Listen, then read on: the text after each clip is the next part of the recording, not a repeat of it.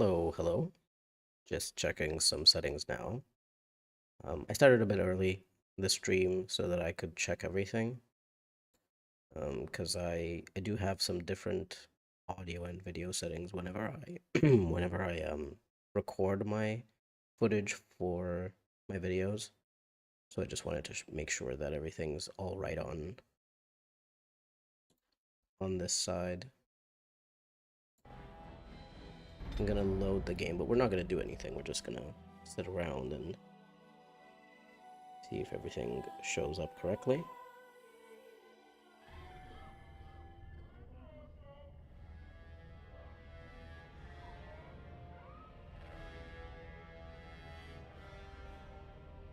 I will have to... Hold on, I'm trying to get the video up, the chat up on my phone so that I can see what's going on in the chat and respond to messages. I have to figure out how to put my phone in a position that it's not going to fall from, and also in a position that's not going to be super interesting for my cat to play with.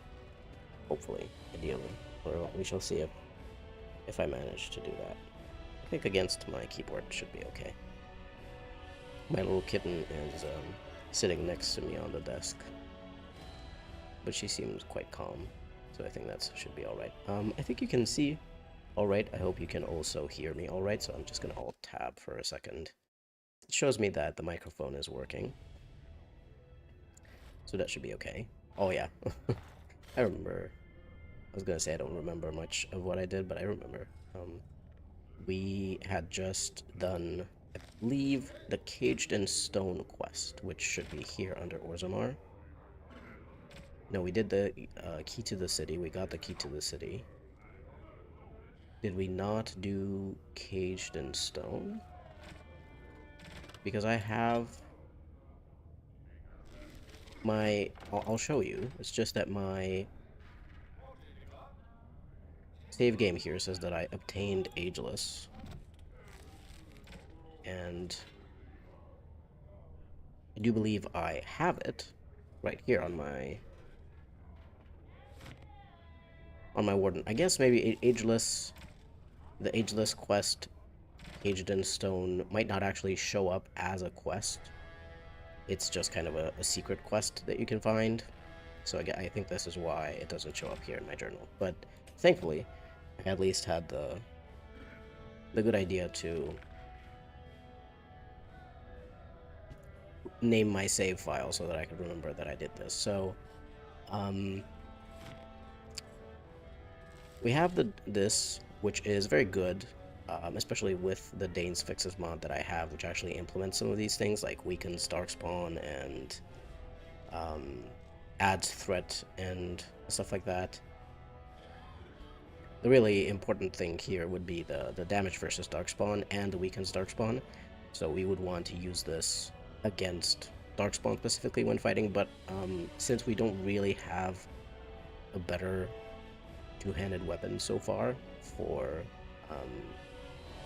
my character, we will have to use Ageless anyway, until we can get something better.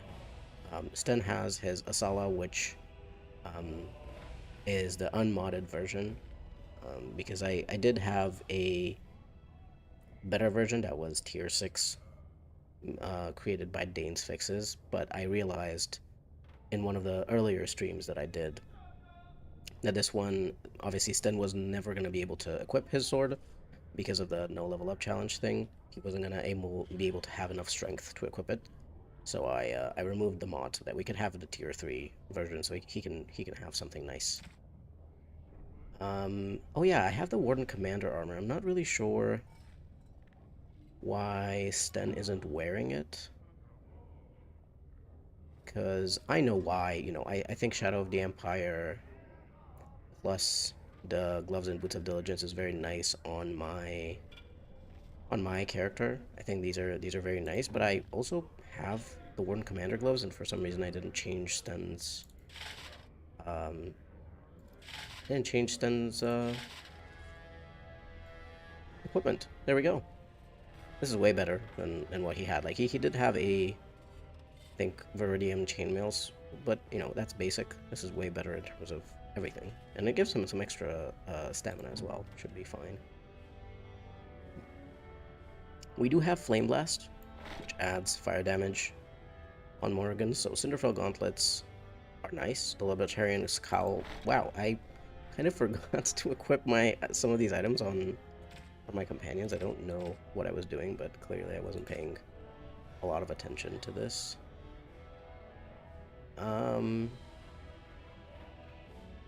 Alright. Let me check Alistair too, but I think for Alistair... Oh, Zevran, sorry. I gave him both of these daggers. He's got a good amount of dexterity. We don't have a helmet for him, but helmets are a little bit of an issue. And he has the battle dress, backhands, and the lion's paw. That's very good. He has very good equipment. The apprentice's amulet is not very good, but there actually aren't that many really good. Like, I know Liliana has that one. Hold on, let's do that real quick while we wait for a few more people to show up, because I put this stream at 1:15 my time because I wasn't sure. This is way better. Like,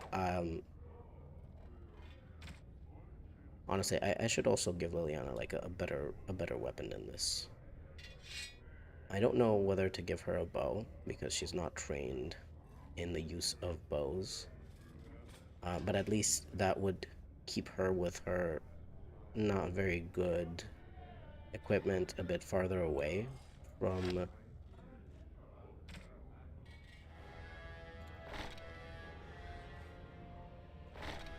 combat. But no, I just wanted to switch her in. She's supposed to be a stealer that we use for stealing, but we can, of course, if we want to do that, if we want to steal with Liliana, I can take the High Regard of House Days, which gives +6 cunning. I can take it off of Zevran and give it to Liliana in those specific situations. There's not a lot of characters I want to steal from anyway. I'm really mostly doing that for some special items and things like that. Hi, Marinary. Nice to see you here. Now you imagine people mistaking Sten as the Warden here instead of Vidukan because he's wearing the Warden Commander armor. Yeah. What could be better than Greatsword Rogue? Well, you know, it isn't... Like, Greatsword Rogue is fine, but Liliana really isn't built at all for combat. I really built her just for stealing. Let's fight these guys here. Let's just get this out of the way.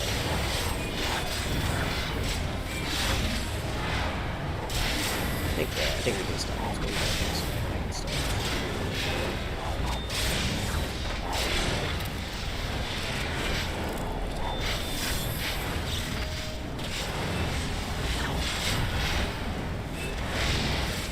Really good. Is that what it is? If you do self properly, I think I'm gonna have to remember to use Zevran more often, like manually control him. Let's see what we've got going. Prince's Favor, the second task, eliminate Jarvia. I think that might be a little bit too hard right now. I remember that I struggled even with the thugs at the start, you know, the start of Dust Down, so may not be the best idea to do Jarvia's quest. Jarvia's quest would be nice to do this Carta quest, simply because I could get a pretty nice spiked maul from the end chamber there, which would let my Warden have a weapon that's better against most enemies that aren't Darkspawn, you know, so that I would sort of keep these in two different sets. I would have Ageless for Darkspawn and the Spike Maul for everything else. I guess we can try, and if it's too hard... The game audio sounds repeated or reverbing. hold on. Let's see what's going on. Oh, okay, I see what's happening. It was twice. It was twice in the things. Thank you very much for letting me know that the game sound was weird. I might have been a high difficulty doing Jarvia's quest. Well, I know that I made the difficulty. Why am I on easy? I believe that I put it on normal. I believe that I put the game on normal. Did something change here? Was it on normal? Was it on hard? Hmm.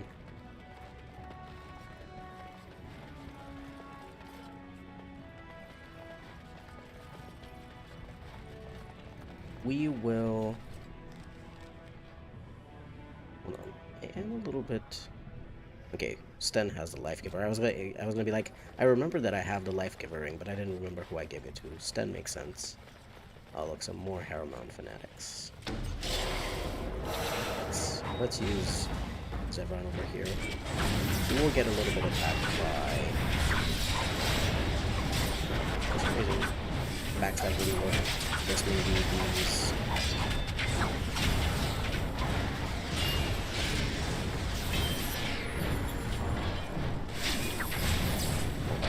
He is getting pummeled. Actually, I'm not sure how useful.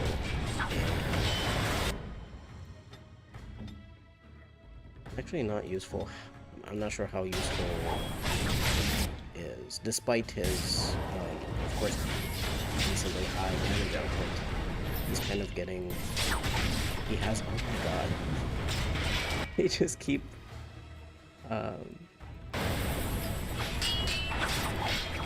Honestly, his damage output isn't even that big, considering the fact that I have a bunch of stuff on him. He's not attacking. Wow. I've just discovered some problems here with the challenge. I mean, not with the challenge itself, just with Zevran. Without warriors being able to hold aggro consistently, yeah, it's kind of hard. But I expected Zevran to be doing more damage and to be hitting more consistently.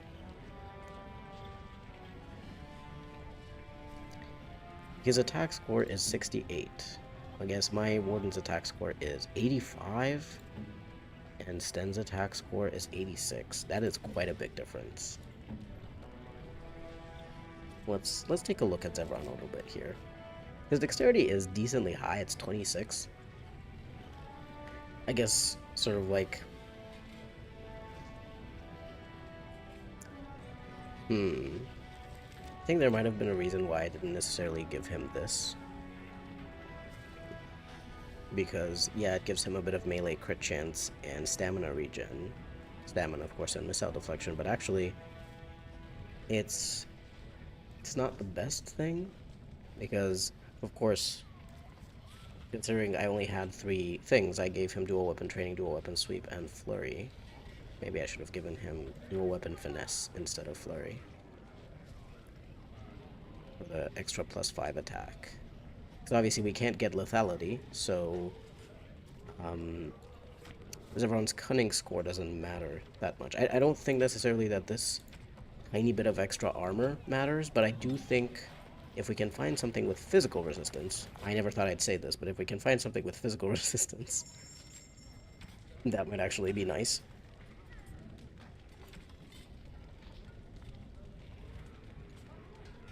I don't think anyone here sells something with physical resistance. There is the option...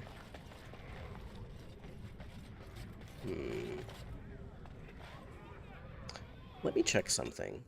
I thought that Alistair was going to be useless, but I'm actually reconsidering my stance because I'm wondering if Alistair has a higher attack score. Right now he has 68. Zevran also has 68, but that is with some bonuses.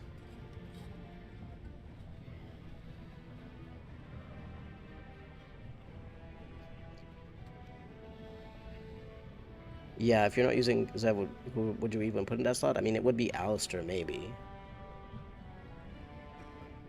It would be Alistair, maybe.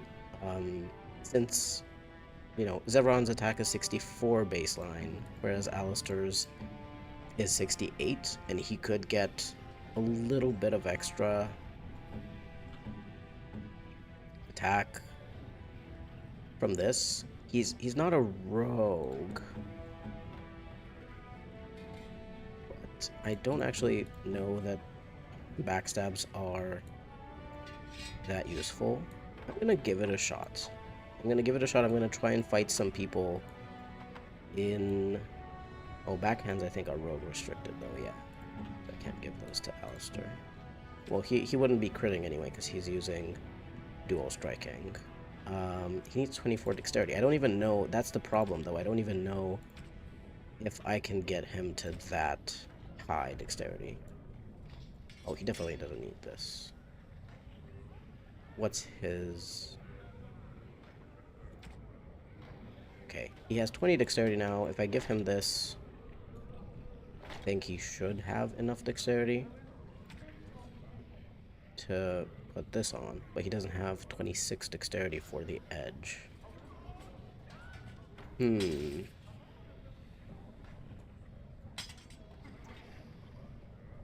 This just has armor penetration, but it does have an extra... Hi, Derek. You hoping the playthrough has been going well so far? Well, not quite. Not quite as good as I'd hoped. Hold on. Why is Alistair's attack score lower? I swear... Oh, no, it was 68 baseline. Now it's showing us 71 baseline plus 0. What happened that changed his attack score? It seems to have changed his baseline attack score instead of... That's kind of weird. Not quite sure what happened there. So I would need 2 more dexterity from something. Zevron has the advantage. Yeah, like I think Zevron sort of has this advantage of the 2 dexterity belt. That gets him further. Because, you know, Battle Dress gives you dexterity. I think I could essentially get Alistair up to this if we go to the Dalish camp and I get some Dalish gloves and boots. Well, no, the Dalish gloves grant +1 dexterity, the boots only grant defense, so he would still need +1 dexterity from something. Is there anything else that I can take away from someone to get him there? Hi Sebastian, first time here. Glad to see someone playing this legendary game. Yeah, I'm always gonna be playing this game. Honestly, my entire life. It's my favorite game of all time. So no worries there. What can we do for Alistair? Now, to be fair, he doesn't necessarily have to use this dagger, but I was hoping that he would, because it's the best dagger in the game. So if I'm gonna equip him with, if I'm gonna use Alistair, what happened? Why is he moving so slowly? Right, he seems to be in combat mode or something. We will just check a few people here. You're doing a run almost every year now, just out of reflex. Yeah. Same here. I just have the game permanently installed on my computer. There's no contest, you know, there's no way that I would ever uninstall the game. We can sell these cheap things, I guess, to get rid of them. We can just sell the more fancy stuff to Gorham. What I was looking for, though, was something to get Alistair a bit of extra dexterity. Unfortunately, I don't think... This would require 30 dexterity, so it would be even higher, which we certainly don't have. That one does have bonuses to dexterity. What main quest did I do so far? We've done the circle. of mages, I was planning on siding with the Templars because I have found that the mages are very unpredictable and not very good in the final battle. And I wanted the Templars because they're better meat shields, at least for the portions of the game where you have to, the portions of the final battle where you have to go towards the Archdemon, because they can be quite difficult in a challenge run that's this limited. Um, but I accidentally sided with the mages at the end. I forgot. For some reason, I didn't get the option, or, you know, I chose something really quickly out of reflex, because I usually side with the mages. But I chose something, and I accidentally sided with the mages instead of the Templars. Well, let's just take a little trip to the Dalish clan. Hi, the decent one. You loved the armor video. It reminded me of how poorly used to equip your characters. Yeah, I know. The first time I played the game, it's honestly a miracle that I managed to finish the game, to finish the entire game with that character, because I was putting points into pretty much everything. I was putting points into everyone's like willpower and constitution quite a lot. Um, their stats weren't great. They couldn't really equip the super high tier stuff necessarily.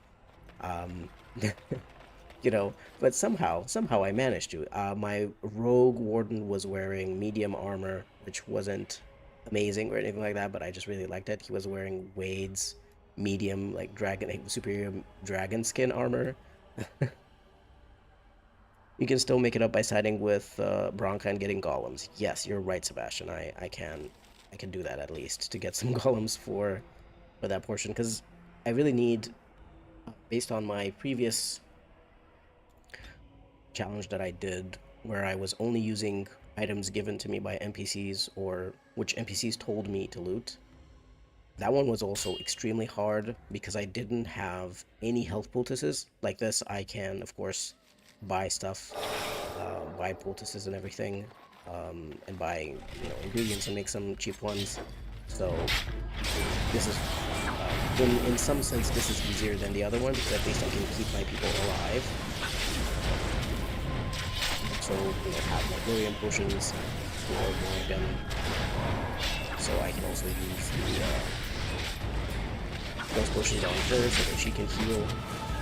So in a way it's easier, but in a way it's harder as well, because at least in that previous challenge I had, I'm kind of seeing that my character was missing a lot.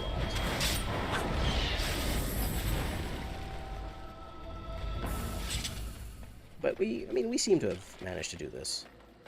But yeah, I think we're gonna need those golems. Because I was gonna say, in the final battle, in that portion where you have to go through the market district and the alienage and everything else, it takes quite a lot to get through all of those enemies if you're not very well geared and if you don't have very good stats. Okay, let's kind of burn this spider and also knock it down. I think Master can come up.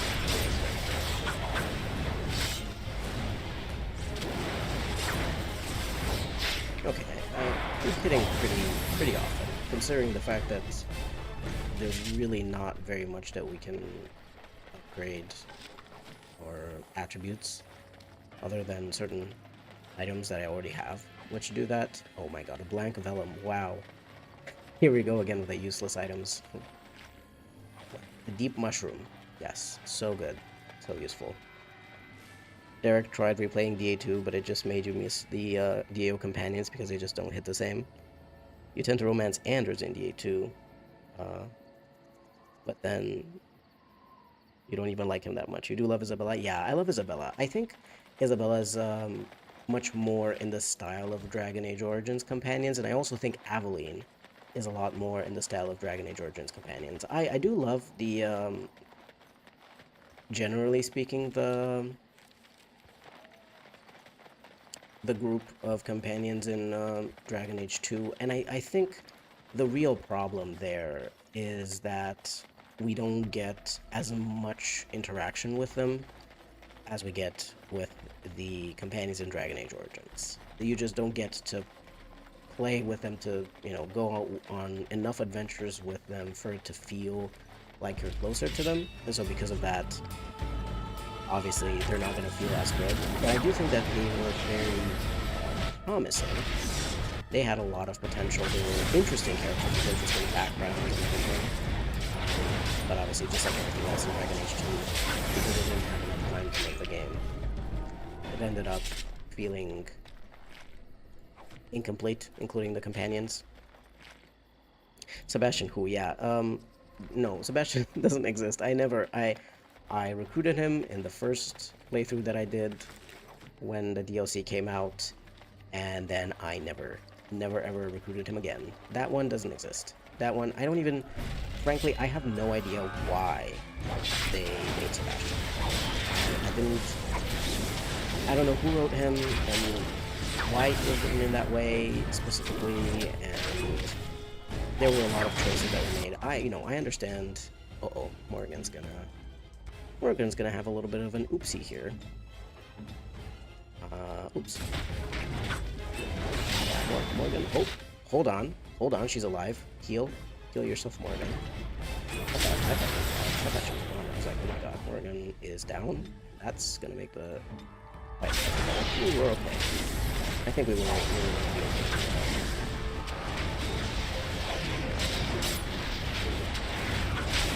You don't get why people dislike Avalon. She seems like bad. Maybe it's Scots confirmed. No, I lived in Scotland. I actually lived in Scotland. I lived in Scotland for some years when I went to university. Scotland's a very nice place, and it has very nice and friendly people. No, Sebastian is just weird. His character is very weirdly written. I also don't get why people dislike Aveline. I really love Aveline. She's actually, I would say that she's my favorite companion together with Isabella, especially together with Isabella because they have great banter with each other. And the only thing that I'm upset about with Aveline is that you can't romance her. Like, Luke Christensen, he's a bit of a troll. That we know that about him. He's a bit of a troll, and he wrote her in such a way that you can flirt with her, you can try to flirt with her, and she just doesn't notice. And then to rub it in even more, you have that personal quest of hers where she literally asks you to be her wingman or wingwoman and, get the other guard, Donic, to go out with her. And, it's very nice to support her because you want her to be happy, but at the same time, it just kind of feels so bad if you're role-playing as a hawk who wants to romance her, who has a crush on her. I think we already visited the place. I remember. There were a bunch of chests in here that I think were a bit difficult for us to open or something. I'm not entirely sure, because there's that one there. It might have been too difficult to open. What I wanted here, really, was to just speak to Varathon over here and see if he's got anything at all that's going to help us with some dexterity. So yeah, the boots give defense, but the gloves give dexterity, which should be 1. Unfortunately, I really don't know how to get Alistair 1 more point of dexterity. He really just needs 1 more point.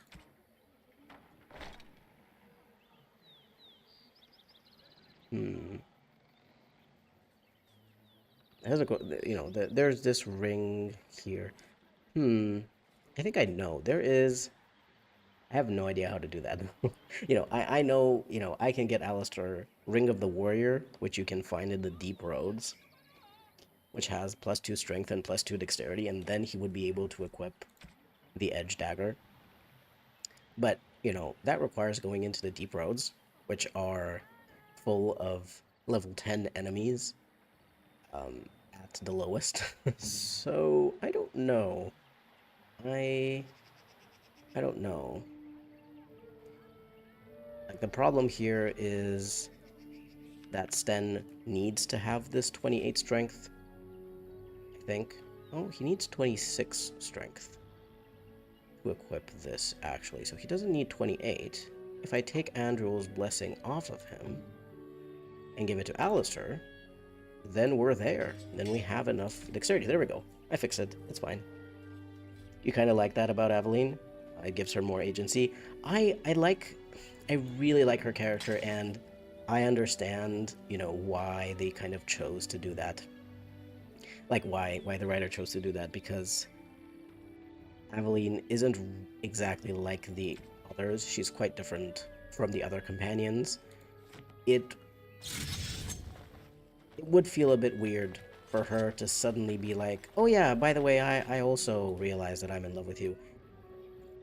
When, you know, throughout the entire game, she doesn't necessarily feel like she's that kind of person. She seems like the kind of person who isn't even all that interested in romance or anything else, you know, kind of intimacy of that kind. She really values friendships a lot. So yeah, I think it's very nice that she values friendship that much. But you know, I also think, to be fair though, that it's very nice that despite not being able to romance Aveline, you can still flirt with her. Because obviously your character should also be free to feel however they want to towards her. Just like she's, you know, free to say that she's not really interested in that kind of thing. You really like Aveline? She's probably one of your favorite companions. You also find Meryl interesting, but you wish her romance was better written. And you wish that Hawk could have romanced Varric. Yeah. I also think Meryl's very interesting. I think I do find some of her writing a little bit weird. I do find it a little bit weird. I'm not sure if this Paralyze rune is going to do very much on Alistair. Like, I don't know if 5% chance to paralyze is good enough. We'll try. But yeah, like, Meryl's very interesting, but I think it's also... her character's a little bit weird. Like, she's got a bit too much of that whole naive young person vibe, while at the same time, she's actually someone who knows a lot about magic and blood magic and demons, and she's aware of the sacrifices that she's making for her people, so it seems a little bit weird, especially how she's treated by the other companions. She's treated kind of like a child by the other companions, and it kind of feels a bit weird, you know? We're just gonna put some flame runes in here.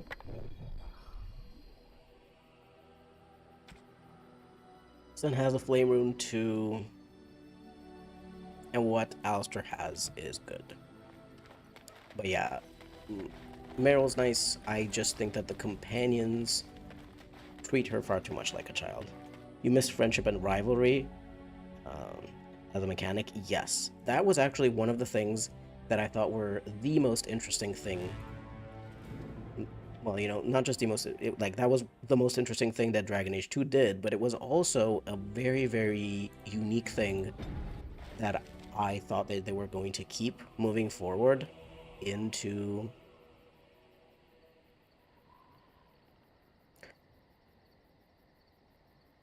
I guess we can try doing the Dalish quest since we're here. But yeah, I thought that they were going to keep that going in to Dragon Age Inquisition, and I was very disappointed when it wasn't there, because it added a lot more depth to the characters. It added a lot more depth to your interactions with them, and it kind of made sense because they were still people who lived in Kirkwall and people who wanted life in Kirkwall and in the Free Marches to be better for various reasons. So it made sense that they would still kind of help you out, you know, go with you and whatnot. but at the same time, they didn't necessarily have to like you personally. So it was really cool. Whereas in Inquisition, yeah, they can still kind of hate you, but oh yeah, imagine rivalry with Vivienne, exactly. Because there's still like some manner of dislike stuff in Inquisition, but it just doesn't feel as strong as in Dragon Age 2. I would love rivalry with Vivienne, rivalry with Solas, rivalry like even with the characters that I usually like, I would still like to do a playthrough once where I do a rivalry with them to, to just piss them off and see how they would act towards a person that they really don't like. Alistair, can you, like, stop doing whatever you're doing? Because you're weird.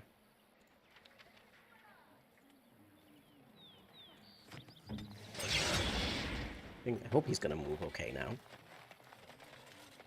Yeah, on DA2, it's not that there's dislike, there's a whole character arc for rivalry. Exactly. There was a lot more depth to the interactions, and that kind of surprised me. I never expected for there to be so much depth. Imagine if they had had an extra half a year or a year to work on the game at least.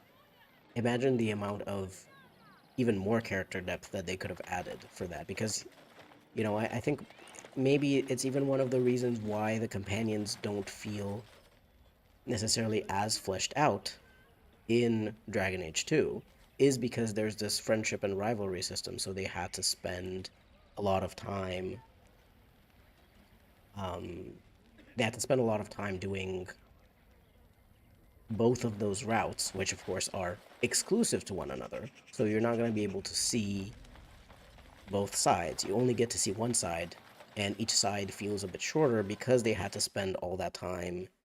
Um, they had to spend all that time creating both of these separate, exclusive versions of character arcs, which are very cool and add a lot to the game. But at the same time, if you're only playing the game once or twice, you might not get to see that. You might not get to appreciate that. Oh look, I was gonna. Oh no. Okay, hold on. I was gonna say that paralyze effect wasn't gonna do very much, but it did actually paralyze one of these runes. So I guess I'll keep those runes on my pistol. I'm really afraid of these remnants. That is a concern that I have. To remind myself that I have an Alistair. I have the ability to use bombs. I'm not sure who else has the ability to use bombs. I didn't give everyone the skill.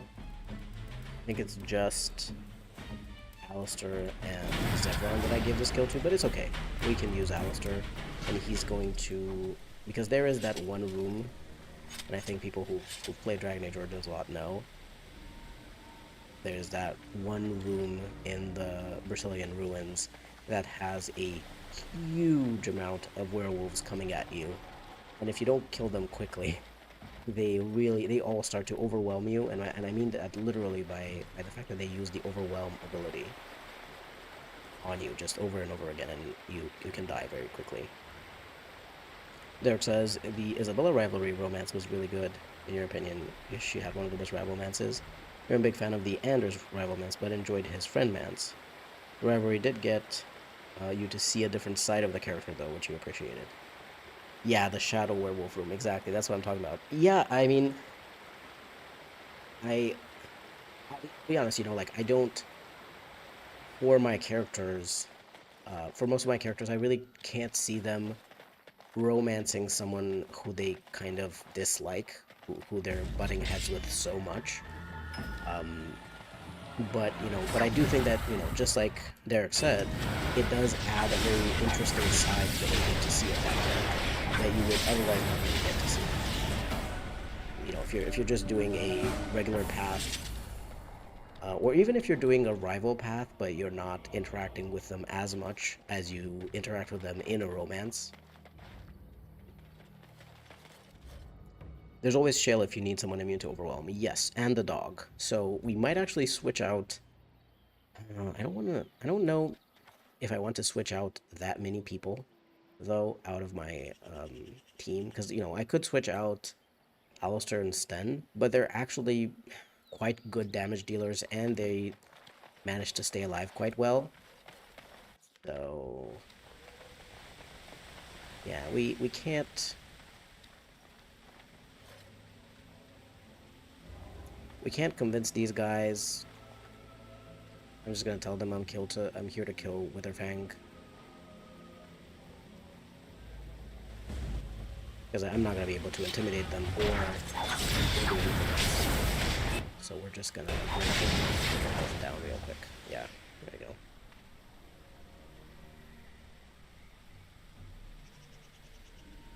Certainly, you know, Morrigan is also indispensable because she has healing, she has Winter's Grasp, which often can freeze enemies, and of course Flame Blast, which is going to be very good in that particular place, in the Shadow Werewolf room.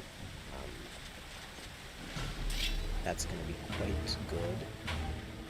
Let's deal with these. Rabbit Werewolves, these ones that are in the forest are actually not too bad.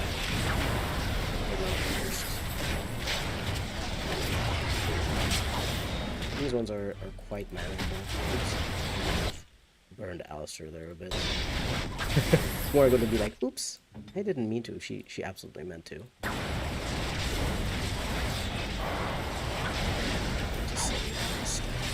I tried to heal him, but it was too late.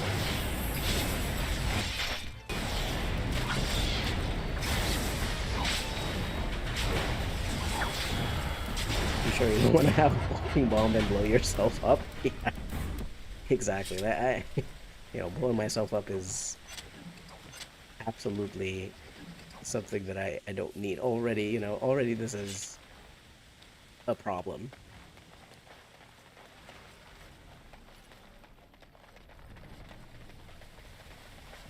Usually, I'm a bit confused. Usually the visual effect from this goes away.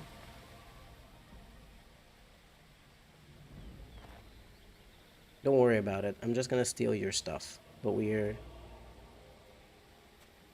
gonna check your equipment. I'm gonna take your equipment, and then we're gonna take you back to the Dalish camp. There you go.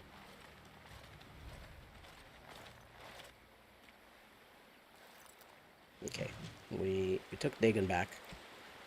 We have these boots that give +2 Constitution, but Alistair has these ones that give armor, chance to dodge, and missile deflection, so we don't really want to change those, but...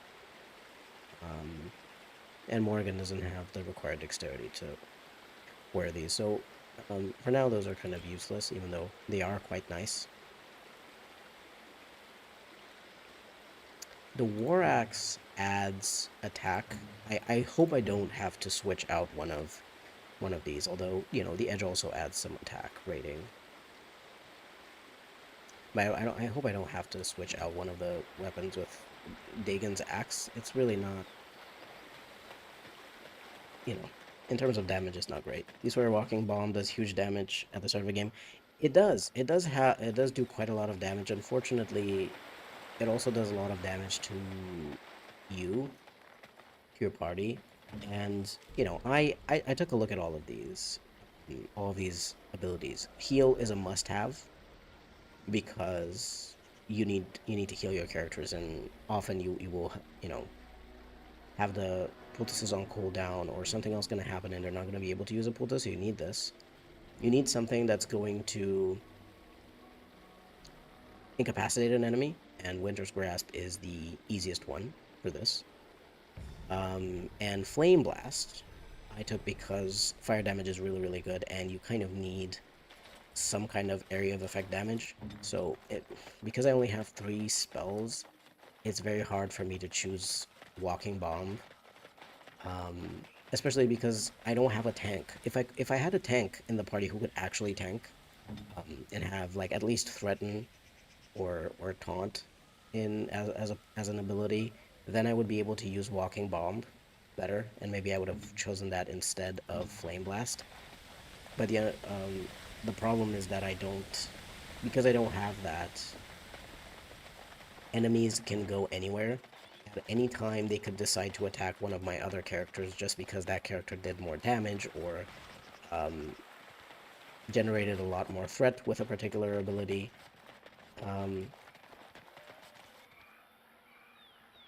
Take the poor guy's stuff and not even use it afterwards. Yeah, I usually take it.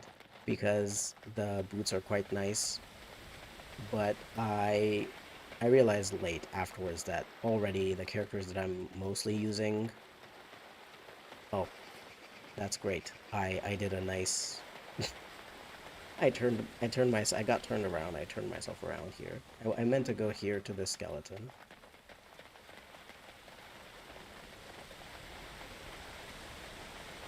But yeah, the reason I'm not using Walking Bomb is because I would most likely not be able to do enough damage to enough enemies with the explosion of Walking Bomb, because they would probably not be grouped up anymore by the time that enemy dies, you know. I don't have a way necessarily to kill an enemy super quickly because, you know, just I'm still, my characters are level 1. They are level 1 and they have the best, mostly the best possible gear that they could have. But that still, you know, probably puts them around, I don't know, level 7 or so, which is not great. That doesn't necessarily mean you can kill everyone very quickly. Hi, Anne. Nice to see you here. Nice to see you back. Mass Paralysis is your favorite spell, Derek. You have Morgan cast that while... Oh my. Astra is having a problem with open.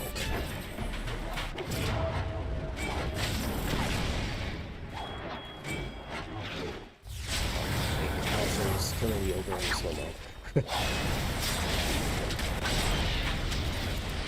Or was it? No, that was Sten killing the ogre in slow-mo. Okay, so Derek says Mass Paralysis is your favorite spell. You have Morgan cast that while Shale distracts the werewolves and try to get rid of them as fast as you can because the overwhelm thing is so annoying. Yeah.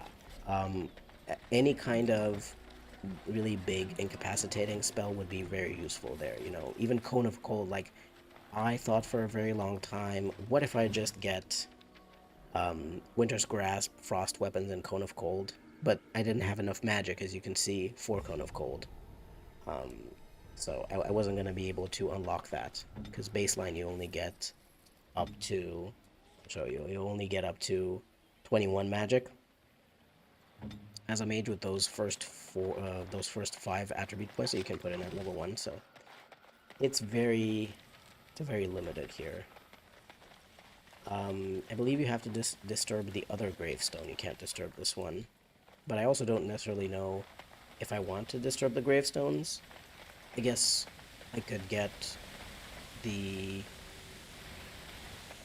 Juggernaut set just so that I can sell it to Gorham for some money. Oh, that's what I wanted to do. Before I came to do this quest, I wanted to go to Denram to sell some of my stuff because I'm gonna be... But I think before we go into the Brazilian ruins, we can take a little break and go back to Gorham. Let me think here. What do you think? Hank says, I'm glad I caught yet another stream. I'm very glad you caught it too. I didn't do a stream for about a week or 2 or so because I was quite focused on making some bigger videos and longer videos, but today, after I finished my huge ranking video yesterday, I was like, you know, I'm really in the mood to just play Dragon Age to not have to worry about, you know, coming up with a video idea, writing it down, doing all the research and everything. This is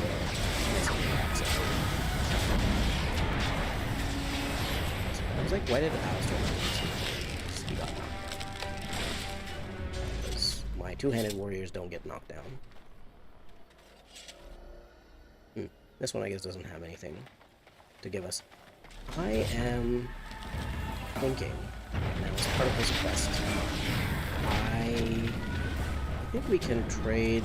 Wow, everyone's stopped here. So, Morgan, can you stop? Let's use this one. We'll burn this one.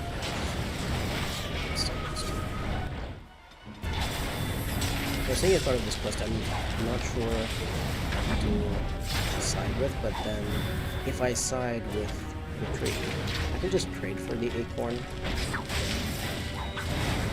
doesn't take something very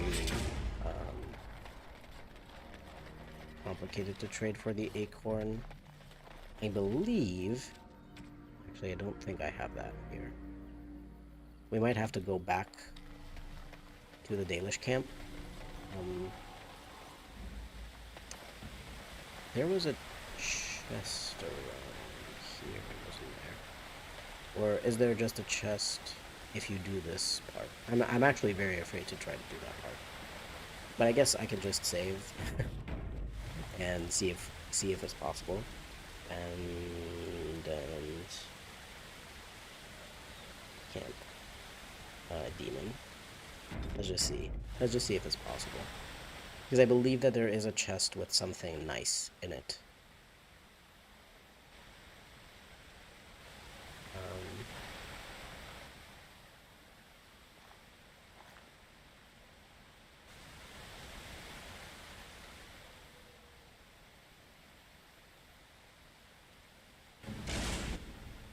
Yeah, the only problem here is that it just gives you one character. And that one character is moving right now, and she's doing a whole bunch of so I'm not sure that I can do very much. Hold on, wait. She's getting the shade down.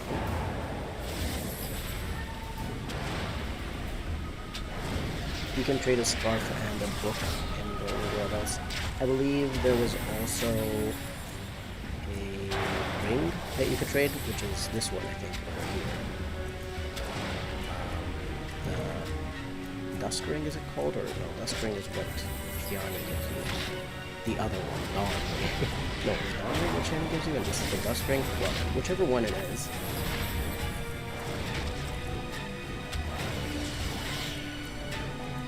So we did it. It's very nice. We got rid of that. Our characters do have an injury.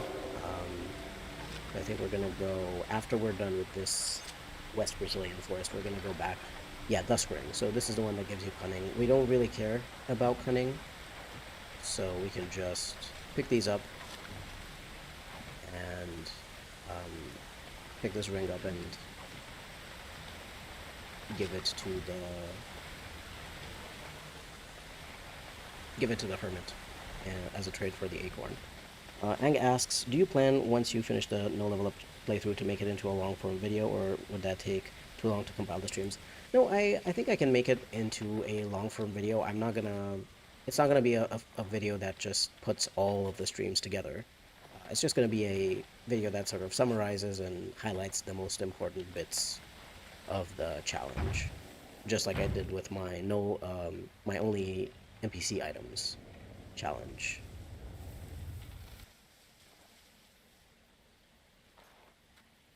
I love this guy. I love this tree because it's a very nice spirit who is just, even though he's stuck in this tree form, he's not upset.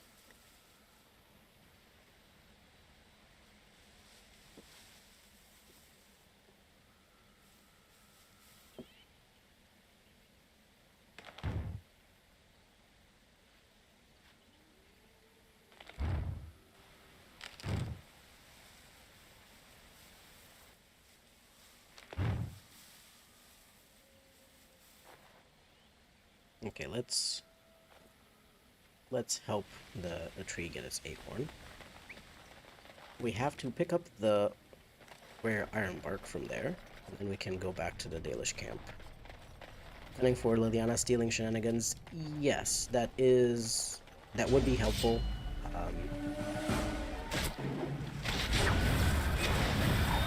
But I don't like to trade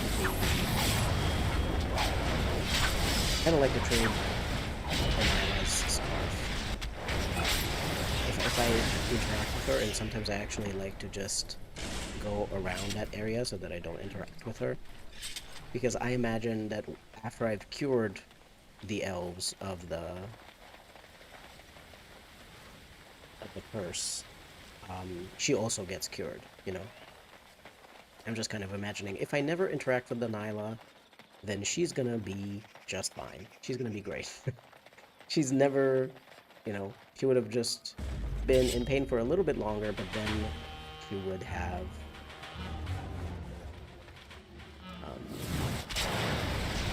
then she would have just been turned back into her old self, and she would be happily reunited with her husband. That's my opinion. So otherwise,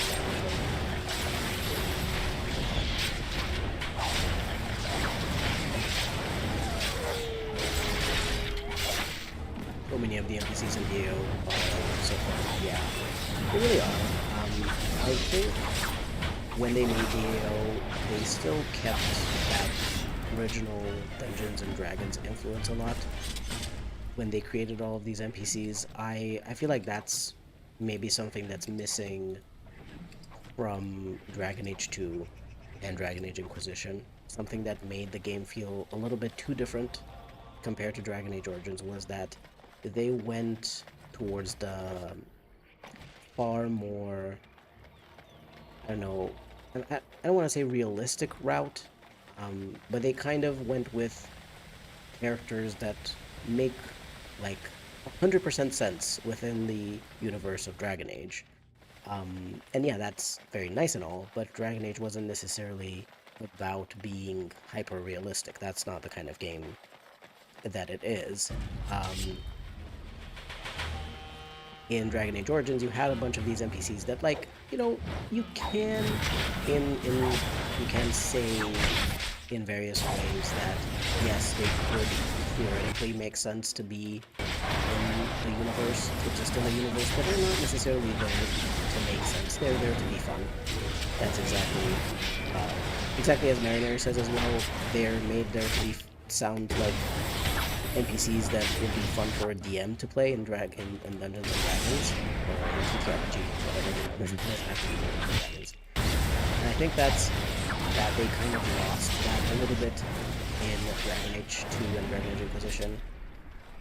I do understand, of course, that after Dragon Age Origins, they had more of a particular direction. They understood the world building better, and they were like, okay, we can focus this to be more Dragon Age, but they actually kind of focused it to be a bit less Dragon Age because of that.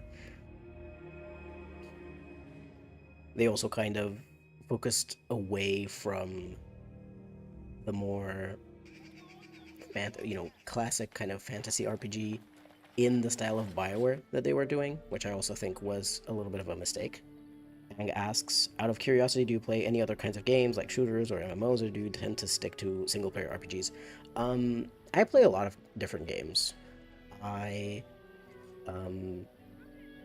play some strategy games, some kind of strategy games or city builders, stuff like that. Like, for example, I like Civilization 4 and Civilization 6.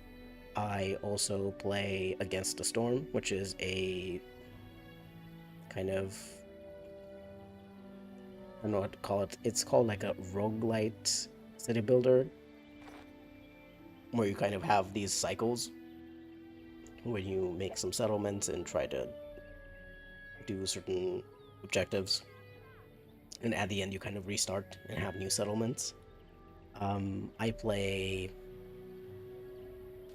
more strategy-like games like Heroes of Might and Magic 3, if anyone knows that game.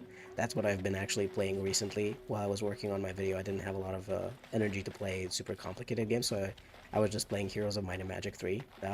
That's another one of those games from my childhood. I should make a video about that game, actually. Because it's really nice. In terms of MMOs, I don't really play them, mainly because I find it very difficult. With MMOs, you have to really play them. You have to keep playing them, like, consistently, and especially if you want to be part of a guild or a clan or whatever it's called in there, you have to be quite consistent, because otherwise you're going to get kicked out. But at the same time, I don't necessarily like interacting with a bunch of people especially strangers. But the one MMO that I would say I enjoyed, and I enjoy playing every once in a while, like maybe once a year or so, is Elder Scrolls Online. And that's because you can actually play through the main story completely single player. And not just the main story, the side quests, the faction quests, the area quests, they're all very interesting, actually. They're very well written. I know that a bunch of people said that they didn't like certain quests or they didn't like certain things that Elder Scrolls Online did, but I actually appreciated the writing for the quests, especially the area quests, the faction quests, and the DLC quests were very, very well done. I would say the main quest felt a bit weaker, but then again, Elder Scrolls quests feel weaker in general. Um, what else do I play? I play sometimes these kind of like stealth or assassin-like games. Dishonored 2, um, Thief, Deadly Shadows. I also played the original Assassin's Creeds. Assassin's Creed 1, 2, 3, Brotherhood, Revelations. I kind of stopped at Assassin's Creed 3 though, because it was weird, and I really loved scaling very tall buildings, and in Assassin's Creed 3 there weren't really that many buildings to scale. You had to climb in trees, and I was like, I don't really care about climbing in trees.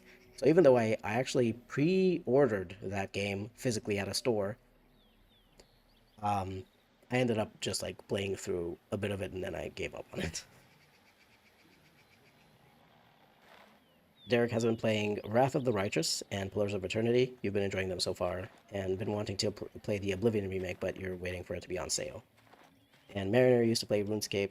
Nowadays, you just watch other people put in hundreds of hours of grinding. Yeah, that's exactly what bothers me about MMOs. There's so much grinding. So even if they have a cool story and cool visuals and a cool fantasy and stuff like that, oh man, I don't know. I just get bored of the grind. Nate would have gotten banned for harassment. How would I have gotten banned?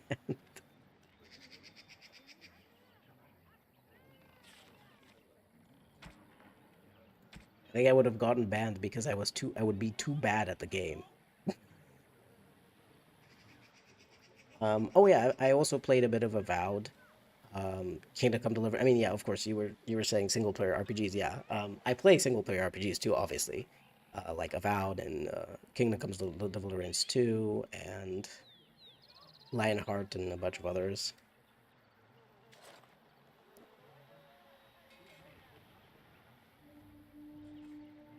You play a good amount of shooters and new games, being quite young in order to play with your friends. You can't really get um, them to play older games because they're disinteresting to them. Yeah, that's a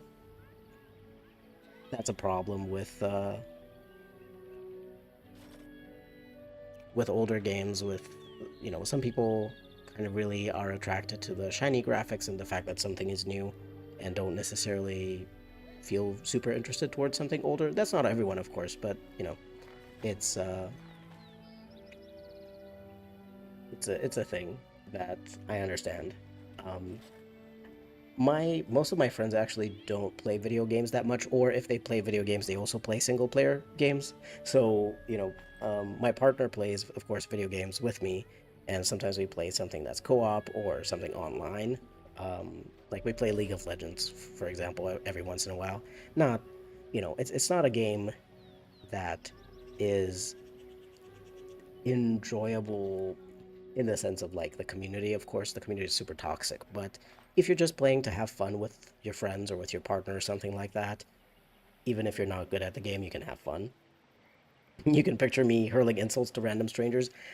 Okay, I will say I don't hurl insults at random strangers, but there was once a person in in Elder Scrolls Online who wasn't like role playing. I don't think that was a role play thing. I don't think they were role playing a particular character. Um, but they were writing in all chat, and in the zone chat, and in the zone chat where I was, they kept writing stuff like, "Ooh, I am a new girl player, and I need help with this because I don't know the game." And it was that kind of thing that was very clearly a forced thing, just to get attention and just to get people to do stuff for you. It wasn't a thing that was genuine, like, hey guys, can you help me out with this? It was just one of those, I'm so cute and you have to pay attention to me. And I did like message that person. I was like, why are you acting like that in all chat to people? If you want help, just ask for help nicely, and I'm sure people are going to help you out. I didn't insult that person, but I did kind of like go go a little bit off. I'm like, hey, why are you acting like that? That's like not, that's quite cringe and stuff. And I was just like, I also felt like kind of offended on behalf of actual beginner players who genuinely need help and they would never ask like that. You know, this person was really just doing that kind of thing for attention. And it kind of rubbed me the wrong way. Otherwise, I just, I don't really care in MMOs. If I play MMOs or something like that, I generally don't really interact with people because, yeah, I would kind of feel like insulting them if they were acting stupid or something. So that's why I just generally don't do that. I don't interact with strangers very much in these MMOs because there's all types of people. I found some iron bark. Let's see. I would like the breastplate. I don't actually know that I'm going to use this breastplate on anyone. It adds 4 armor, stamina, and nature resistance. I don't know. We have it. We have it as a thing.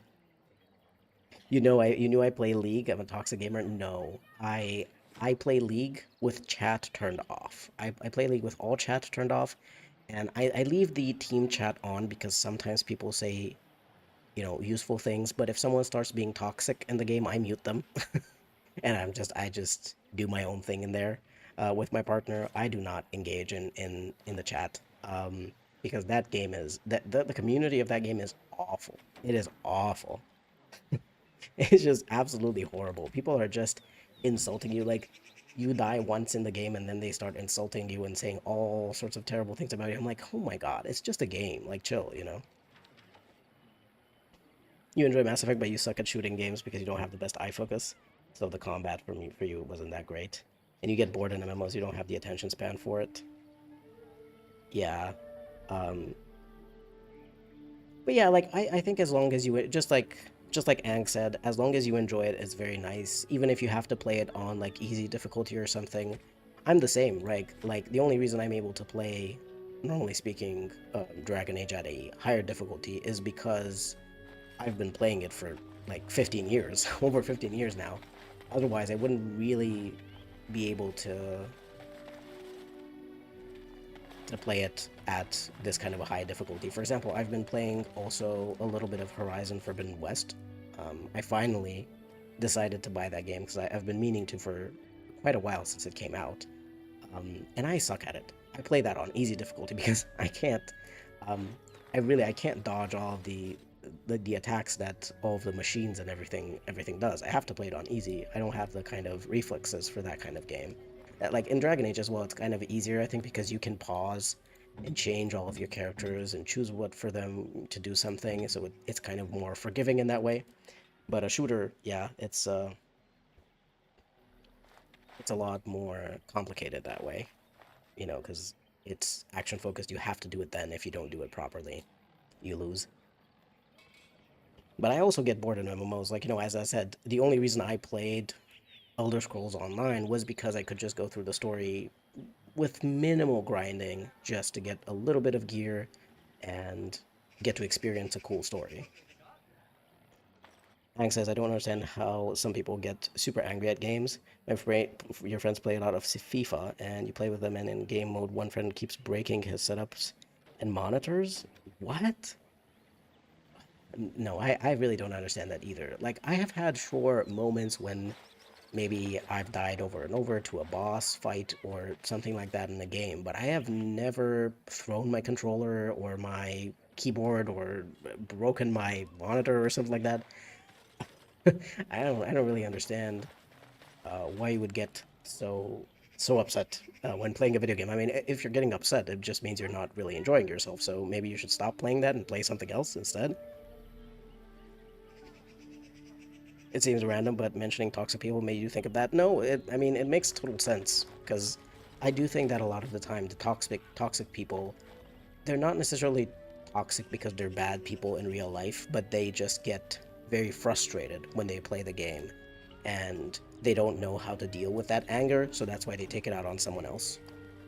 It kind of makes sense. Obviously it's not a justification for what they're doing. They shouldn't be acting that way towards other people, but at the same time, I do kind of understand where it may be coming from. But at the same time, if you get that frustrated playing a game, maybe that kind of game is not for you. Yeah, some people never learn to process frustration and negative emotions. Yeah, unfortunately, that's not really something that we learn in school. Um, it actually would be something very useful for people to learn in school, how to deal with these kinds of emotions and stuff like that, because that's a huge part of life. But yeah, unfortunately, a lot of people don't learn that, and you know, it's also kind of not their fault if, as kids, they weren't taught at home these kinds of things. It's very difficult to learn these things on your own later on.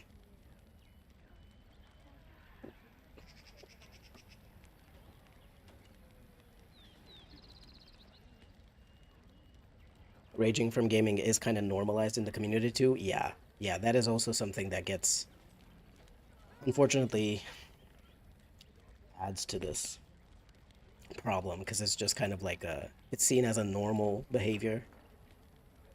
You can play Dragon Age, KOTOR, and Baldur's Gate on harder difficulties, but when it comes to shooting games, it's either normal or none at all. You play League once, and the way you got dragged. Oh yeah, the first time I played League of Legends, I got yelled at by a bunch of people. They all told me to go support. In my second game, someone told me that Kale was a support character. I believe that she wasn't. Even back then, I don't think that she was really a support character. So I was playing a really weird character in the bot lane as support. I didn't understand anything that was going on. Other people were trolling me in another game when I was playing Garen, and they were telling me that Garen is gay, and I was like, "What? Who said that? Where in the lore does it say that Garen is gay?" um, yeah. So it was League of Legends when I was young. Like I tried to play League of Legends I think I was like 13, 14. I had a few games like that, and then I just kind of stopped playing. I was like, that game is not for me. Those people are weird. Everyone yells at me, and I have no understanding of how to play the game.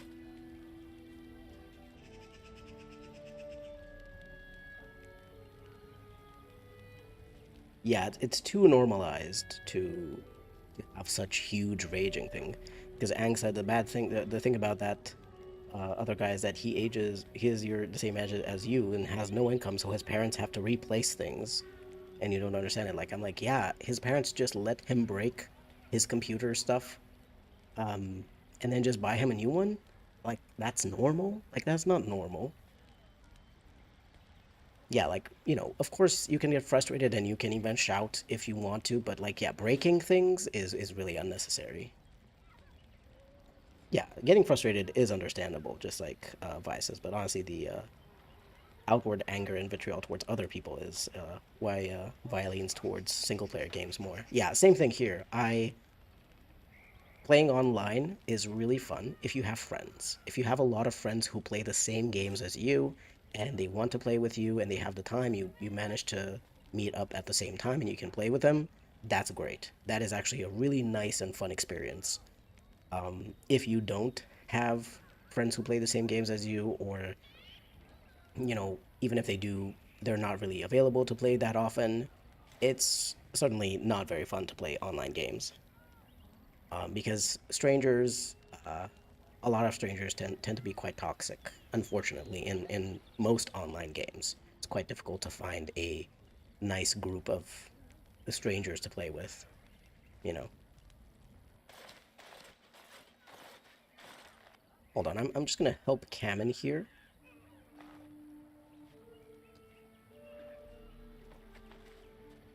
Can I help him if I got a pelt for you?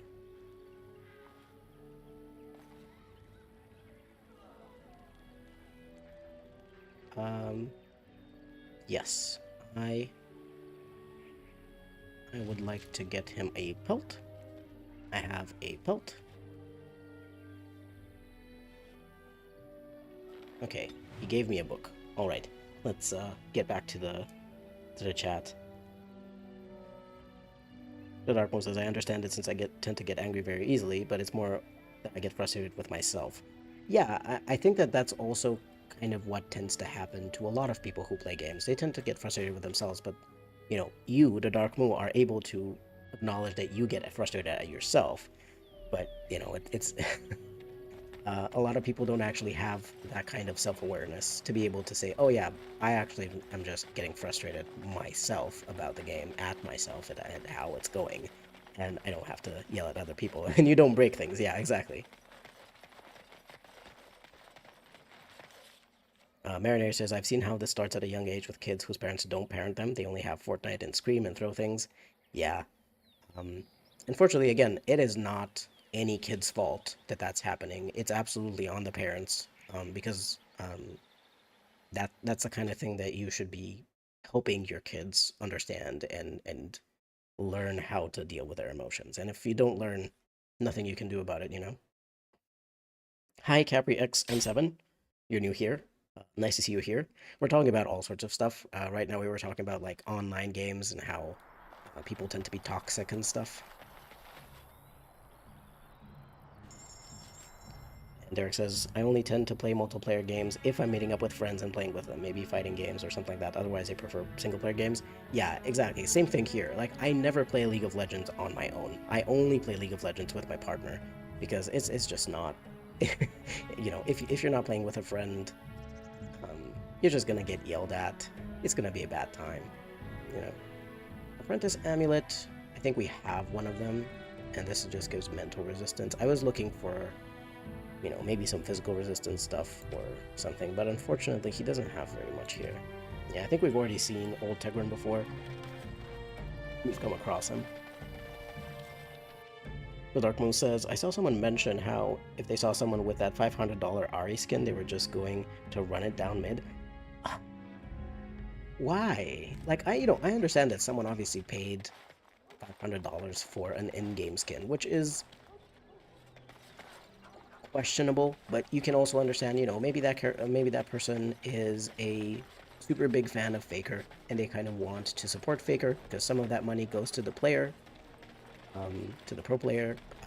That's fine, and of course, it's everyone's choice, right? If they want to do this kind of stuff, it's their choice if they wanted to spend, if they had $500 to spend it to spend it. But then, yeah, someone to just say, oh yeah, I'm just gonna throw the game, I'm just gonna lose the game on purpose because this person chose to spend their money in a particular way that I don't like. Yeah, I think I'm just gonna sell these. I'm not gonna use these. Let's see, we're just clearing out the inventory. This has extra damage and armor penetration, whereas the Crow Dagger has critical backstab damage. I think the extra damage and armor penetration is better. I will keep Dagon's Dalthanu just in case. Let's see what else we can sell. We can definitely sell these basic items. Just basic ones can go away. We're not using these anymore. I have a black leather collar for my dog. No, I have a good one. Okay, I don't need that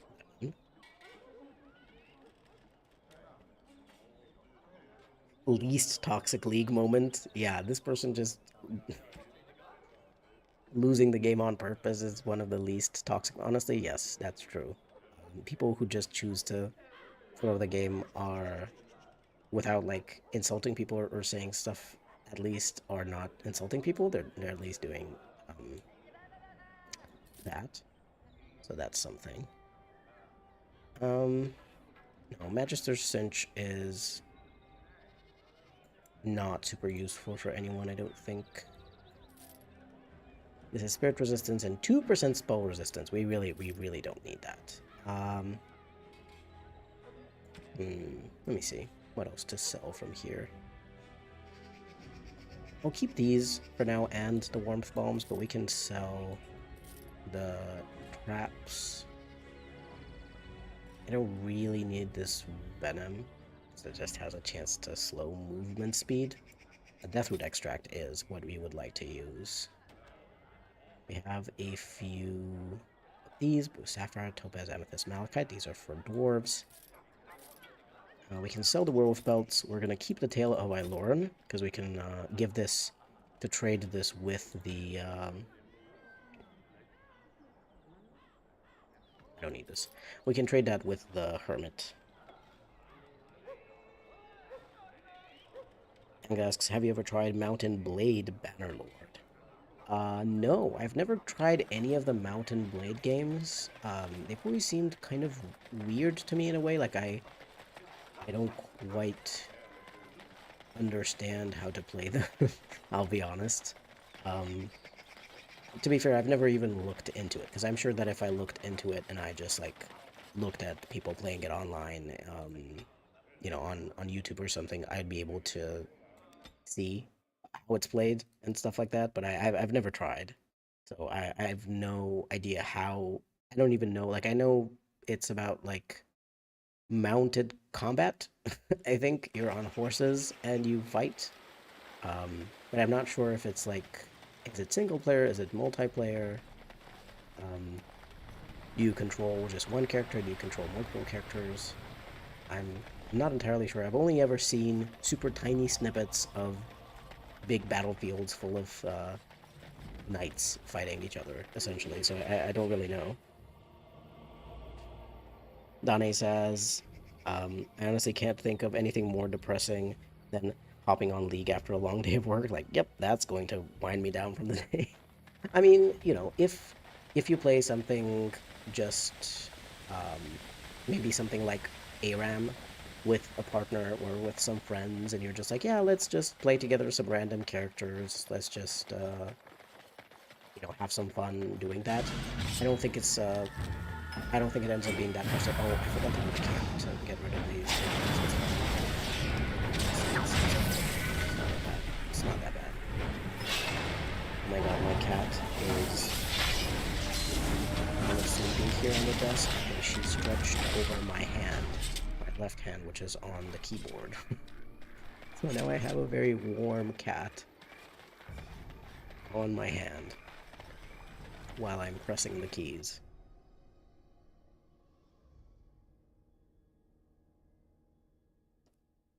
Hang said it's a little overwhelming to start, but your dad often introduces and teaches you games. Oh, so you learned Mountain Blade from your dad, and so you got to learn it. Yeah, it sounds interesting for sure. Like, I never actually looked into it, so just to see what it's like. Derek says that David Gator is coming out with a new game. Yes, yes it is. It had a Kickstarter. It backed the Kickstarter, but unfortunately, they didn't get enough attention. You know, online stuff. So the Kickstarter didn't succeed. But even though the Kickstarter didn't succeed, they said that they will be still releasing the game. It's just that most likely it's gonna have less less content and less features than they wanted to have. Let's avoid the denial here. Let's go through the other exit. And the game is called Malice, and it's a roguelite deck builder, where you play as an exorcist, yeah, who fights demons, who exorcises demons, and of course, you know, it doesn't, when you hear roguelike deck builder, it doesn't sound very interesting, but I think, from what I saw, the mechanics of combat against a demon, sort of the mechanics of the exorcism seemed interesting. And anyway, of course, most people who are going to play a game that David Gator is writing, of course, you're mostly playing for the story, you know, the story and the vibes, the themes and stuff. And I do think, though, that it's going to be an interesting experience. Because, you know, a lot of roguelite deck builders tend to be very much about the gameplay, but don't have much of a story. So I think it's going to be very interesting to combine a game like this, which is usually all about the gameplay. You know, like Slay the Spire, for example, is probably the most popular, or like the most well-known deck builder, like deck builder like that. And it's really all about gameplay. You just try to get farther and farther and beat a certain boss and finish a certain game mode or finish a certain map or something like that. And like, it's not bad. It's pretty fun, but I think it's a lot more interesting to have something with an actual story that also gets kind of um, enhances the experience of the game. Um, Ang says, my dad is the reason I play games older than me, like Dio and KOTOR, some of the best story games I've played to date. Yeah, you'll find that that's gonna kind of continue to be true, although I am seeing new indie games with really good stories. Like Kingdom Come Deliverance 2 is really nice. It has a really, really nice story. It's very well written. It's also a very solid game. There are games, mostly they're going to be indie games though. I think corporations have, these big AAA companies have kind of forgotten how to make a game that has a good story. But it's not all lost. Plenty of indie games out there, plenty of indie companies and developers who are continuing the very nice tradition of story-driven games. Dain says the game is a reference to David Gator's time at Bioware dealing with upper management and EA. Sarcastic. I mean, I'm sure that sometimes you want to add in maybe a little bit of something to take out your frustrations and stuff. So the demons, wouldn't be surprised if the demons are a little bit behaving in a way that's kind of like those people at BioWare, like EA's management and stuff like that. The money people. Not gonna be surprised. From everything that I keep hearing, whenever someone comes out with a little bit of an extra bit about what was going on at BioWare, it paints a very ugly picture of people who didn't value the developers that they had. The people working for them were just numbers on a page meant to make them more money, and that's kind of it, you know.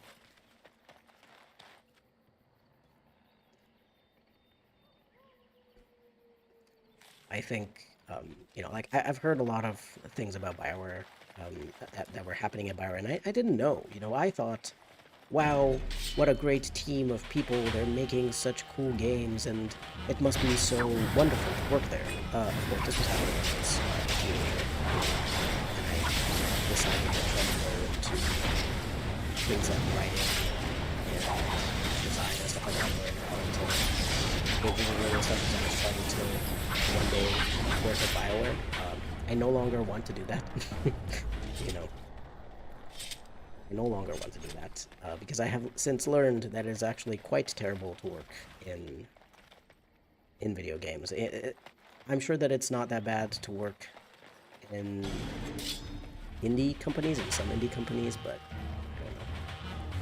It doesn't seem like a great environment. So I'm just gonna make my videos as important as a game, as an avid enjoyer of games, and I think that's enough for me.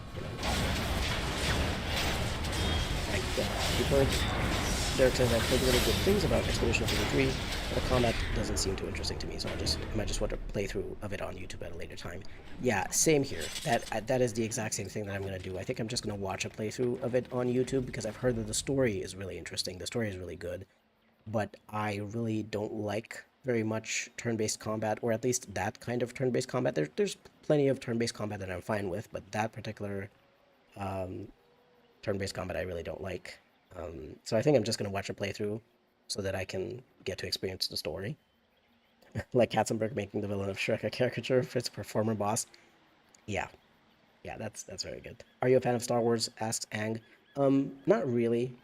Um, I I think it's a bit of for me, it's a bit of a basic kind of hero's journey story, at least the movies. So I never really liked them all that much. And I don't really like sci-fi very much. Like for example, I like Mass Effect, but I don't like it as much as Dragon Age, and I've only played through each of the games like once or twice. That was kind of it. That was enough for me. I liked them. They were well written, but they didn't feel as fun for me. I just don't like sci-fi settings as much as fantasy settings. Thank you very, very much for the donation, Ang.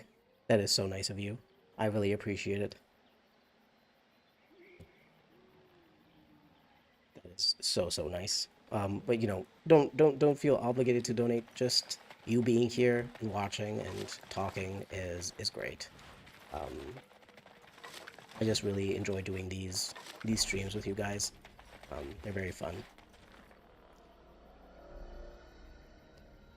Expedition 33 has been really fun for you.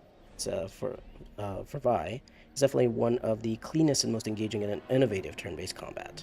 But turn-based it definitely isn't everyone's vibe, so yeah, you understand waiting. Yeah, I I think it's really weird with turn-based combat because I have played games that have turn-based combat. For example, Heroes of Might and Magic 3. It has turn-based combat, but for some reason that particular thing I'm fine with. And I've played things like um, Hearthstone, for example, which is an online game where it's a card game and you're playing cards and you have a turn and then your opponent has a turn and stuff like that. That one's also kind of turn-based, but it doesn't feel.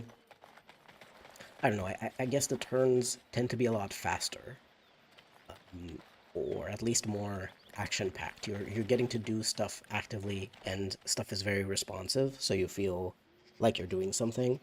I think it's my ADHD. Honestly, it's just most turn-based games tend to be quite slow in reacting to my actions, and that just makes me get bored. But yeah, I absolutely appreciate what Clear Obscure Expedition 33 did.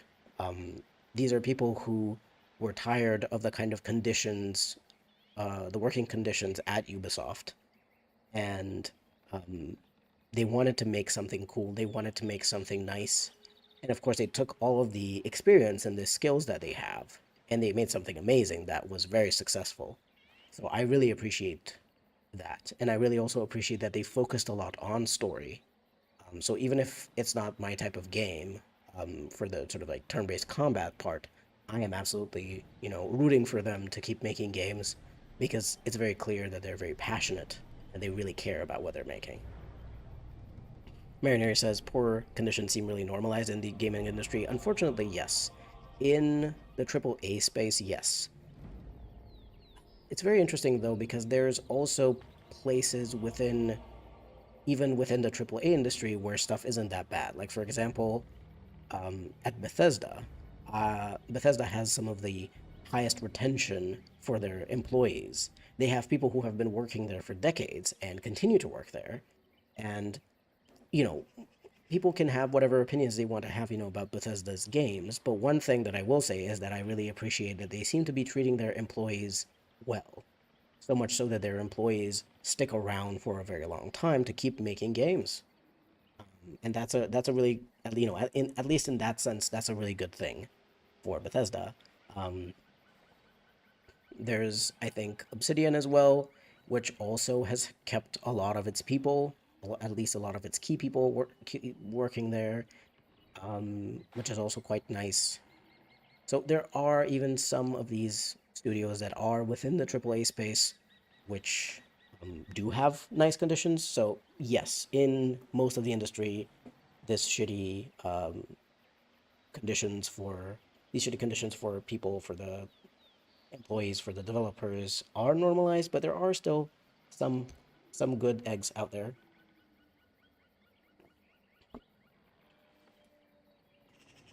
You could get a month of Game Pass and give it a try as well. Oh yeah, I can definitely give it a try.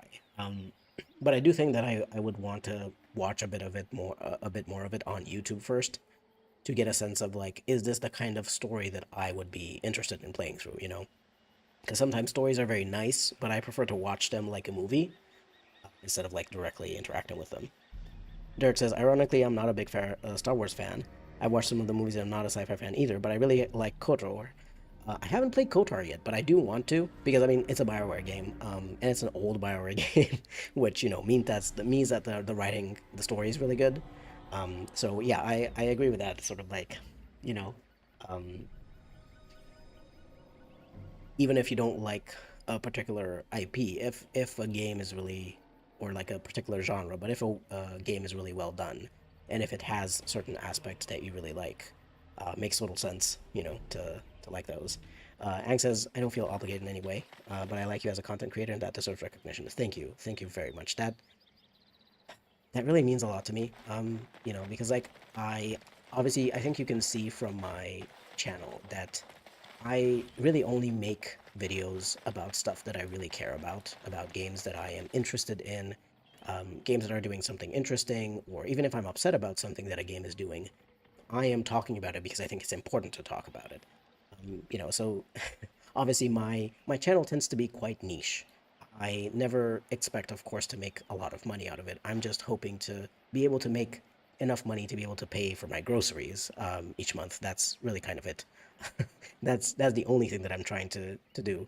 Um, Otherwise, this is something that I'm doing because I'm passionate about games and because I want to share my love for games and my love for especially these kinds of older games that don't have a lot of content on YouTube about them, don't have a lot of people playing them necessarily anymore because obviously they're old and there's a lot more shinier, newer games out there to play.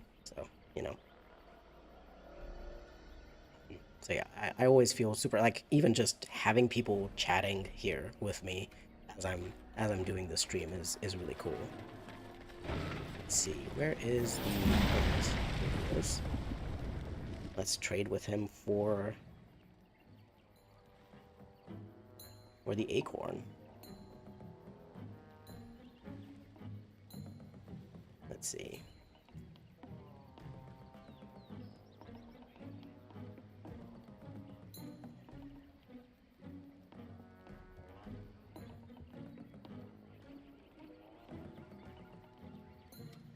Okay, let's. Oh my god, hold on. There's more chat to get through. I played Baldur's Gate 3 in co-op mode last year, and it was actual torture. Fights that already took 45 minutes suddenly took 2 hours. Yeah, Dain, that's actually one of the main reasons I couldn't play Baldur's Gate 3. Um, it just the turn-based combat, even on easy difficulty, took just like 20-30 minutes. Even on easy difficulty for a short fight, and I was like, that's not the kind of experience that I'm looking for. If I want fights to take 20, 30, 40 minutes or an hour, I'm gonna actually play D&D in real life with other players in a way that's a lot more fun and engaging. In real life, it's different to play a TTRPG, and for these fights to take as long, it's still a bit boring, even then, just because you have to go through so much rolling dice and doing math, adding up the damage, and all of that kind of stuff. Yeah, I agree with Derek. Just Derek says also I haven't been able to replay BG3 because the turn-based combat takes too long and I get bored easily. Yeah, completely agree. Um, Dane says it is a good game, but not necessarily as a co-op game because it takes so long. Yeah, it was better solo. Mariner says I guess I'm an outlier enjoying turn-based combat, but I was introduced to it via Persona 5. No, I don't necessarily think you're an outlier in enjoying turn-based combat, but I think that there's just certain types of turn-based combat that are going to appeal to more people, to a wider variety of people, and then there's styles of turn-based combat that are going to be less friendly to, for example, people like me who have trouble focusing for very long periods of time, and stuff like that. Derek says, I think BG3 is quite good. I do think the characters are better written than the story itself, though, yeah. I enjoy the character writing, but the lore and world building are kind of lacking for you. I think that's also because it's a bit hard for a lot of people to write within an existing setting, and of course, the Forgotten Realms setting is an existing thing within Dungeons and Dragons, and they kind of had to stay within that.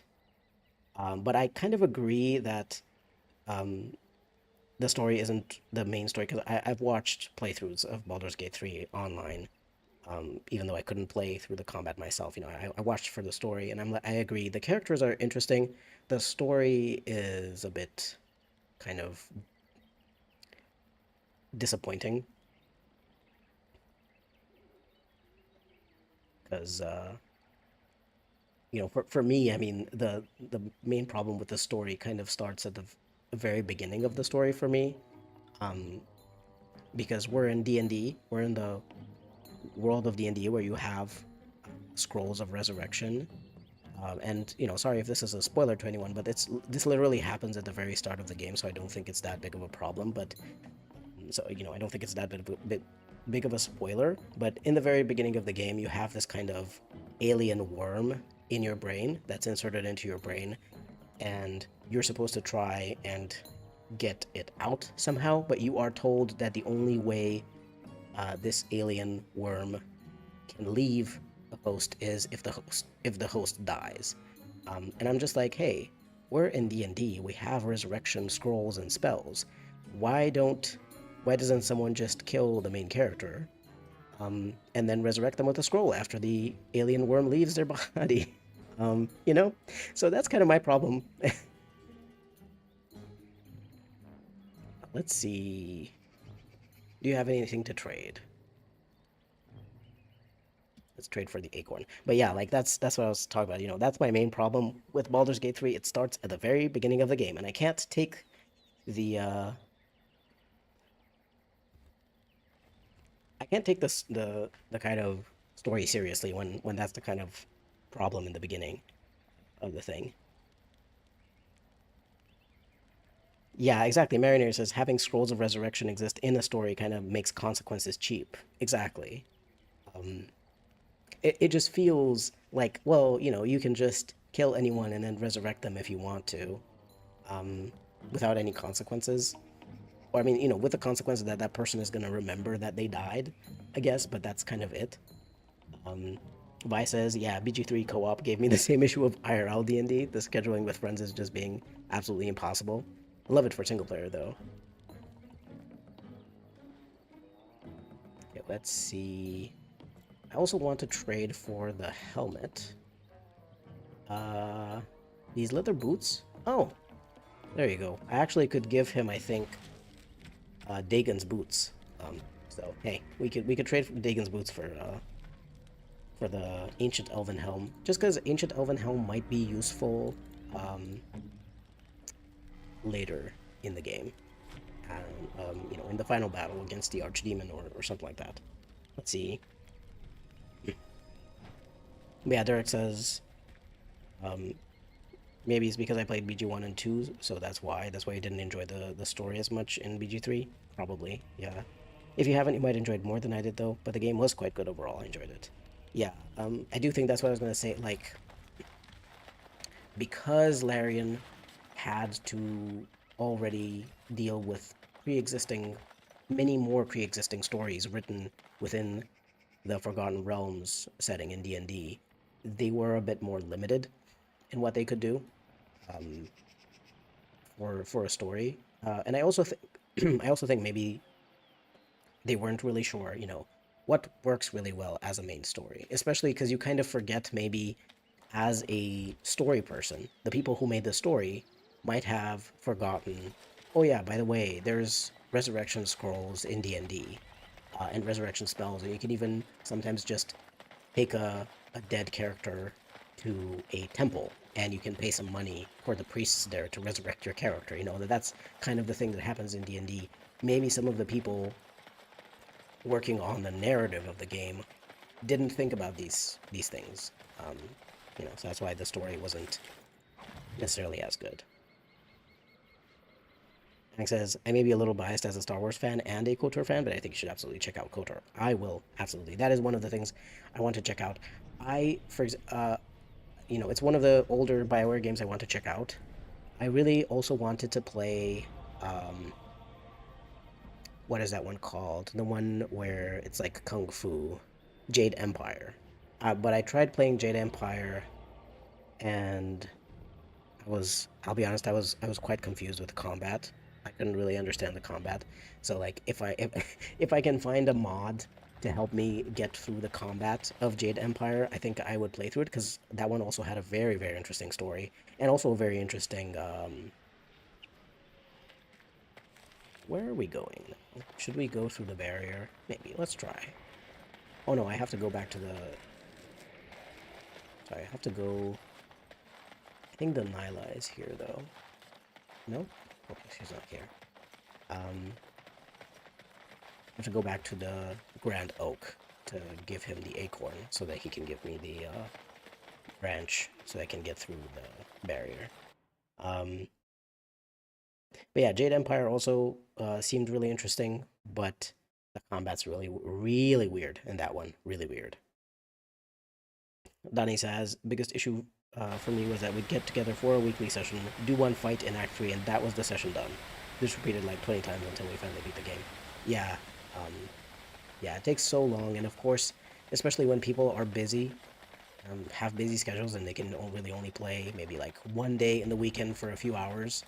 If, you know, 2 out of those, like maybe 3 hours that you can play are just like 2 or 3 sessions of combat, that's kind of annoying, isn't it? Hold on. I was supposed to go to the Grand Oak, and I forgot.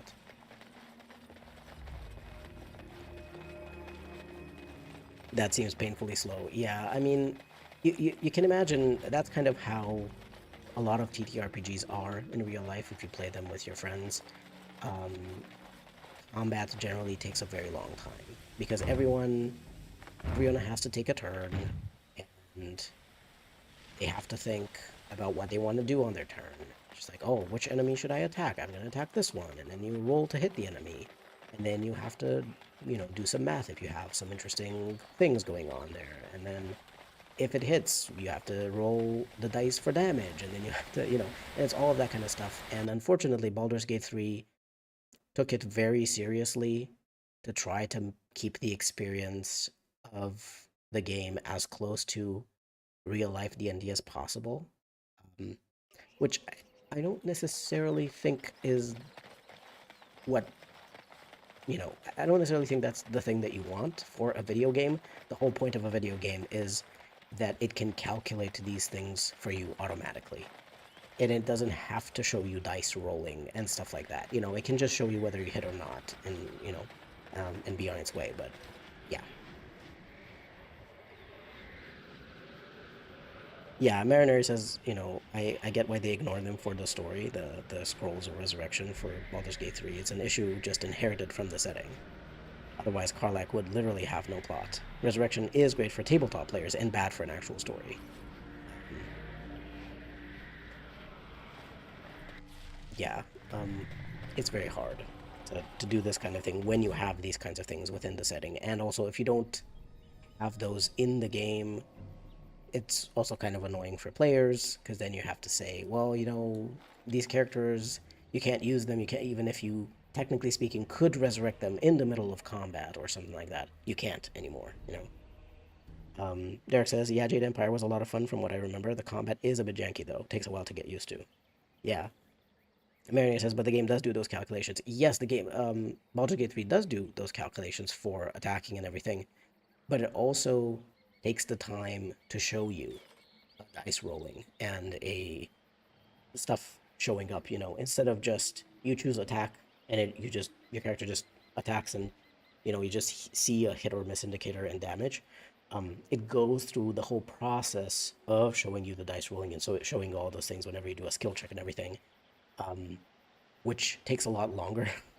And already it has a super complex, overloaded UI with like a ton of different abilities and actions that you could take on your turn. Um, you know, and people, unless you're very good at the game, you know, which I am certainly not good at the game, you take a very, very long time to choose which action you're going to do on your turn. And that's why I think Dane also said, you know, if you're doing this co-op, it's going to take ages, because everyone's going to be taking at least like a few minutes on their turn just for one turn to figure out what to do.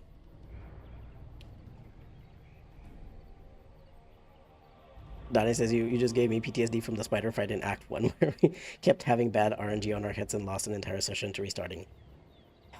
Yeah, that's exactly what I'm talking about. Like, it's just...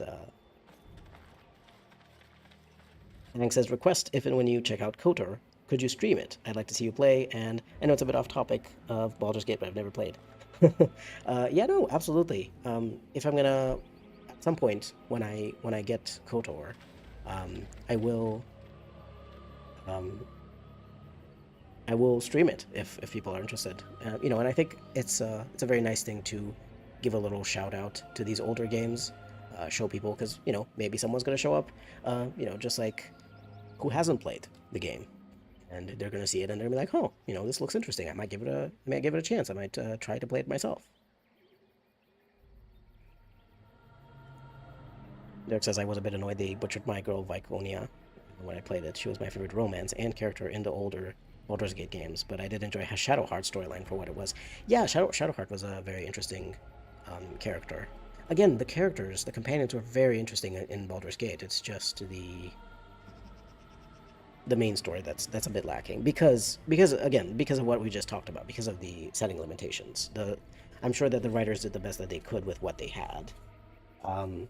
But you know, in the future, if for example, if I were to write a story for something set in D&D, I would, you know, have something that's to do with a curse, maybe, that if you're going to do something like this, that doesn't allow you to resurrect, you know, kill and resurrect yourself to get rid of it. Maybe it's a curse, maybe it doesn't work that way, but like you have to specifically say, hey, we know that this is something out there, but it just doesn't work, right? There's a particular reason for it.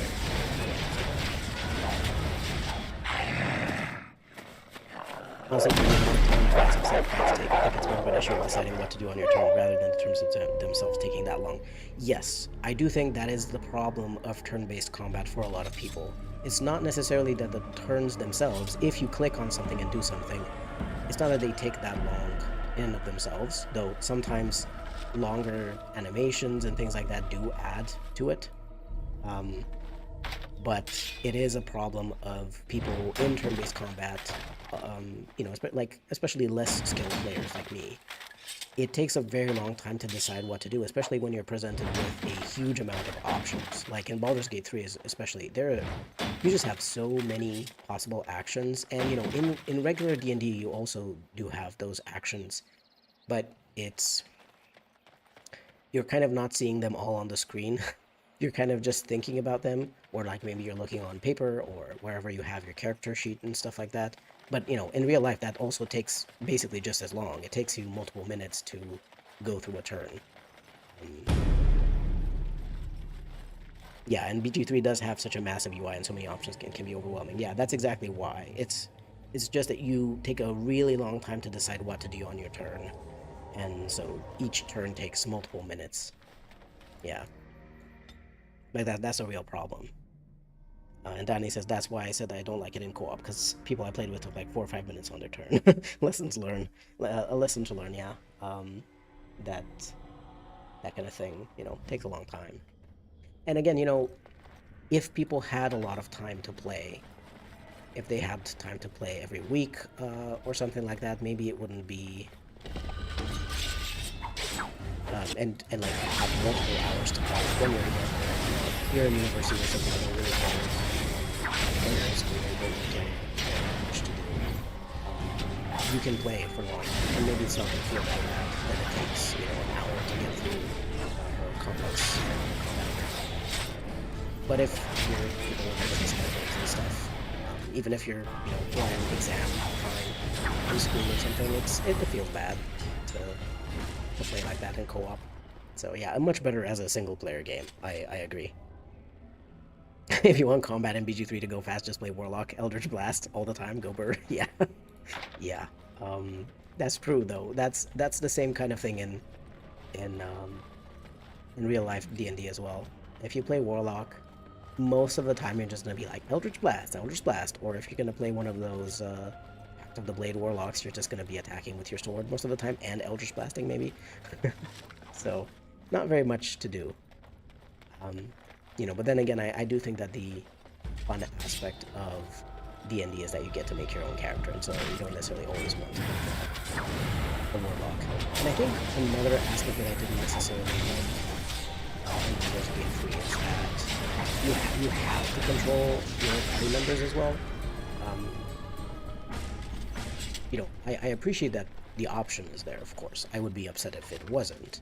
But I also kind of feel like I would really have loved for the party members to have automated automated tactics, just like we have in in Dragon Age.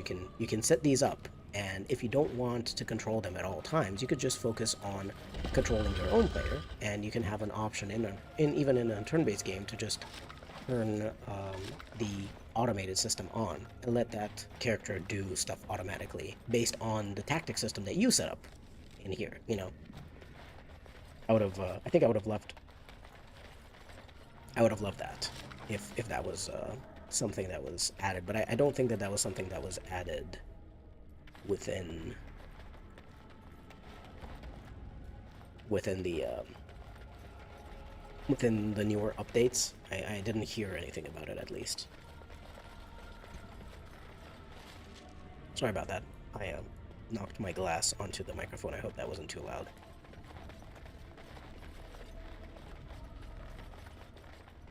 But hey, we're going quite okay through the Brazilian ruins. I don't think it's that... Oh, by the way, someone asked in the beginning of the stream what main quest I did. I also realized that I did a little bit of Redcliffe.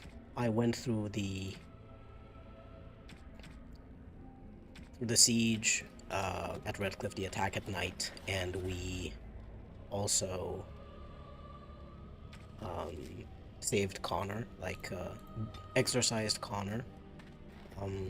But we obviously didn't cure our Lehman, so that's why, it doesn't show here in the Blight. It doesn't show as completed, but we did do it. We did do that part of the main quest. I forgot to say. I realized later on. Anything in here? No. There's gonna be some spiders around here. There is another room in the Brazilian ruins that is a little bit... I didn't touch anything here. I think the spider just spit out a little heavy. Morgan, no need to be this far away. Really don't.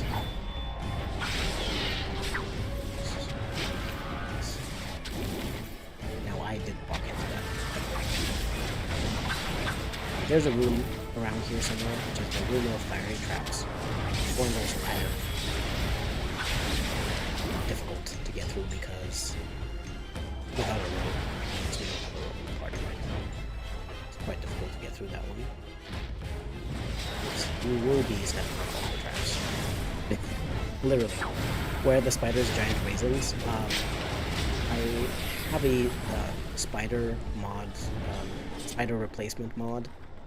Unfortunately, there are some nicer replacement mods that replace spiders with stuff like deep stalkers or bears or other creatures, but unfortunately those mods also tend to crash the game, because I was using those for a longer time. But then I found this mod, which is called Spider into Rock replacement mod, something like that, which turns them into these weird boulders, but for some reason this doesn't crash the game. This lets the game run well. And the spiders still do all of their attacks and abilities and everything. They're not changed in any way. But it's just because I have arachnophobia. And I would have to, whenever I played DAO before I discovered any kind of spider replacement mod, I was essentially just clicking around and just kind of really quickly looking away from the screen while I was fighting, and I was hoping that the companion's AI would work fine, and I'd be able to get through that combat encounter, because I just really, I really hated it, Even in Origins, tactics are often fine for melee warriors and archers, but it can't really handle the positioning of dual-wield rogues or the utility options of mages. Yes. There is a mod called Advanced Tactics, which does add a couple more options in here, for example, that normally weren't here in the original game, but I think they were supposed to be. These were flags that you could set, but for some reason, these options didn't necessarily show up in the tactics screen. You can see that there's a lot more options here than in the base game, than in the vanilla game. So you can set up actually a lot more detailed tactics. Unfortunately, you still have a very limited amount of tactic slots. I think that this was a mistake. I think that they should have probably just given you a huge list, you know, a full page of tactics from the beginning of the game instead of having them be locked behind leveling up and putting points into the tactic skill. It doesn't necessarily make sense, you know. As long as you can tell people, hey, do this, do this, do this, it makes sense that they would remember to do these things in combat. In a particular way, you would just speak about, you know, strategize beforehand, and then they would do that. So that does work, and I believe that as part of the advanced tactics mod, there is a part of it that tries to make dual wield rogues be a bit better at be a little bit better at I'm trying to avoid some traps here, that's why I'm moving like this. I managed to avoid them because there's some like nasty fire traps over there.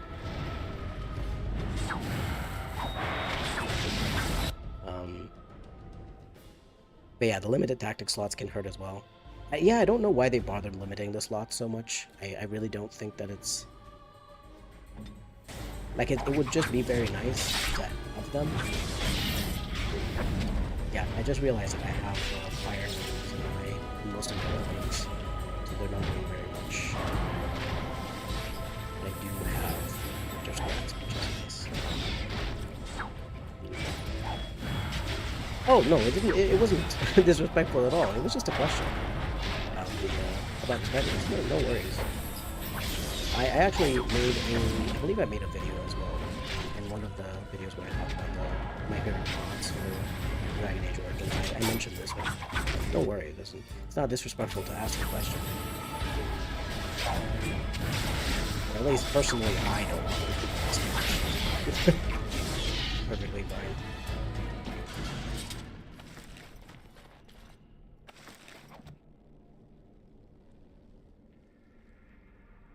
Yeah, Derek, that's the mod that I'm talking about. The mod that adds the complex tactics is called Advanced Tactics.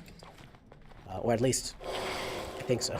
I don't know if there's maybe another mod that does that too, but I think it's probably Advanced Tactics. It's one of the most, like, you know, well regarded mods in the game. Well done mods. But yeah, I don't know why they bothered with making the tactic system so limited. It's like, hey, here's this cool system. Yeah, you're right, Mariner. Here's this cool system we made for this game. Let's limit how much the player can use it. It's really weird because, again, the tactics slot as well, the tactics system itself is really, really nice. And if you have the maximum tactic slots, you can make these characters act in such a smart way on their own. Just because you took the time to set things up here in their tactic of like, hey, do this if you're against this kind of enemy, or if you're in this situation, or if your ally is at this amount of health, or if you're at this amount of health, do this. It's really cool. And it's really a shame that, you know, for some reason it's just, they decided to limit it a lot. Like, I don't know if it was a technical limitation of like, oh, if we have too many tactic slots, the game doesn't run well enough, it kind of stutters or something, if it was about performance. If it was, because, you know, I was going to say, oh, maybe it was because they also have a version on consoles, but the console version of the game is different in a lot of ways in terms of gameplay, in terms of combat, than the PC version. They have better bonuses on gear, like, for example, to stamina regen, because it's harder to switch through the abilities and stuff on consoles with the limited buttons on the controller and stuff. So already you were playing a different game on controller. So I don't know why they, you know, I don't really know why they bothered to limit the tactics system so much.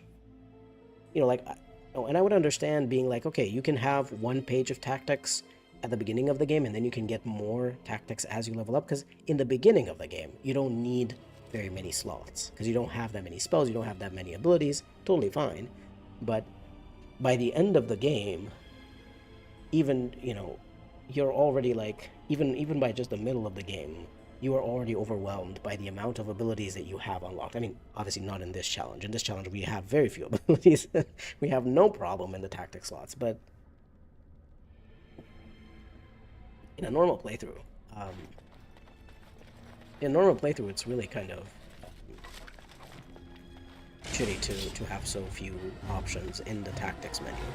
Because it's a really, really cool system. And especially because I know a lot of people don't really like to do this kind of stuff that I do a lot, which is, to switch between companions, and pause, and move these people here, and stuff like that. I like to do this. This is kind of like how I learned to play the game when I was little, so even if I don't necessarily need to do it, I still kind of do it anyway. That's just how I learned. I think I took very seriously the tutorials when I first played the game. I was like 13, and I really hadn't played any game like this before. Played any kind of super serious RPG like this before. I played other games, but nothing with this kind of combat system, nothing with controlling a party of characters like this. Like, the only kind of game that I had played that was kind of similar, in the sense that you controlled a party, was Dungeon Siege, but I also didn't play a lot of that because I was quite bad at it, so, you know. I took the tutorials very seriously, and the tutorials taught you, you know, to pause the game, and switch to this character, and switch to this other character, and do this kind of stuff. So that's how I learned to play. Even if I have really good tactics on my characters, I still tend to maybe switch between them more than I need to. Ang says, when you go to the Circle Tower, if you choose to take Qwinn, does she have the Talent Spirit Healer already unlocked? She does. If you did that in this challenge, she does have the Spirit Healer specialization unlocked. I just killed her because it was easier to go through. I didn't need a second mage. Mages are not very powerful in this challenge. But what I did is I used this. I have a mod called respecification, which allows you to do a partial or full respec of characters, and I just choose to do a whatever I got when I recruited a companion. I did this full respecialization, and then I made everyone just learn three abilities. See, Astra has 3, Morgan has 3, my character has 3 over here. These are like extra from the DLC that you just learn without leveling up.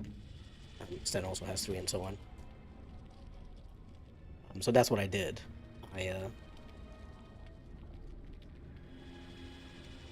Oh, you can hear the combat too loudly. No problem.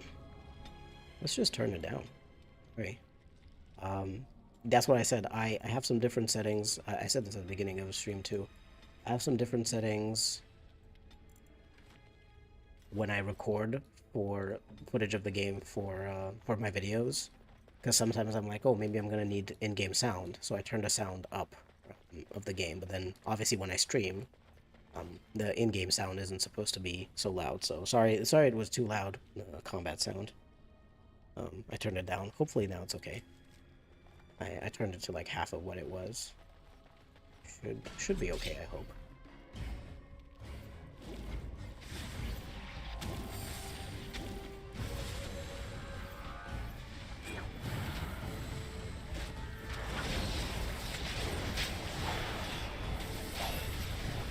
But yeah, no, the whole point of this thing to talk about the tactics from DAO was that, you know, I wish that Baldur's Gate 3 had something like that, so that I could just control my one character, and then the companion characters would do their turns way quicker than I have to take a, you know, because I would still take a few minutes to do one turn. You know, I think it would be a lot easier to play if it was like that. But yeah, like all the characters that you recruit, even Alistair in the beginning of the game, when you recruit him, he's like level 3 or 4, so if you want to do this challenge with just level 1 abilities, you have to do a respecialization for everyone other than your character.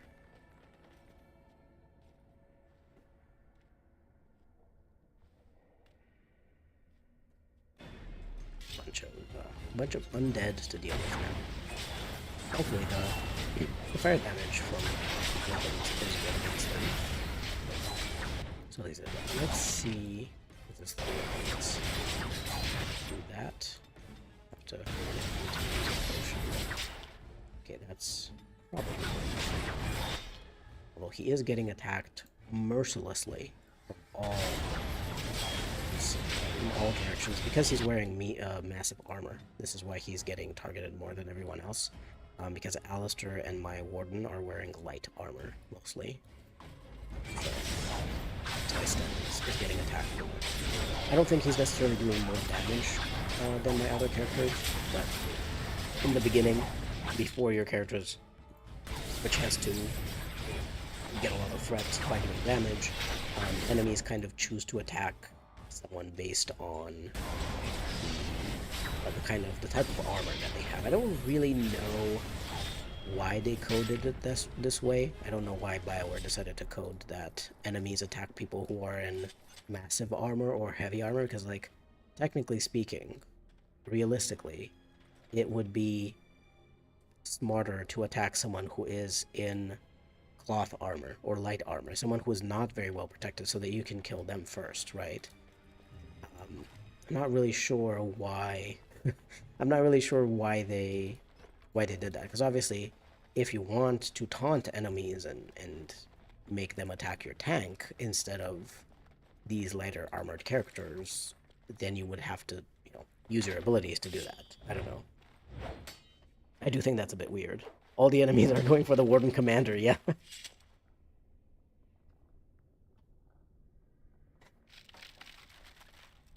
You don't know if it's possible in combat you felt as though you were squinting your ears to try and hear me. Yeah. Sorry it was a bit too loud. I didn't realize, because I don't have my headphones on to hear the game. If I have headphones on for too long, they kind of hurt my ears, so... The logical thing to do, Marinary, the Wardens are formidable after all. To be fair, it kind of makes sense. These were just undead, so I'm like, how did they know that this was the Warden Commander? But, for regular enemies, to be fair, if they see someone in Warden armor, they should be attacking the Warden, right? They should be like, oh yeah, that's the Warden, we should kill them.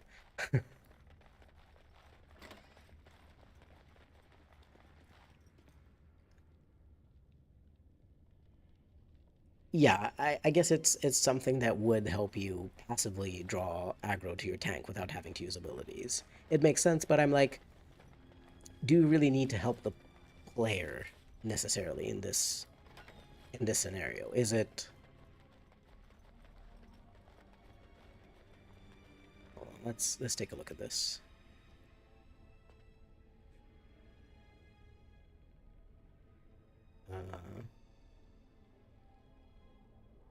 Wasn't there something that we could see?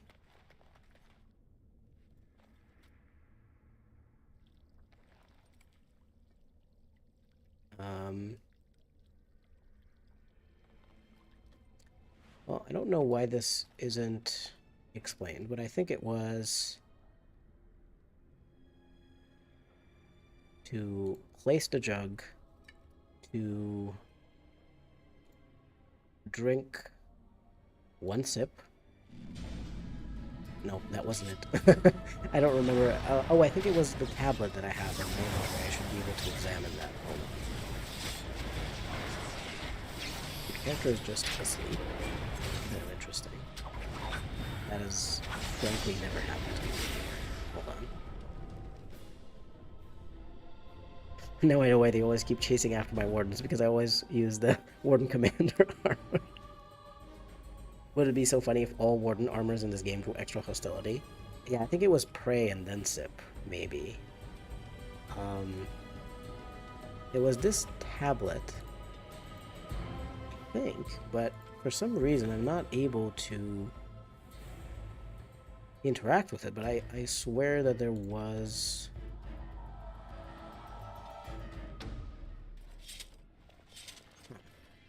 We'll do it again.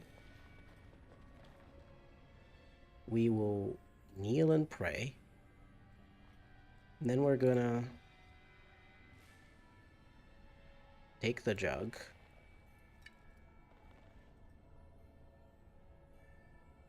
Hold on. Why can't I drink? Because I had to take a sip.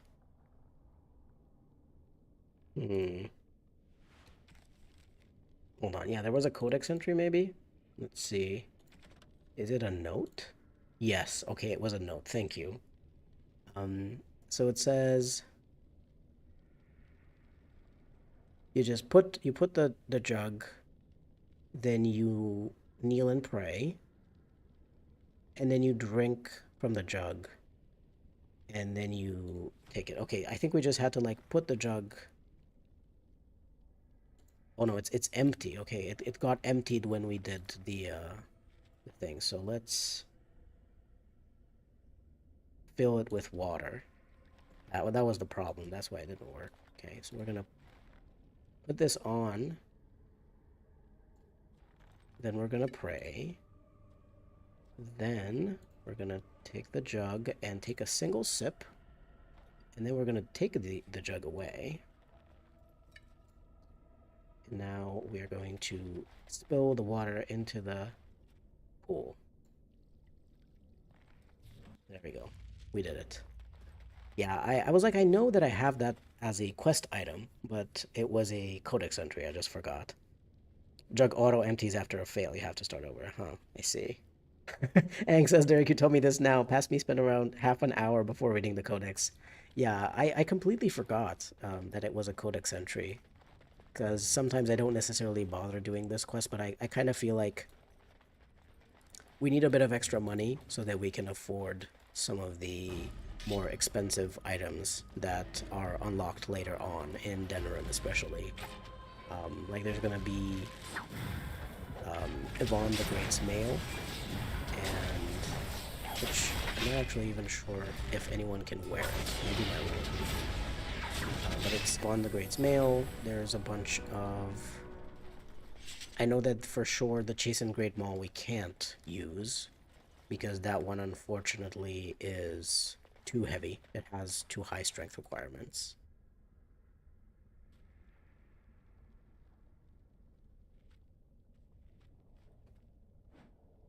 I can never be bothered with the ritual, so you always take the other path instead. I had no idea there was another path. Like I'm also saying the same. Like I would also like to say that I have no idea that there's a further path into here. Is there a path like if you do something with the pool of water? Yeah, I had no idea that there was an alternate path in this quest. I've always just done the ritual.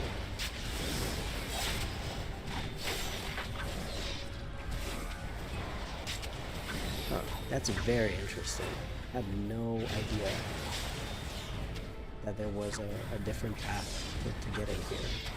Or like a different way to open the door or something. Hold on. That is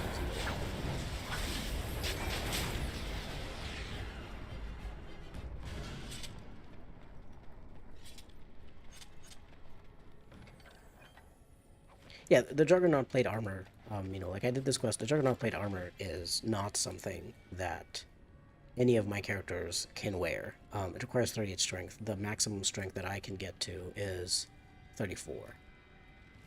That is genuinely the maximum that I can get to in this challenge. So, but it's really good for selling. I believe, you know, its value is like 16 gold, which I think we can sell it for about maybe 6 at Gorham. I'm not really sure how that works or if it's showing me the value that I'm gonna sell it for. But we'll see. I have no idea. Like, was there some other way to do stuff here? I'm fascinated. I'm fascinated by the fact that there's a different way to get in. No, I had no idea.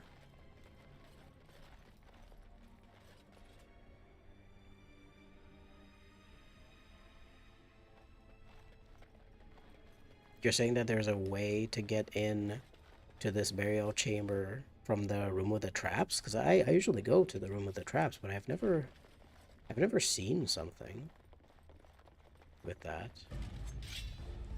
I've never seen a way to get into this burial chamber from there. That's quite far away.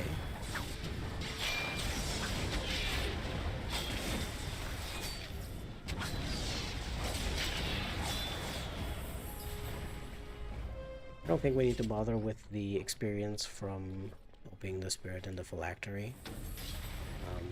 I am trying to stay at least a little bit lower level.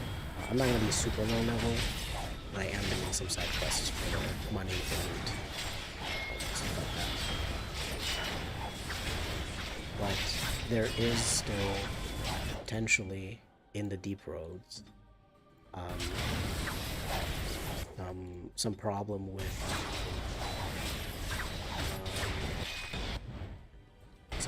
level scaling. You know, we're playing on normal difficulty now, which is still decently, you know, challenging at the moment. In the deep roads, I am not sure whether, you know, just because I went to Orzammar, I don't necessarily know that all of the deep roads have also become level scaled at the lowest level. That might not be the case. So for that and for the final battle, I'm trying to stay. Oops, I didn't mean to open that. I wanted to open my map. Sorry, Ancient Elven Ghost wants to be released. You're stuck in the phylactery forever. Yeah. Sorry to that ghost, but it gives us. I do believe it gives us XP. If we well, there's a little enemy there, but I wanted to get these first.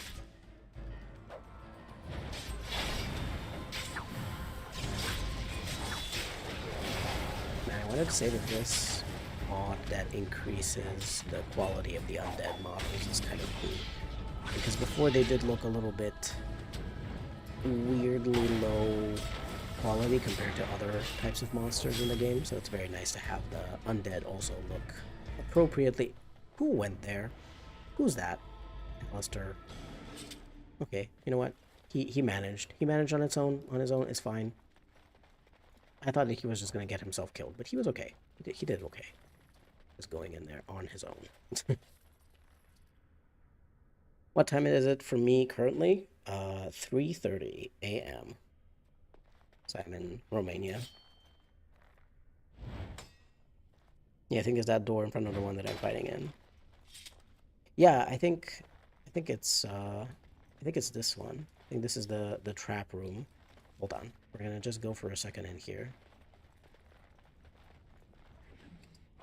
But it might be that if there is a, oh, you know, I'm not actually sure that the Revenant has anything useful for us to get as loot. It's quite a lot of experience from killing it. I don't think it has that good loot. And you know, if we want to get here, we can always come back. If there's something really important, we can kill the Revenant, but I don't think we need to. Or were you saying that there's a different door in here? No, there's no door in here. No, I think this is the fire trap room with the undead. Hold on. Could we just have Morrigan attack some of these? This is gonna take a while, but I need to get rid of some of these archers at least before we get in there, just because it's gonna take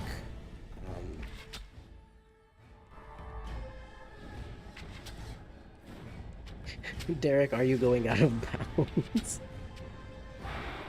Like, I swear, I have no idea how you would get into that chamber with the Juggernaut armor, because it's very far away from here. This seems weird. Never heard of that. Oops. Okay, I think we can go in now. Morrigan can stay back here. Oops. Alistair, can you get out of the fire, please? Thank you. Okay, so my character already is down. That's kind of what happens with these traps. They are very scary. I'm just gonna kind of follow Sten here and see what he's doing.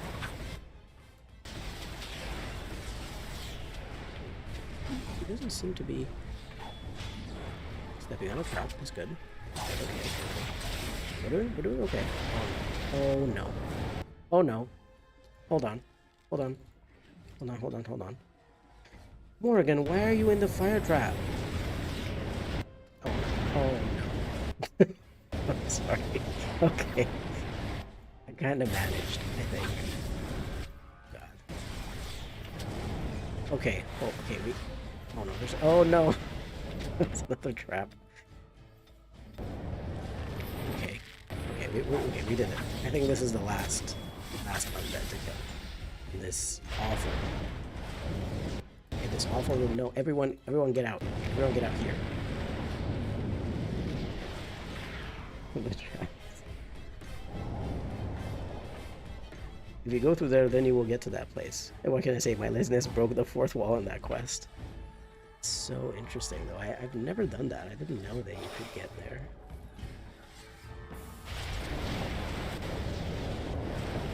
Everyone get out. God, it's so...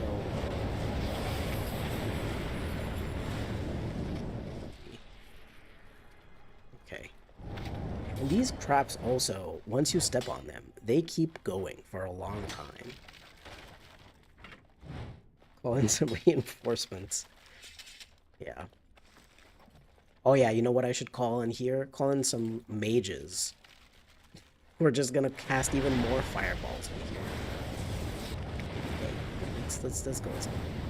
Okay. We're just gonna chill here for a bit. Heal ourselves up.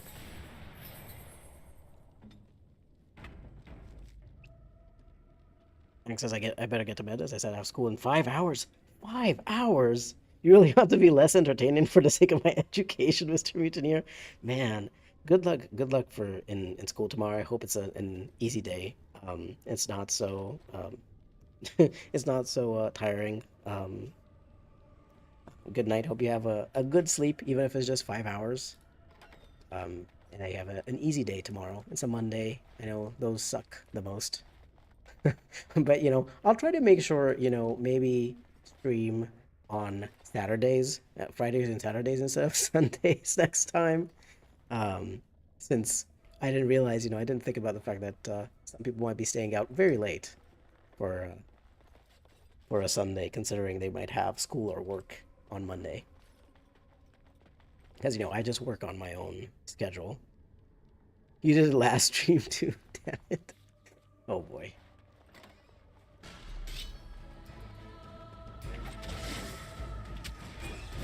Yeah, I will try next time to stream on Saturday instead of Sunday.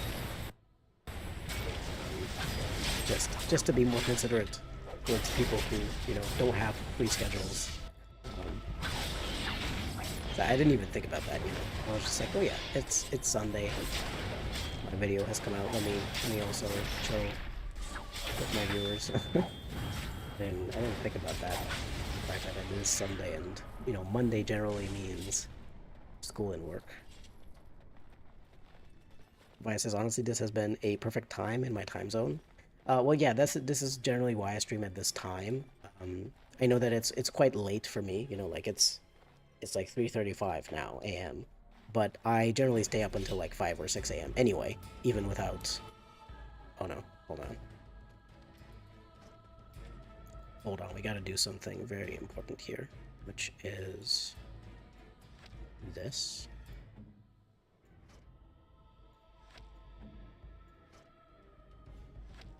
Perfect. Now, everyone, attack that with bows.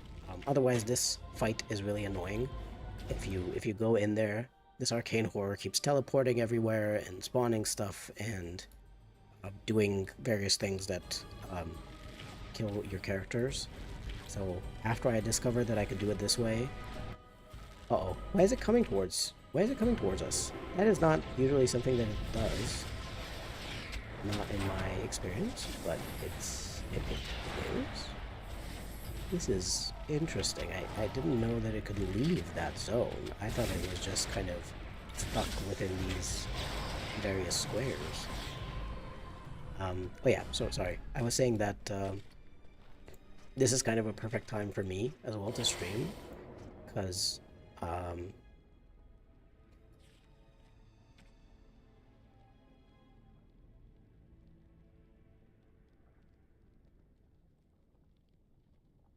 Damn, Alistair got an injury that's not letting him have this dagger. Hold on, okay. I managed to do it for him. I didn't... I should check everyone else's injuries and see if there's something really... Oh boy. Oh boy. Sten, you should, like, use some injury kits. Let's make a few Lyrium potions and health poultices, because I did run out of them a little bit. So there will be 2 sides with coffins, and there will be a bunch of undead. One of the sides has a giant thing of water you can go through that will lead to the werewolf lair. Well, yeah, I know that it can, and it's gonna go to the werewolves, but I was just talking about that place specifically that just has the side quest with the Juggernaut set. Because yeah, you know, that's the place that you have to go through to get to the werewolf part. Like, that is how you get forward through the main quest.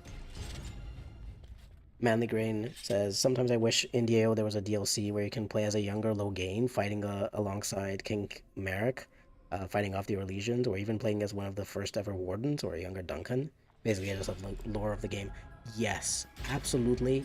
Like, you know, I talk about how Dragon Age is dead and everything, but I do think if they ever got, maybe, I don't know, David Gator or some of the original writers who worked on the first game, if they got them together, maybe if they got the Dragon Age IP licensed or something off to them, I would love to see a prequel. I would love to see a bunch of prequels that are just set within these other times. Oh my god, I don't know why my game is very stuttery all of a sudden. Hold on, let me just save. Like, do a manual save. And let me just check that my internet isn't doing something weird. No, seems okay. Okay, my game was just being stuttery for no reason. Sten has a Sten has an ouchie is a bit of an understatement. He had like 4 ouchies.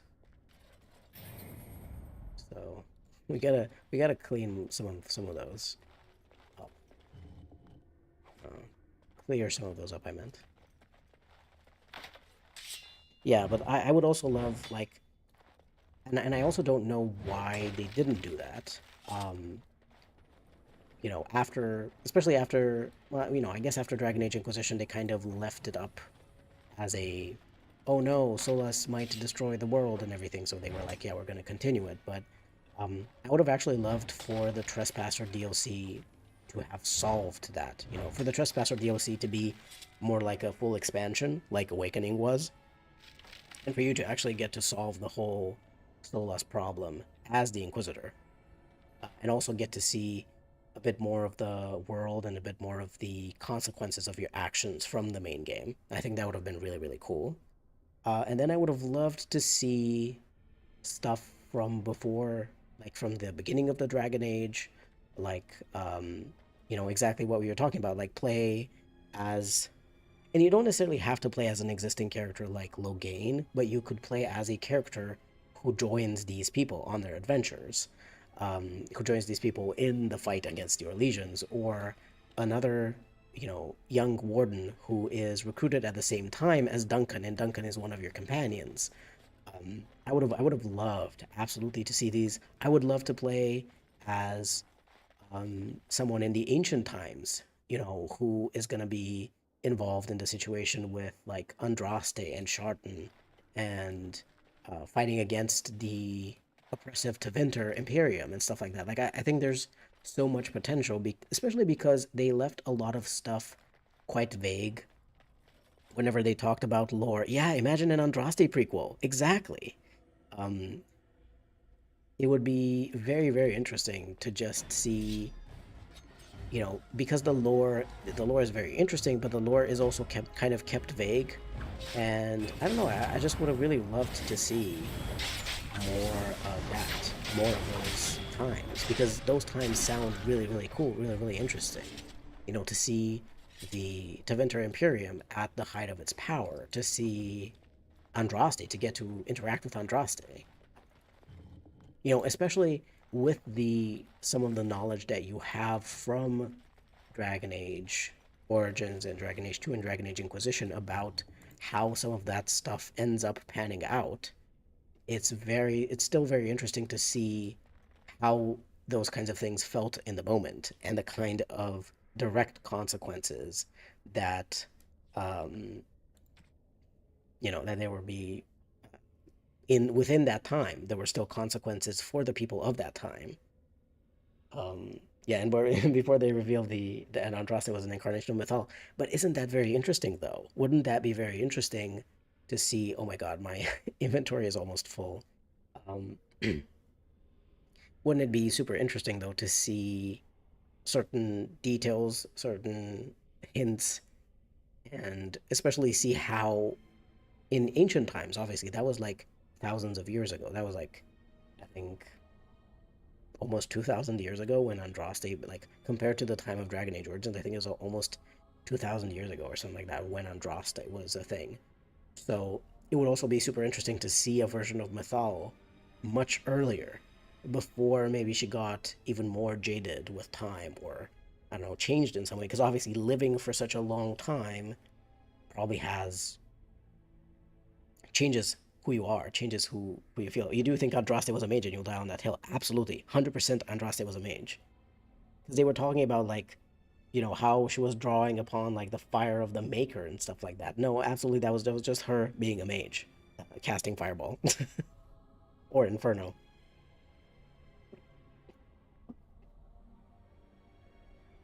I think one thing that could be possible would be if a bunch of Dragon Age modders got together. We could maybe make a prequel of. Hold on, hold on. My game. My game is having an. Oh, okay. I had I had the console open. I was like, what is happening? My game was just unresponsive, but that was just because I accidentally opened it up the console. Yeah, I was gonna say it might be interesting if some modders get together and we could make together one of these prequels in the Dragon Age toolset, and it would just essentially be like a full standalone DLC, standalone kind of campaign for Dragon Age Origins. I think it would be super interesting, but I don't really know. um, I don't really know if there's enough people who would be interested in doing that together. Um, Hold on. I think I can give Alistair this. He likes statuettes. And I think this is the perfect moment to give Morgan this black grimoire. Right in the middle of these ruins, just so that I can get rid of some inventory slot.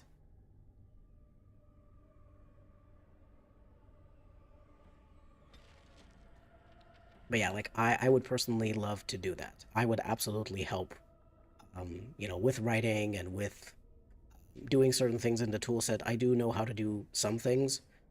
So I would absolutely love to help out a project like that. That would be, um, hold on, I know what we can delete. We can delete this greenstone. It's very cheap. The quartz also. No, the floor spar is pretty decent.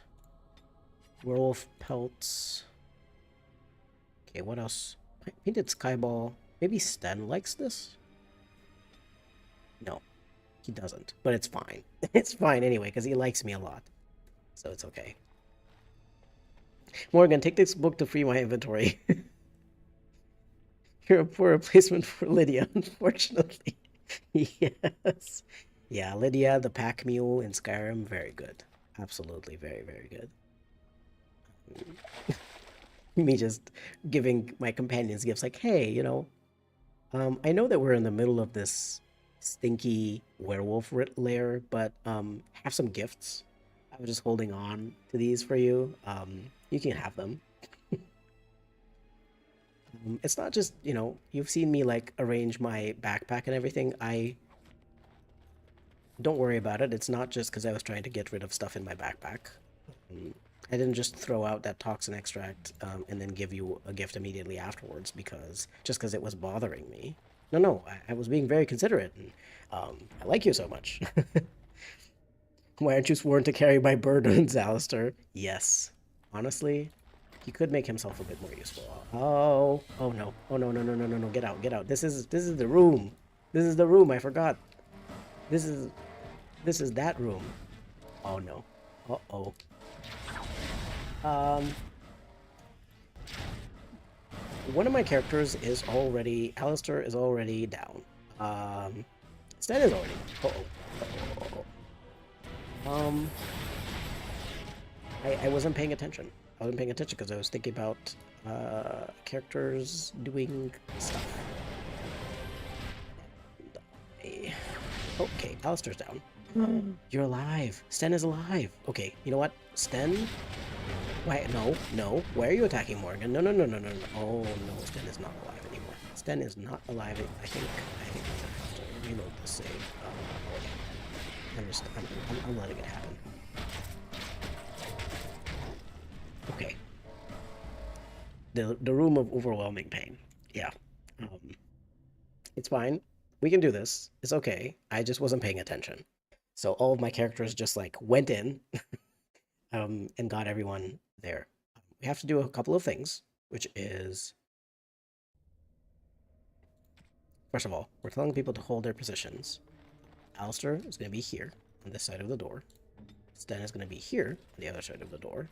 My character is going to be here with Sten. Morrigan is going to be here in the middle because we're going to have to open the door with her. And Alistair's going to be here. Hold on, though. We have a bunch of grenades. Soul Rot, Shock, Acid Flasks. We're going to use the Acid Flasks and Shock Bombs first, and I think these. I'm trying to keep these Fire Bombs for very difficult Darkspawn encounters in the Deep Roads. Oh, this is where the Acid Flask was. It's fine. It's okay. Hold on, let me put a few more poultices here because we might need them. It takes a bit of... I should probably also use up these injury kits so that my characters are at full strength fighting this. Hold on. If you have to go back and get Shale, it would be a good chance to sell loot. Yes, we'll see. Let's try it out like this and see what happens. Okay. Now, I'm gonna freeze this enemy.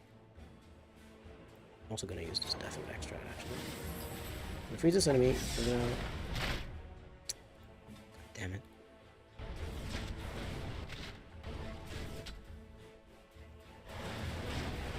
God damn it, Alistair was the first character who got overwhelmed. Okay, Alistair, really, really quickly. Come on. Do it, do it, do it, do it, do it. Okay, that's one, that's two that are dead. Morrigan, you can have a poultice, and you can heal my character. Oh no, Alistair, why did you use the ability in that direction? Okay, we're gonna use a Soul Rot Bomb here. Okay. Awesome. There we go. There we go. There we go. That's just... It's absolutely doable, even without someone who's immune to Overwhelm, and even with a challenge run like this. You just have to have either you have a really good mage spell that incapacitates a lot of enemies, like Mass Paralyzation or Cone of Cold, stuff like that, or you have bombs, which can do a lot of, or like another kind of super high damage area of effect ability, or grenades in our case. It's stuff like Overwhelm that makes you not love Origins combat. Yeah, I find it really weird that most attacks and most abilities have attacks, and if you have high defense or high chance to dodge, you can avoid those attacks entirely. But there's a few abilities that enemies have that are completely, unavoidable. If that enemy uses that ability, you can't avoid it. The only thing that you can do is maybe, if an ogre tries to grab you, you can stun it really quickly with like dirty fighting or something like that. Or you can use force field on a character who's been attacked or overwhelmed or grabbed or something. But there's such few things that you can do, and it doesn't really make sense for an ability to be unavoidable completely. It's just like this just hits. It doesn't matter. This just hits, and it just yeah. Bomb solves so many problems in video games. Yeah, and I'm not even the kind of person who uses grenades often in Dragon Age Origins. I don't need them, but I found out, that they're very, very useful if you're doing a challenge run or if you're doing something difficult. Wow, is it like so useful because like you can see, especially um, with my mods that detailed tooltips here, this Winter's Grasp deals like 36 base damage plus some amount, 0.36 times your spell power. Morgan's spell power is not very high, it's 31, so she's doing very little damage. She's doing like 40 damage or so, maybe 40 something damage with Winter's Grasp. A grenade does 80 points of fire damage to everything in the area. It's super, super good, you know? Yeah, unavoidable and also super debilitating. It's a terrible combo. Yeah, I wouldn't mind, if an enemy something had like an ability that was called something like precise strike, which is just something that you can't avoid even with a dodge chance. Like that would be fine, but as long as that's just like an attack that a particular character that's maybe like a duelist type of character can do without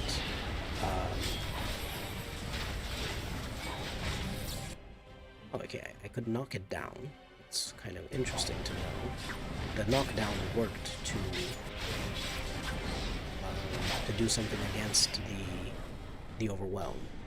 So I do have these two-handed characters who can do pommel strike, which if it doesn't pass the physical resistance check, the werewolf would be knocked down, and that would stop the overwhelm. But yeah, it's that particular combo of like, oh yeah, it's unavoidable, and it's just also one of the worst things ever, and you can't do anything.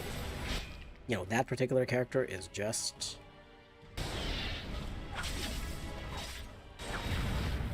they're gonna die. If you don't do something with another character to keep them alive, they're probably gonna die. Overwhelm generally just kills your character. Even if you have high health, it just does so much damage. It's very hard to deal with that. You mostly use poisons. You've never really thought of using grenades before. You might have to try them out on a new playthrough.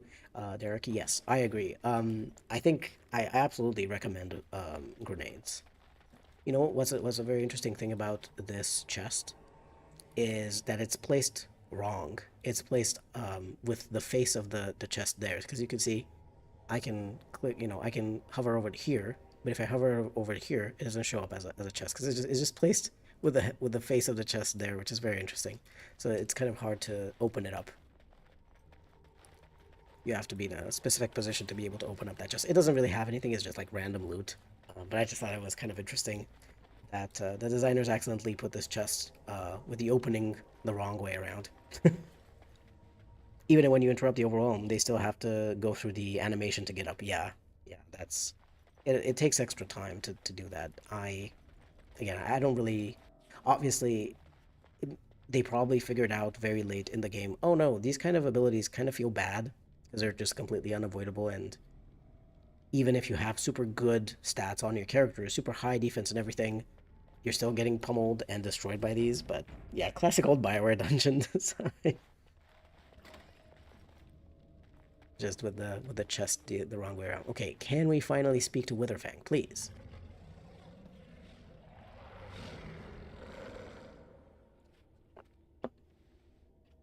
Imagine playing as an arcane warrior, and you could use the Revenant pull and overhead swing. And I hate Revenants, they're so OP. Yes, absolutely.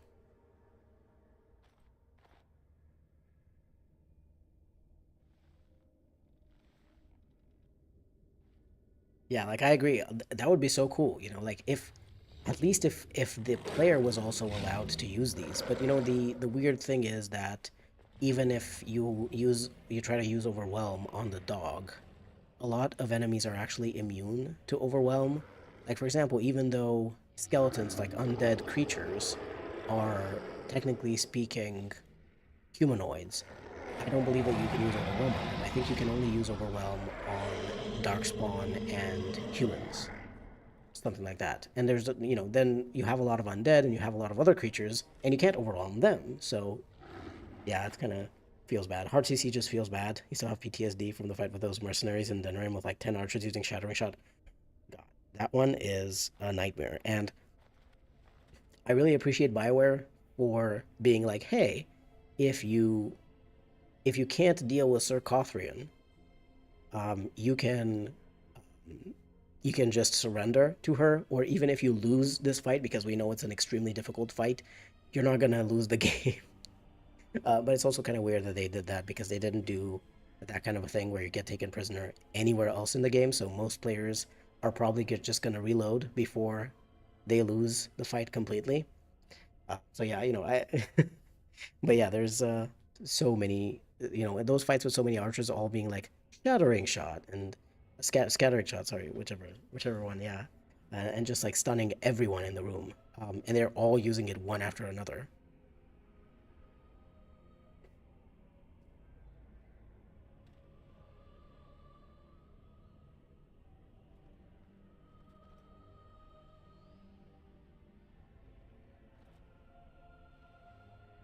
Imagine if Arcane Warriors had a biotic charge ability like in ME2.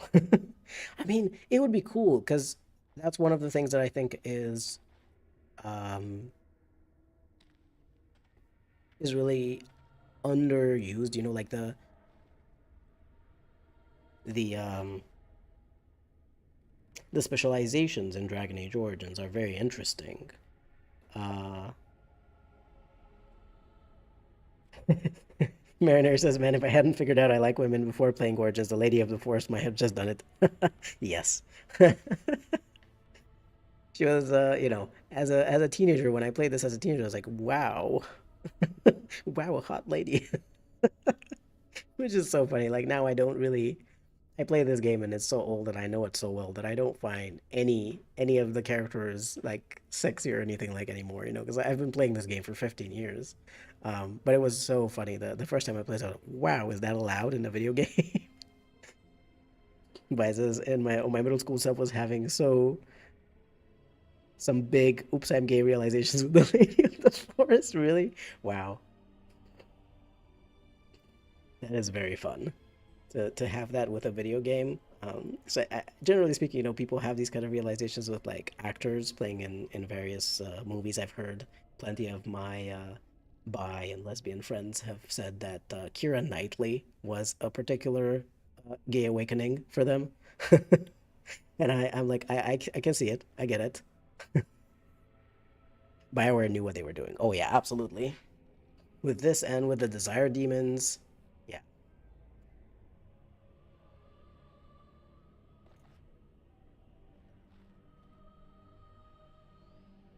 Okay, so we will bring Zathrian here. I don't think I have.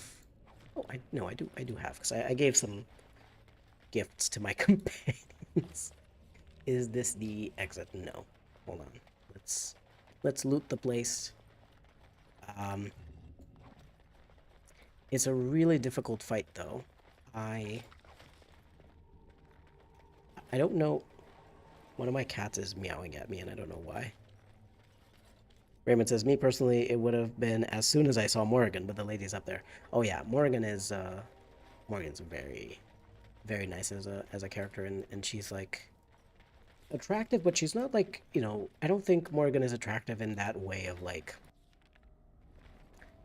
oh my god, sexual lady. You know, she's not as hypersexualized as, you know, like the Lady of the Forest. I mean, the Lady of the Forest as well isn't super hypersexualized because like she's just meant to look like a naked woman, you know, like yes, a pretty naked woman, you know, but she's not. I don't think she's meant to be super hypersexualized. That's why she has like the roots and everything.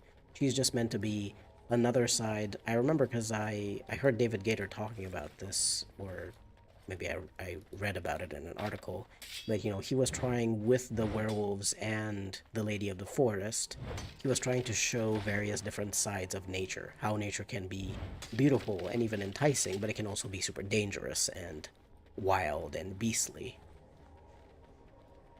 You don't even like the desire demons, they're trying too hard, you know. The Lady of the Forest is just unself-conscious. Yes, that's true. That's the thing, like the desire demons are hypersexualized, but it's also like they're supposed to be. That's what they're doing, that is what they're trying to do. So that also kind of makes sense for them. You know, because I feel like they didn't make too many characters hypersexual or say, you know, super like hot or something for no reason. There's a reason for all of these characters to be the way that they are. But yeah, the Lady of the Forest is it's just attractive because of her confidence and like she's just the way that she is, and she loves that, and she doesn't, you know, she doesn't feel self-conscious about it, or she isn't trying to be alluring to anyone. That is just the form that she takes. Vi says Dragon Age was also the first game I played where being gay was an option. It was a huge door that opened for me back then. Yes, I agree. That's also for me. Dragon Age Origins was the first game that I saw where you could have you know, a gay option. Um, and it was so cool, you know? Um, yeah, you can go pee pee poo poo. Sorry, my cat just I have some buttons for my cat where they're voice recorded button. Sorry, she just keeps pressing the button. There's some voice recorded buttons so that my cats can communicate with me what they need. Um, and one of my cats has just pressed the pee pee poo poo button, which you know, as you might imagine, means that she wants something to do with her litter box, and she keeps pressing it. And I don't know why, because her litter box is clean. We literally just cleaned it today. Um, so I don't know why she's talking. Yeah, I have talking buttons for my cats. And I don't know, she just pressed the pee pee poo poo button like 3 times.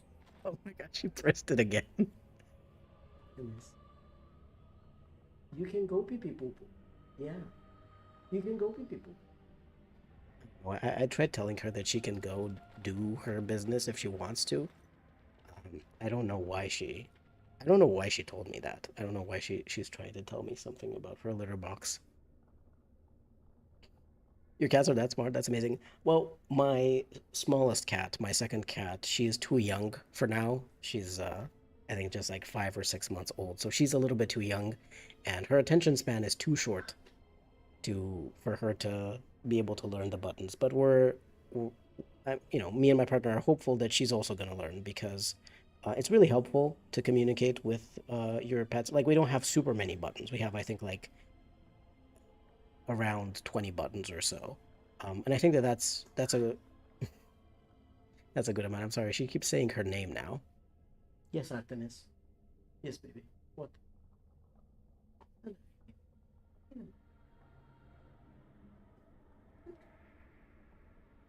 Okay. I gave her a little bit of pet, a little bit of pets. She seems a bit happier now.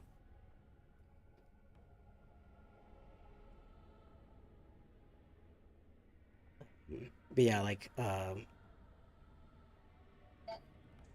yes, baby. Now she used the no, no play, baby. I'm sorry, no play. She asked for play now. She wanted to play with me specifically. Oh my god. Okay, I'm gonna finish. We're gonna finish this quest, and then after I sell my stuff, I will have to turn like to end this stream a bit later so that I can play with my cats because she's asking so nicely. Play a bit later, baby. Play a bit later. Yeah. Yeah. Okay, I told her. Um, BioWare were really in their back designing these characters. Design alone says a lot about them. Nowadays, designers just make them hot for the sake of it. Yeah, unfortunately, that's true.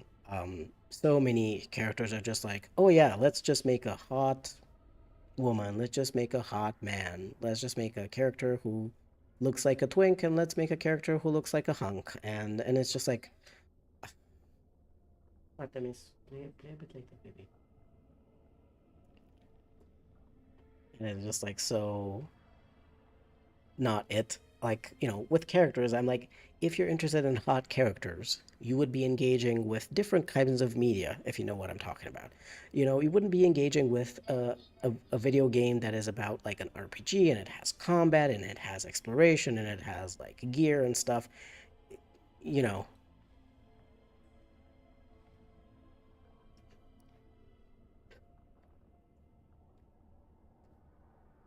Vi says my cat would never let me sleep if I gave her buttons. Well, to be fair, when we go to sleep, we close the living room where the buttons are. So during the night, we're just leaving the buttons in the living room. It's sleeping time. Everyone sleeps in the bedroom, and that's very nice. And then during the day, they can use their buttons all day long. Mariner says, I wish my cat was dumber, and then he wouldn't have figured out doorknobs. Oh my god, he figured out doorknobs? My cats didn't. My cat, my older cat can speak with buttons, uh, but none of my cats have figured out how to open doors yet. And honestly, I hope it stays that way. Derek is currently babysitting his cousin's orange cat, and she is certainly a character. Her energy never ends. Oh, orange cats are special in the way that they have a particular type of energy that no other type of cat has. Keep trying to get inside the fridge? What? What does she want to do inside the fridge? Oh my god, Vi also had to put child locks on the closets and cabinets to keep your cat from causing chaos. Holy shit. I am very happy that my cats do not open doors or cabinets because that seems like yes, that I would also have to put child locks on everything to keep things closed. We never removed the child locks from when my sister was little, and they've been very useful because the cat wants the dog food also. Wow, wow,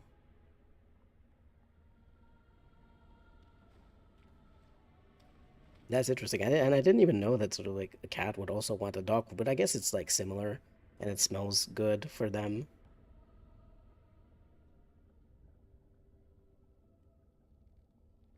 So I guess it makes us they just want food that smells interesting.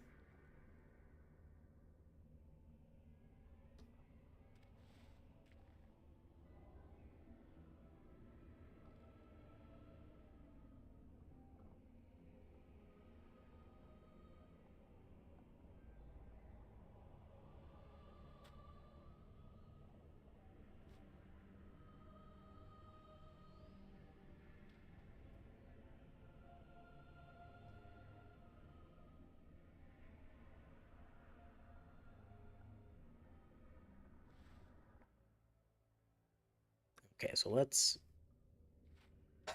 try to do this fight, but I don't know how this is gonna go. I don't know how this is gonna go. The fight against Zathrian is not easy, because he makes the treants. He paralyzes all of the werewolves in the room, and he makes all of the treants come to life. And he is a very powerful mage. Um, this is a cat who also eats muffins and scones. He has weird taste. That is interesting. Uh, a cat who likes to eat muffins. Yes, Artemis, we're gonna play later. Later. Later. Vi says the time my cat ate a dryer sheet and had to have an endoscopy to get it out really solidified the child lock necessities. A, a dryer sheet? Oh my god. She likes Artemis.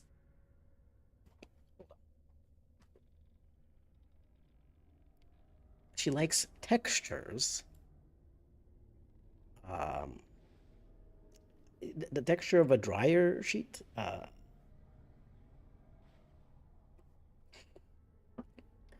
Um, you know, the worst that my cat has done with eating weird stuff has been. Oh, hold on. She asked for the ball. Let me give her a. She has an automatic ball. Hold on.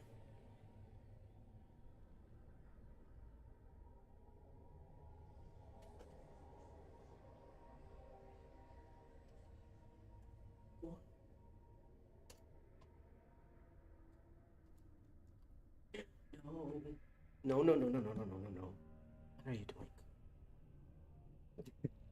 I turned on the automatic ball toy, and my other cat, who was just sleeping peacefully next to me on the desk, also woke up immediately when she heard the ball.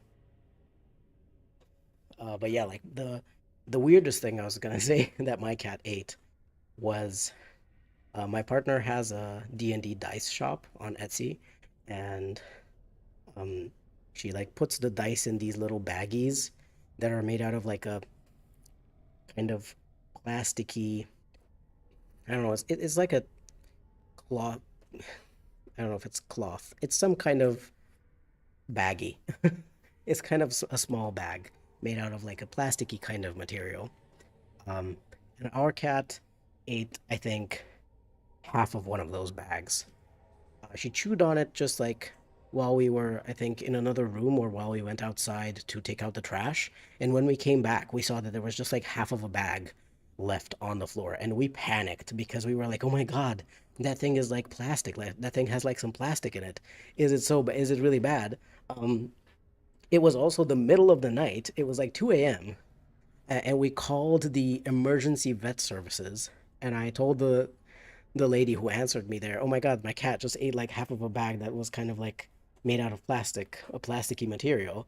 And she was like, "Well, there's not very much that we can do. So unless it becomes a problem, like, if she can't poop or if she can't do stuff, um, just hope that it goes through her system and she's just gonna poop it out and, you know, just wait and see." And we waited and see and saw, and I mean, she was perfectly fine. I don't know. I guess she must have chewed the the bag very thoroughly so that it was in small enough bits that it just went through her system and it never bothered her. But oh my God, you know, that's it was an experience at 2 a.m. to be like, oh my God, my cat just ate like half a bag that's made out of like a plastic thing. But it was okay. She was fine. Mariner says, "I'm just grateful my cat doesn't eat plants, or my mom would strangle him." And also plants can be very toxic towards for cats, especially and not just for cats, but even for people. If you're eating something that's not supposed to be eaten, it's not good.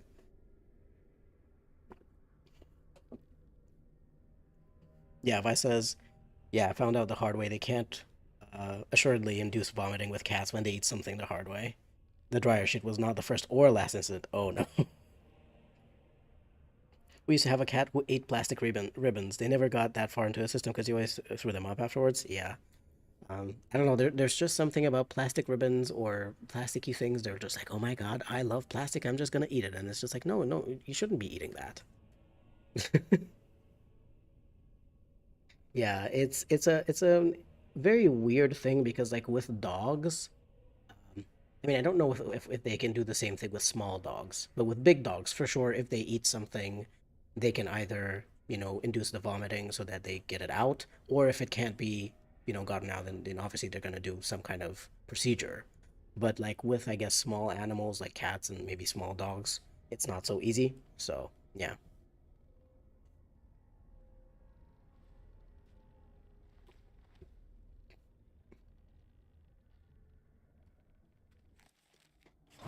Oh boy. What do we do here? Let me think. We have grenades on Alistair, so he could use them. So I think what we're gonna do is we're gonna go right next to Zathrian. We're gonna go right here. Everyone's here. We're just gonna wait. Yeah, we can attack Zathrian in the meantime. Morrigan should also be going backwards, backwards, backwards, backwards, backwards.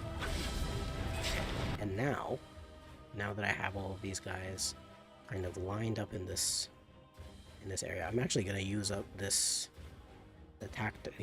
tactical zoom, tactical camera, so that I can get as many of these as possible. I'm also gonna use the soul rot bomb in the area. And also, I guess I'm gonna also use a fire one, because this is a very difficult fight. Like, this is, hold on, can I see? I think here. Okay, I think we've done a lot of damage to these creatures, so let's see if this holds up. You remember this fight and how painful it was. What do we do here? Cry, probably. Yeah. It's, you know, with the added damage from the grenades, I think it's okay. I think we're doing all right. Gotta get the Sylvans down because they keep. Oh my god! I think my character. Hold on, Alistair has a misdirection hex. Can only hit on critical hits. Yeah, and that means Alistair's just not hitting at all right now, which is fun. Oh boy. We got frozen by Zathrian. Can I freeze Zathrian? Can, a little bit. Let's have everyone heal up. Well, let's get this Sylvan down, please. Alistair, oh, he's dead. Alistair's down. That's not great news.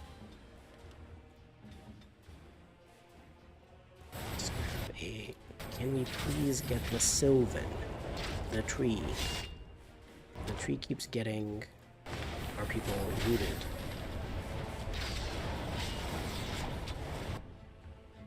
Oh god. Have a big protest, please. Okay. Now, while Morgan and Sten take care of the shade. So now Morgan and Sten take care of the shade, please. Oh, blood wound. Zathrian, you didn't tell me you were a blood mage. What?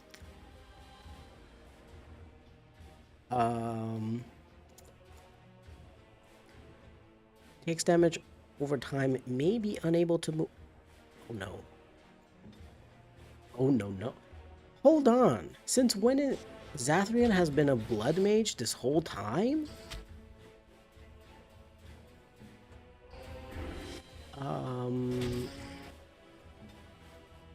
What, I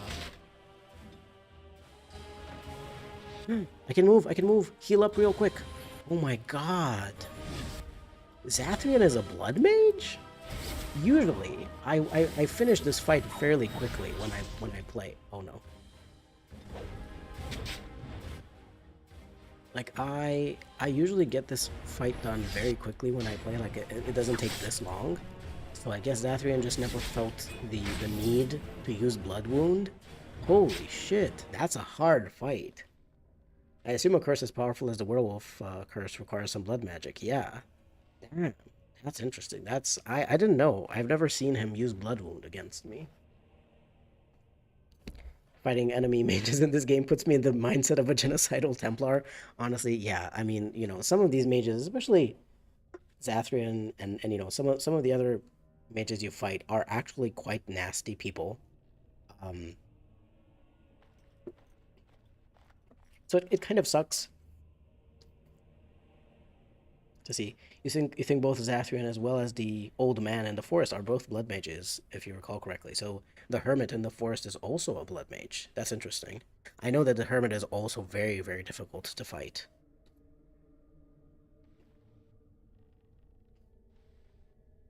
So maybe that's why he's so difficult to fight, because he's a blood mage, so he has those kind of powers.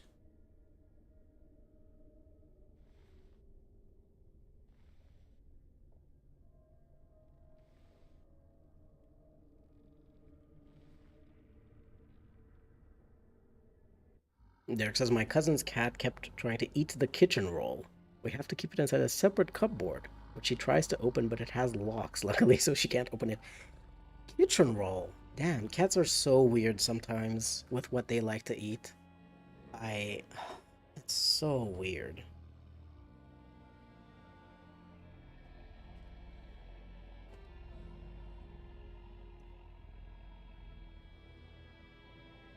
And also there's, I know that as a character in Dragon Age, as the main character in Dragon Age, um, we get to fight a lot of people who are powerful and stuff, but it's kind of weird that there's so many blood mages. Like Zathrian is a blood mage, and possibly the Hermit in the Brazilian Forest is a blood mage, and then there's that blood mage Caladrius in the Alienage quest, in the main quest. And there's the blood mages, multiple blood mages in the deserted building in Denram. There's quite a lot of blood mages in this game. Qwinn is a blood mage. I mean, he's a very bad blood mage, but he's a blood mage nonetheless.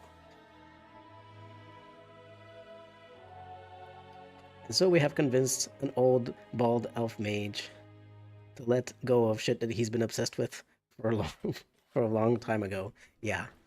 I just wish we could do this in Dragon Age Inquisition with Solas, in an expansion kind of DLC.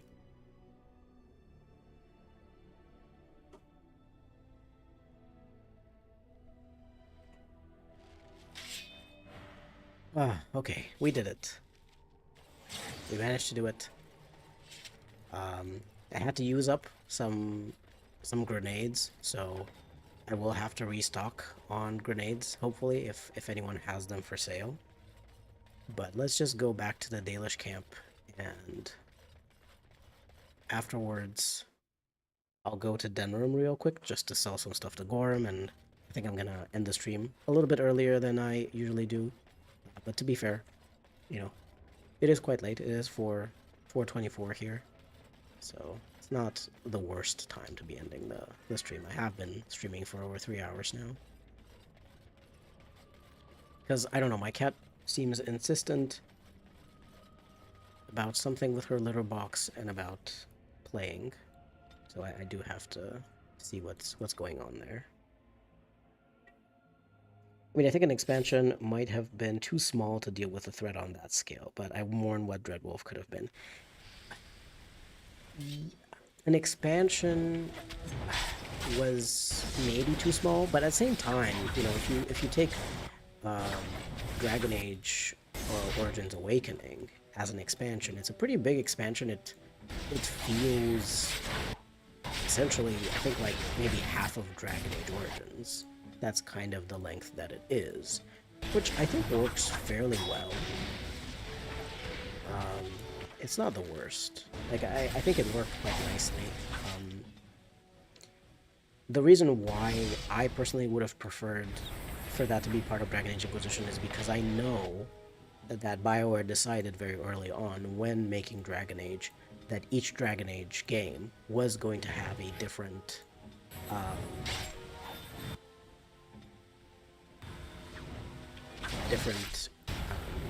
protagonist. So we were never going to be able to deal with Solas as the Inquisitor anymore if that doesn't happen in Dragon Age Inquisition. And personally, I think because the Inquisitor is so deeply involved in the story with Solas and everything, it kind of feels like a loose end that the Inquisitor should be dealing with, personally.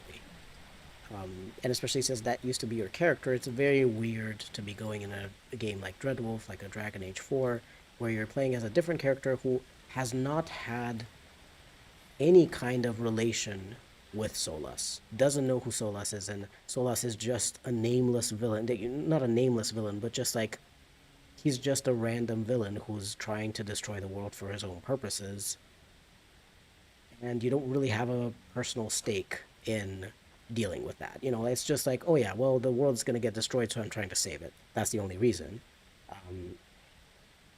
So, I would have really liked to see the Inquisitor deal with that, and because, a long, like a proper big expansion would have also let them work with a lot of your choices from Inquisition. You get to like import those choices, or like start the expansion from the ending of your campaign, of your main campaign. Um, I think it would have been really, really cool. Um, and it would have gotten to solve that thing. However, it would have been solved. Like maybe Tholas would have succeeded in some way at tearing down the veil, and it would have had different consequences than what people expected. And then you would get a new age, for example. The Dragon Age would essentially end, and it would be a new age, and you could just get the next game to be set in that new age, and have some new kind of interesting things going on. Um, but yeah, I will forever mourn what a potential Dragon Age 4 could have been. Um, and I would have really liked to see, even with the situation that was at BioWare and EA, I would have really liked to see a Dragon Age 4 that was led by David Gator. Because, he was the creator of a lot of the world and so many of the characters that we know and love. And, you could just feel like, even if Dragon Age 4 would have ended up being a lot better, I still think that it would not have been anywhere near uh, Dragon Age Origins or Dragon Age Inquisition even. Um, you know, just because it's very hard, I think, to maintain that same vision and that same direction without the person who created these places and people to begin with. We are but humble servants to our feline overlords. Yes, that is always true.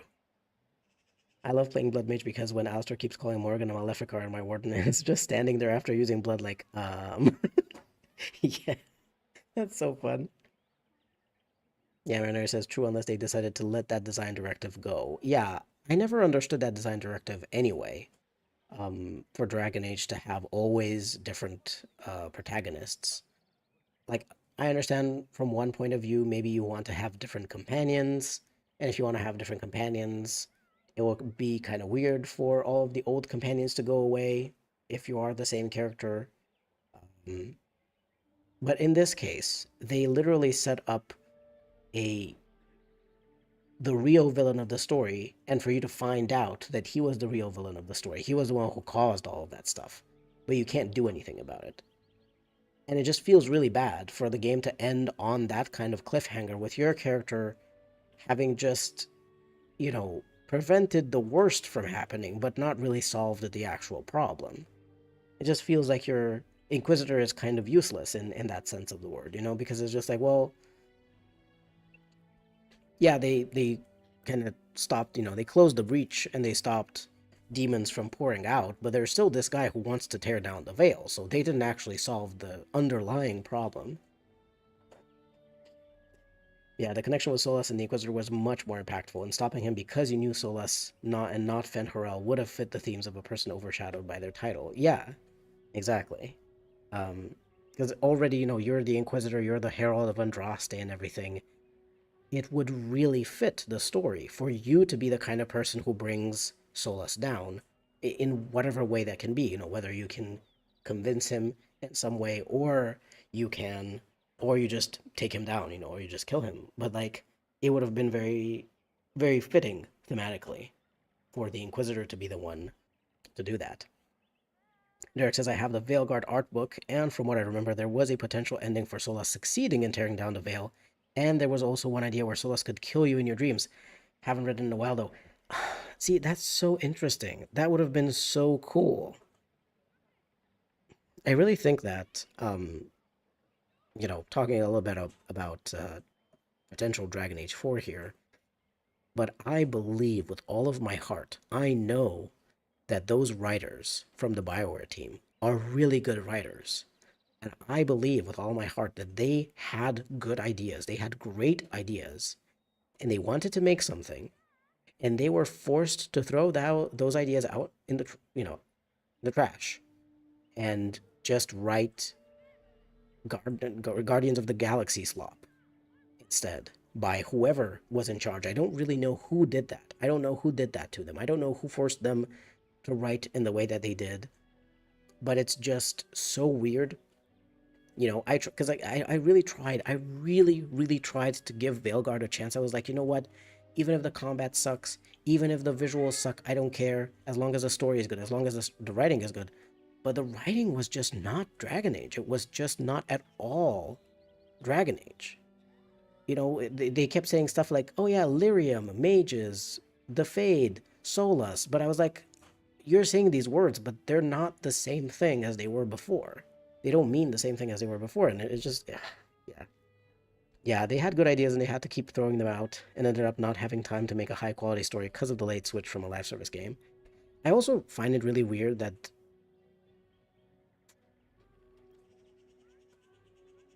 the live service version of the game was so bad because, I mean, even if you look at something like Destiny or an MMO like The Elder Scrolls Online, even if it's a live service game, even if they're adding more DLC and more content and they have various things to get people to buy subscriptions and passes and whatever, they still have a very solid story. They still have interesting lore building and stuff is written well. It doesn't have to be written in that style. It doesn't have to be done in that way. Um, so I just find it very, very weird that for some reason they, even if they were making a live service game, it didn't have to be shitty. You know what I mean? Yeah, return to form in quotation marks. Oh my god. It was just so weird. It was just so weird. Like I really wish one day for some of these writers, for someone to come out and talk about what happened. Because I don't want these writers from the BioWare team to be remembered as the people who killed Dragon Age. Because it's not their fault. If you have a job and you are told, no, this is bad, you have to do it differently, and otherwise we're just gonna either fire you, we're gonna fire you, or we're gonna get someone else to rewrite what you wrote anyway. There's not much that you can do. You need a job, and you might be also kind of hoping that maybe you can change something, maybe you can make something, um, maybe you can make some changes later, maybe you can convince someone higher up to let you make those changes so that you make the game better like it's supposed to be. Maybe you have hope in this kind of thing. Um, and so you stay and you're like, I need the job anyway. I'm not sure that I'm going to be able to find a job anywhere else because the situation's really difficult with jobs in the gaming industry and everything.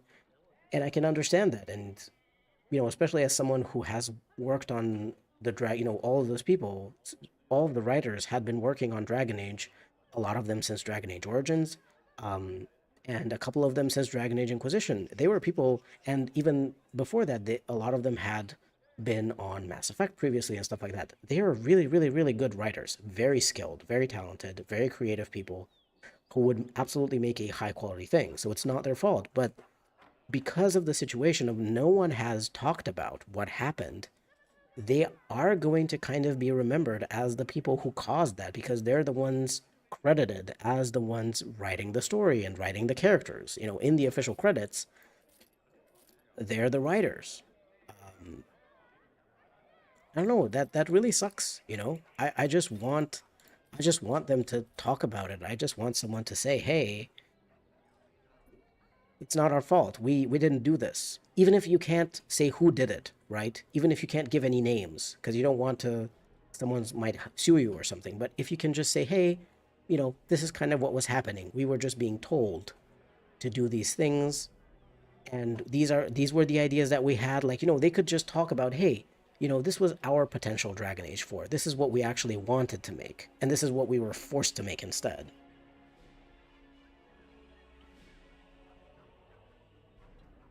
Mariner says it worked going from Origins to 2 to Inquisition, but when the villain going into 4 was going to be the same, the hero should have also been. Yeah, exactly.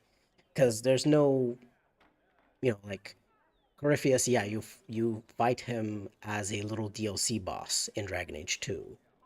He's not super important though, so it's fine for him to reappear as a main villain in Dragon Age Inquisition. Mariner also says, I would love the Veilguard art book. There's so much in there that didn't make it into the game. I would also like the Veilguard art book, but I also kind of don't want to pay for it. You know, yeah.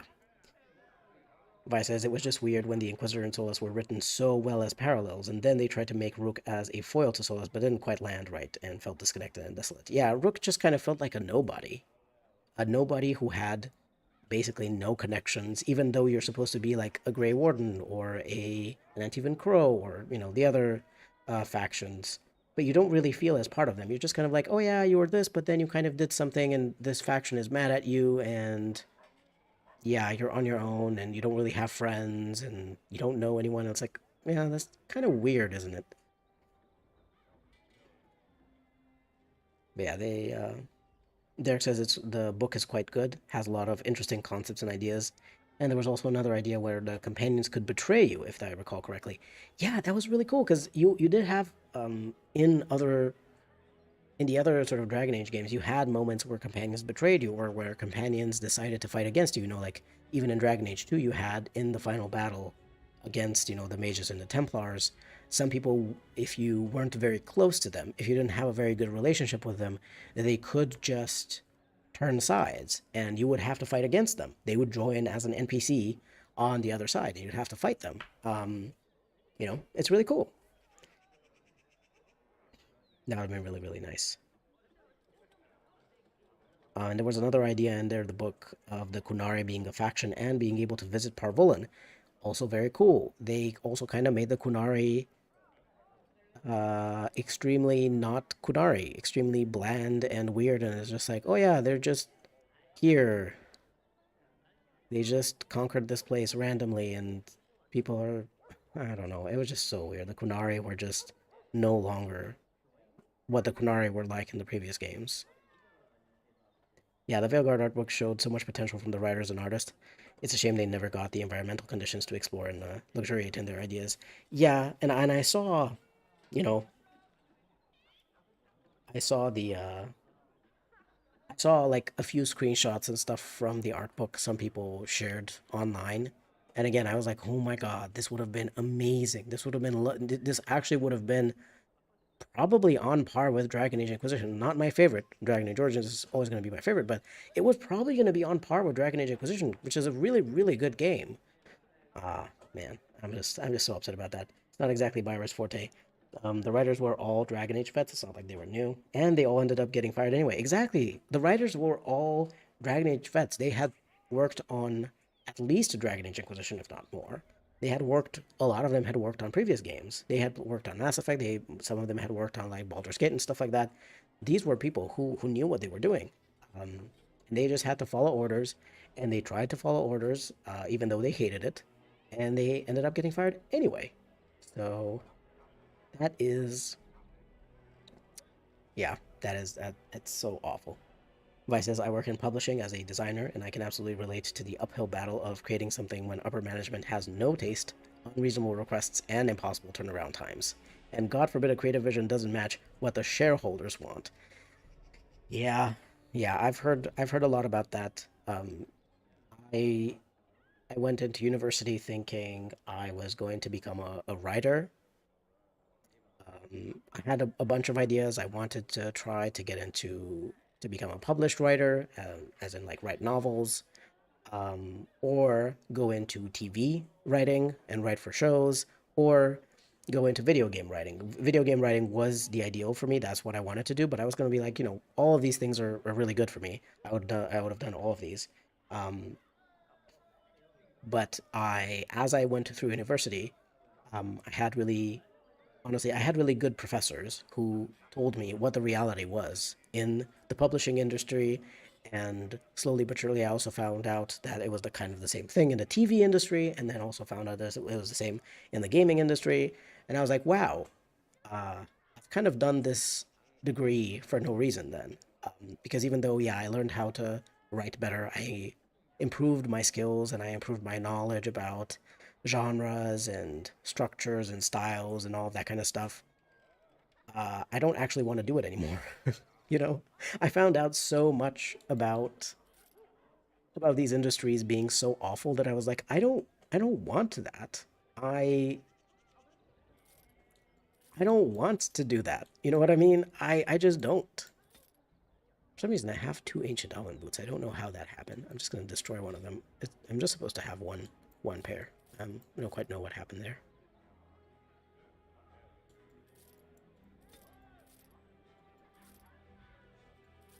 Yeah, but so that was my experience of like wanting to go into these creative industries and then finding out that it's really terrible to work in these places, and the product and the profits come first always. Um, and I'm sure again there are some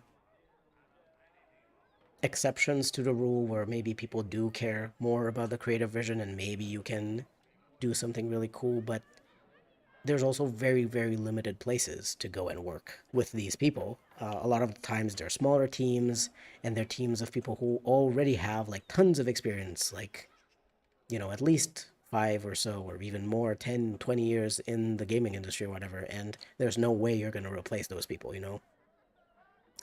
So I kind of gave up on that. I don't know, maybe when I'm older, there's going to be a certain point, I don't know, in my 40s, in my 50s, who knows, when I might be able to help someone, like contribute to a game. Uh, but yeah, I feel very disgusted by these so quote unquote creative industries, which are just destroyed by the money people who have no taste, just like Vi said. They have no taste. They don't understand the effort that goes into stuff. They don't understand anything. It just kind of, yeah. Mariner says the faction mechanics and options and the loot and all feel like a leftover from live service. Hold on, my chat went away. Sorry for a second. Yeah, so all feel like a leftover from live service, and how the companions basically don't exist in combat, nor do they have meaningful approval. Yeah, and Rook, whose connection to the story and their qualifications all happen in a summary. And yeah, and Tom split for the Qwinn. It seems unlikely. Yeah, okay, yeah. Sorry, when I mentioned the Qunari, that's what I wanted to talk about. I was like, the Antam would not split from the Qwinn. I mean, it seems extremely unlikely. I'm sure that with enough time and space to explore that, they could have explored it and explained it in a way that makes sense. But the whole point of the Qwinn is that it's a philosophy that they all follow, and they have to be all working in balance and in harmony with the three parts, the triumvirate, to create the perfect society, to keep the perfect society going, and to try to conquer more and spread that perfect society in their eyes, to everyone. It doesn't make sense that one of the factions would just split off like that. But yeah, same as Marinari, I could buy the Antam splitting off if they actually explained it and it didn't just happen off screen. And Derek says, I also wish that the Qunari and Veilguard had more than three race-based dialogue options. The dialogue options for Qunari in that game were almost non-existent. You're talking about Qunari Rook. Yeah. I mean, again, they they gave you so many options for Rook in Veilguard of like, oh yeah, you can choose to be any of these four races, and you can also choose to be any of these six factions. And guess what? It doesn't really matter. It really doesn't matter what race you are and what faction you're from. It doesn't really do something meaningful enough in the game. It's just, yeah. Mary says, I can buy people in the Qwinn arguing about how best to do the Qwinn philosophy, but we need to actually see those arguments. Exactly. Like, you would actually need to interact with multiple characters and maybe get to see, like in a cutscene and stuff like that, get to see these arguments, maybe even be, in some way involved or something. You can't just be like, oh yeah, the Antom split off from the Qwinn, and just be like, that's not something that you can just accept like that without having an explanation, because the Qwinn functioned perfectly fine, um, and was getting even more powerful and even more dangerous towards the other countries in Thedas. And suddenly they're like, oh, yeah, no, actually, we're going to split up. Even though we've been making great progress and becoming more technologically advanced, and we have a great military and we have great gunpowder and all these other things, um, we're just going to split off anyway. Like, it doesn't make sense, you know? So much of the world building felt like it was thrown out or watered down for vibes, but the complex politics and issues in the world is what made it feel real and grounded. Yeah, and Vi, you're absolutely right. And the complex politics and the issues in the world also were like the main focus of Dragon Age. From the very beginning, you're thrust into this extremely imperfect world, extremely shitty world that has all these problems, and you are told, hey, you're going to be thrust in the middle of these. You have to choose and you have to do something, and people will be affected by what you're doing. And I think that's the really cool thing about Dragon Age. But whoever whoever told the developers, the writers, to do stuff clearly didn't really understand this. Did not understand whatsoever what uh, what Dragon Age is actually about. Elfrook is Schrodinger's Dalish. Yeah, it's damn. It could have been such a good game. Could have been such a good game. I know it could have been. If BioWare had just been left, like, not just BioWare the management, but I mean like BioWare the actual creative people in there were left to do what they knew what they knew to do best, what BioWare usually does best, it would have been so good. City Elf or Dalish Elf or some other upbringing doesn't matter because I guess it's all the same. Being a mage from any northern country is fine and dandy and doesn't impact the character. Exactly, I'm like, in Nivara, it's different being a mage than in Tevinter, and like it's these things are very very different. But for some reason, you're just a mage. You're just a mage. So if there's something you're gonna have an option to talk about something that's about magic, you're like, oh yeah, I know what the Fade is. The Fade is where spirits are and demons and where you go when you sleep. Oh boy. Velgard suffers greatly from being made to focus more on newer audiences who don't know all the lore and aren't normal Dragon Age or RPG players. Yeah, it's really weird. I've also heard it said by some of the Dragon Age people, I don't know if it was David Gator or someone else, that um, EA had this idea in their head that Mass Effect was better because it was an action RPG and it would bring in players, RPG players, and action players. That's not really true. It brought in action RPG players, which are a different kind of category. You can't just mash two things together and get necessarily fans from both separate things because those are very different genres. EA doesn't really understand that, and they never really understood Dragon Age either for the same reason.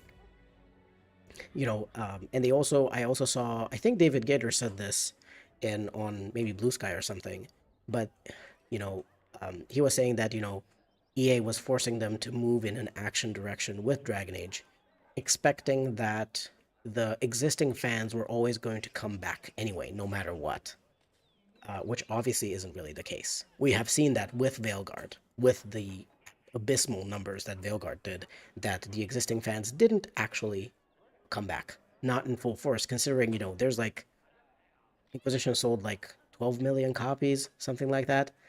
A lot of, and and I also think that it's really dumb for EA or whoever chose this thing to focus on this newer audience who doesn't know the lore, because there were a lot of people who started playing Dragon Age because of Dragon Age Inquisition.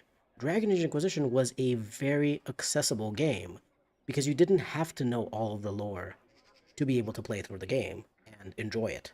You got to learn as you went, and you could, of course, afterwards play the other games if you were interested, or you could at least read up on them or, watch a video about, the story or something like that. It was fairly accessible as a game. I don't know why they didn't just do something similar that like what they did in Dragon Age Inquisition, because it worked so well. Obviously, it sold 12 million copies is not nothing for one of these games. Derek says, I would have loved to see a more morally gray side of necromancy in regards to Mornwatch faction. I enjoyed the Necropolis, but it lacked a nuance that was given to blood magic and necromancy. Yeah, were given in previous games, yeah. Also, Navarran politics, I would have loved to see. Exactly, like, when I heard after Dragon Age Inquisition, after you get to talk to Cassandra about Navarra and about the Necropolis and necromancy and all of that kind of stuff, the Mortalitasi, after you get to, hear more about, even more about Tevinter and all of the games, I was so excited for Dragon Age 4 to get to go to those places, or at least to Tevinter, even if it was just Tevinter. I would have loved to go there and actually explore exactly this political and social side to see how people live there. What do they think like? What's the situation there? And all of these kinds of very interesting things. But I didn't really get to do. We didn't really get to do any of that because Veilguard. Mary said, even my fiance didn't vibe with Veilguard, and she's more of an ARPG player. It's not that good of an ARPG. Yeah, it's not. It's really not. And I do actually play ARPGs as well. I play stuff like Diablo, um, Last Epoch, Diablo, and other ARPGs like that. I enjoy a good ARPG. I enjoy, you know, kind of more mindless kind of killing and stuff like that. I enjoy ARPGs. Um, the combat system in Veilguard really sucks. You have these cooldowns. You don't have enough abilities to use. It feels very floaty. There's not very much weight to your attacks either, and the enemies are extreme damage sponges, especially on higher difficulties, and they are just a slog to get through, and it's just not fun combat. And I'm like, it seems like the combat was something that they spent a lot of time doing, that they spent a lot of time working on with all the fancy looking trees and everything, and the fancy looking trees which are like, this gives you a bit more damage and with this type, and this gives you a slightly higher critical damage or a slightly higher critical chance. Those nodes, those passive nodes, that skill tree is so bad. And it also makes no sense with the specializations in those particular spots. And I don't know if you guys know, but I looked a lot at the skill trees because I was originally planning on making like build guides for Veilguard when I thought it was actually good, when I thought it might be good.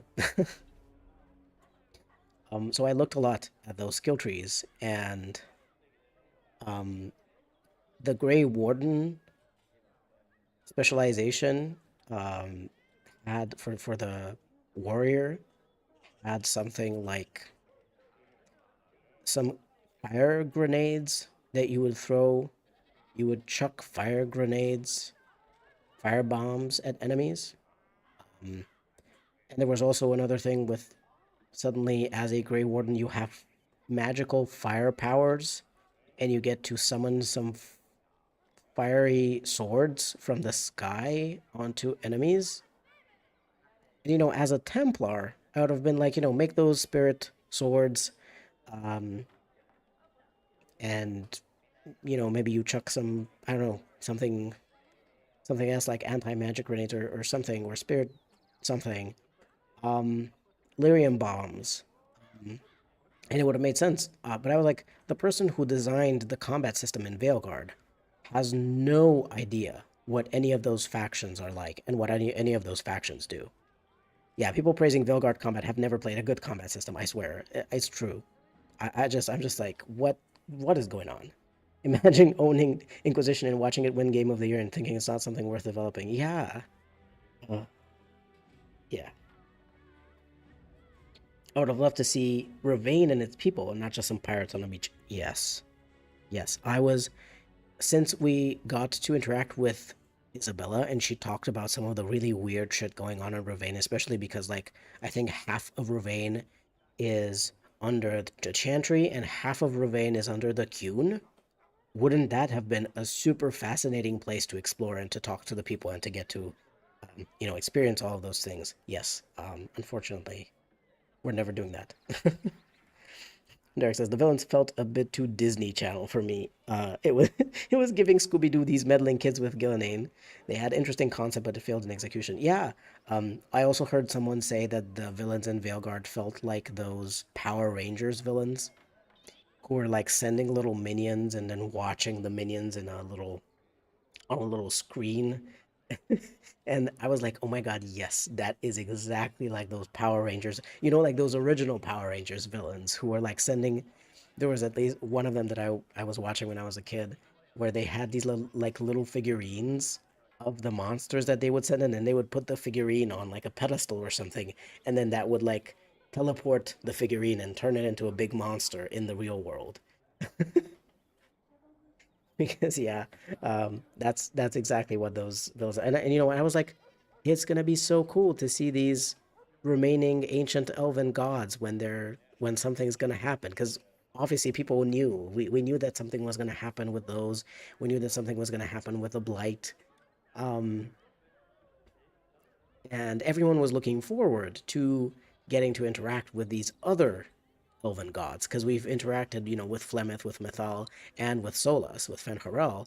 It would have been, and they were both very interesting characters, and everyone was so much looking forward so much to meeting those other ones, and then they were just like shitty Disney villains or Power Ranger villains.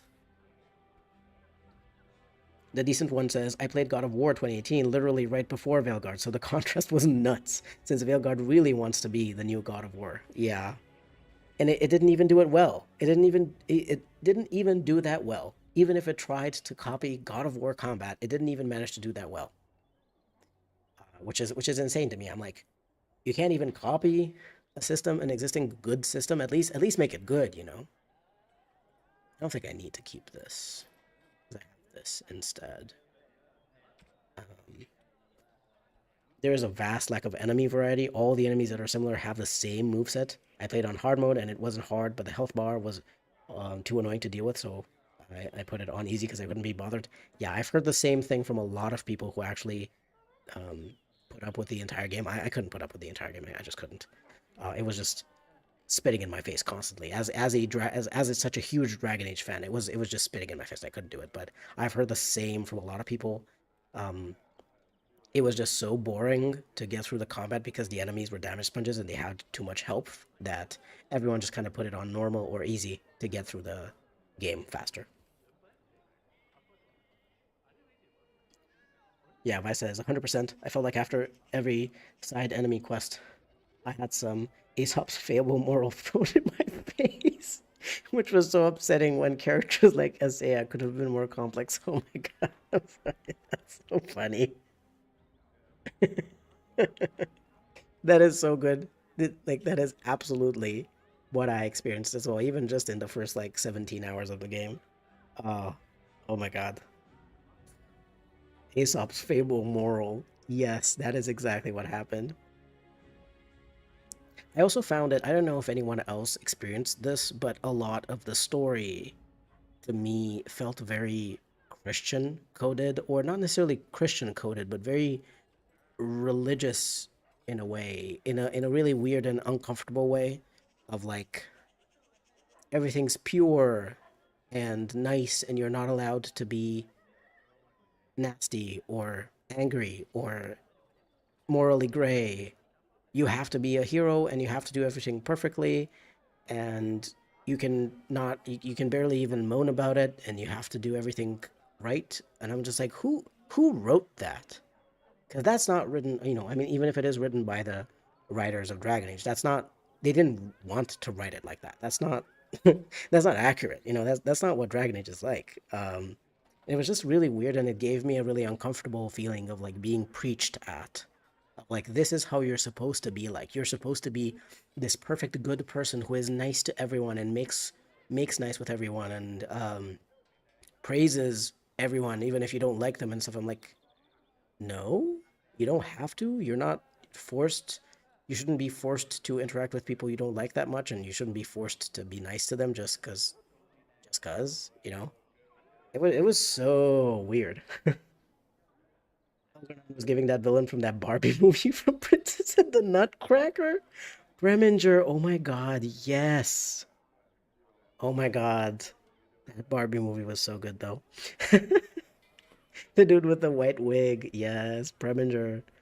Algernon wishes he was a Barbie movie villain. He would have at least been fun to listen to. Yes. Oh my god. Disney age. Not even Barbie age.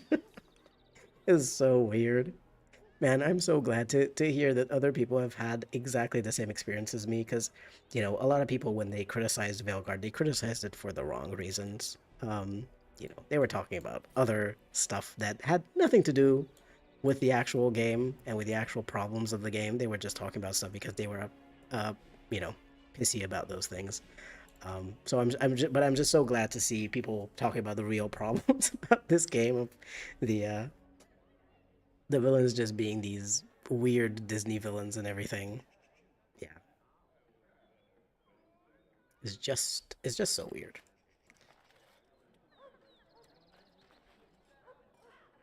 Yeah, the game doesn't exactly give an opportunity or reason to be morally gray or even mean. You never have to make any hard choices. Yeah, exactly.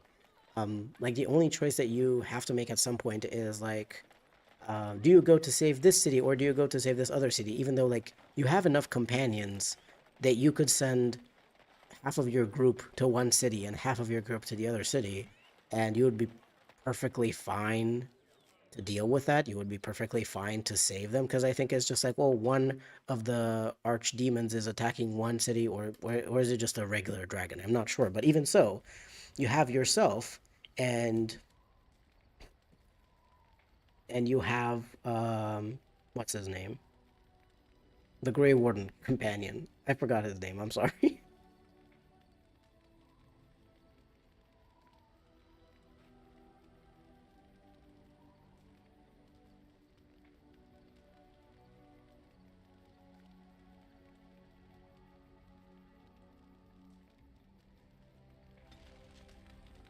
So it says you do send half of your group to the other city. It's just that the knife is the only important thing. Oh, I see. So it doesn't even matter that you send your group to the other half of the city. Yeah, it's so dumb. They can't have Rook be a parallel to Solus when they never make a tough call or sacrifice. Exactly. And the weirdest part is that you have literally all of the other protagonists in the previous Dragon Age games. The Warden, Hawk, Inquisitor, they all have made really difficult choices that aren't necessarily right or wrong. They're just really difficult. And in that situation, anything could be considered right or wrong, you know? Um, John Warden.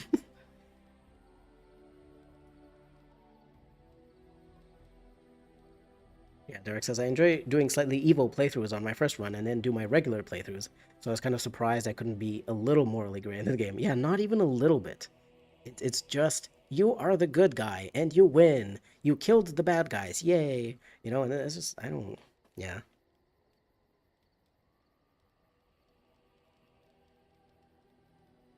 Also the whole Varric thing. Mister, you should abandon the Inquisition before it gets bad because no hero story ends well would not encourage Rook to become the perfect hero.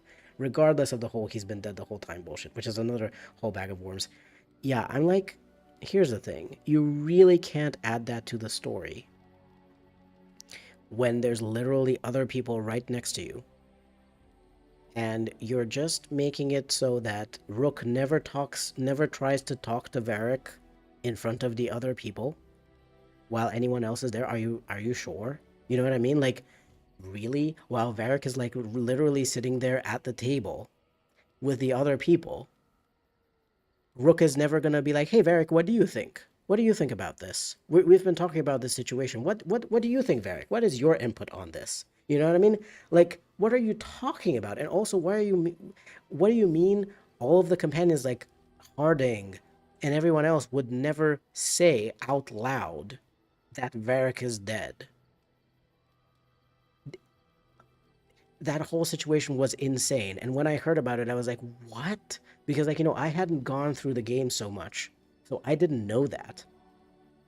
And I just found out later when I watched the rest of the playthrough on the internet. And I was like, what do you mean? That is the most insane thing to do. Yeah, Inquisition is full of those choices. You can't be evil in that game, but you also aren't unequivocally good.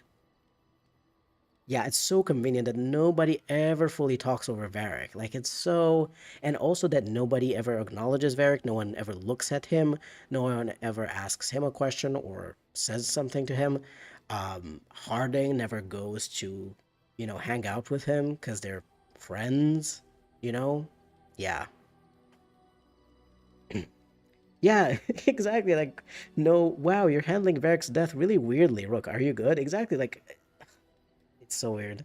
Derek says, I saw the Varric plot twist coming from a mile away. It was so obvious because Varric never talked to anyone except Rook. Exactly. Like, I'm like, I think it would have been interesting, for example, especially because, like, Solas is supposed to be a super powerful mage, right? If he's able to create such a powerful illusion in Rook's mind, he could probably, like, mess around with kinds of, um, other kinds of stuff um, other kinds of details too. He could probably make it seem like someone said something to Varric, even if they didn't actually.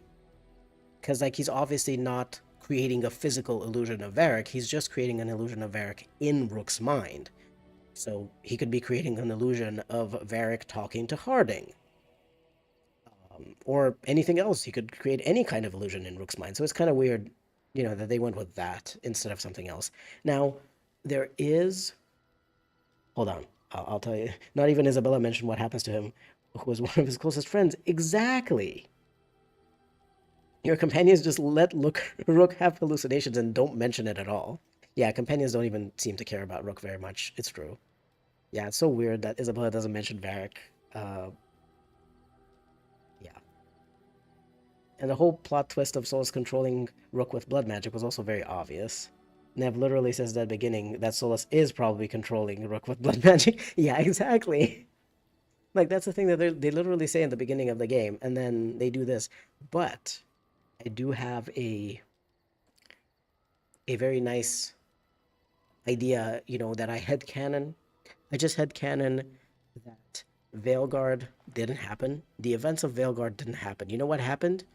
Um, that whole part at the beginning of the game happened with Rook going and trying to mess up Solas's ritual. Might have happened, and then Solas just created this elaborate mind story in Rook's head to show them what one of the worst things that could happen is, based on that failed ritual or something. Or even better, this is Flemeth's extremely bad nightmare, or Morrigan's extremely bad nightmare. Veilguard is a wild story written by Varric.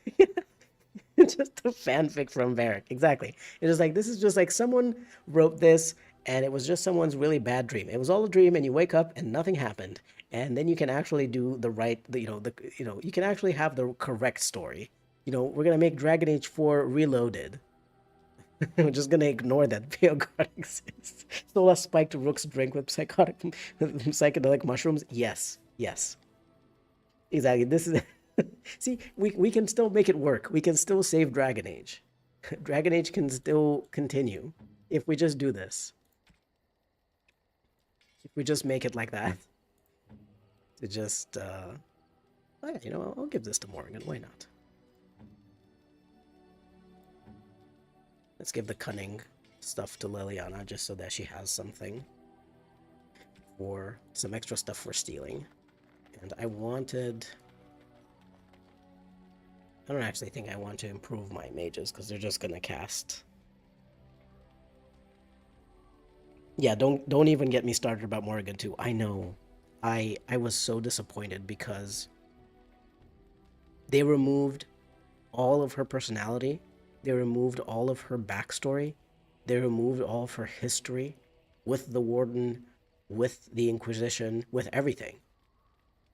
And they didn't even actually fully know how to make her speak like Morrigan, Like, they didn't even know how to write the dialogue properly, even though I know, because people have talked about this before, I know that David Gator, personally, had written down style guides for each character that he wrote.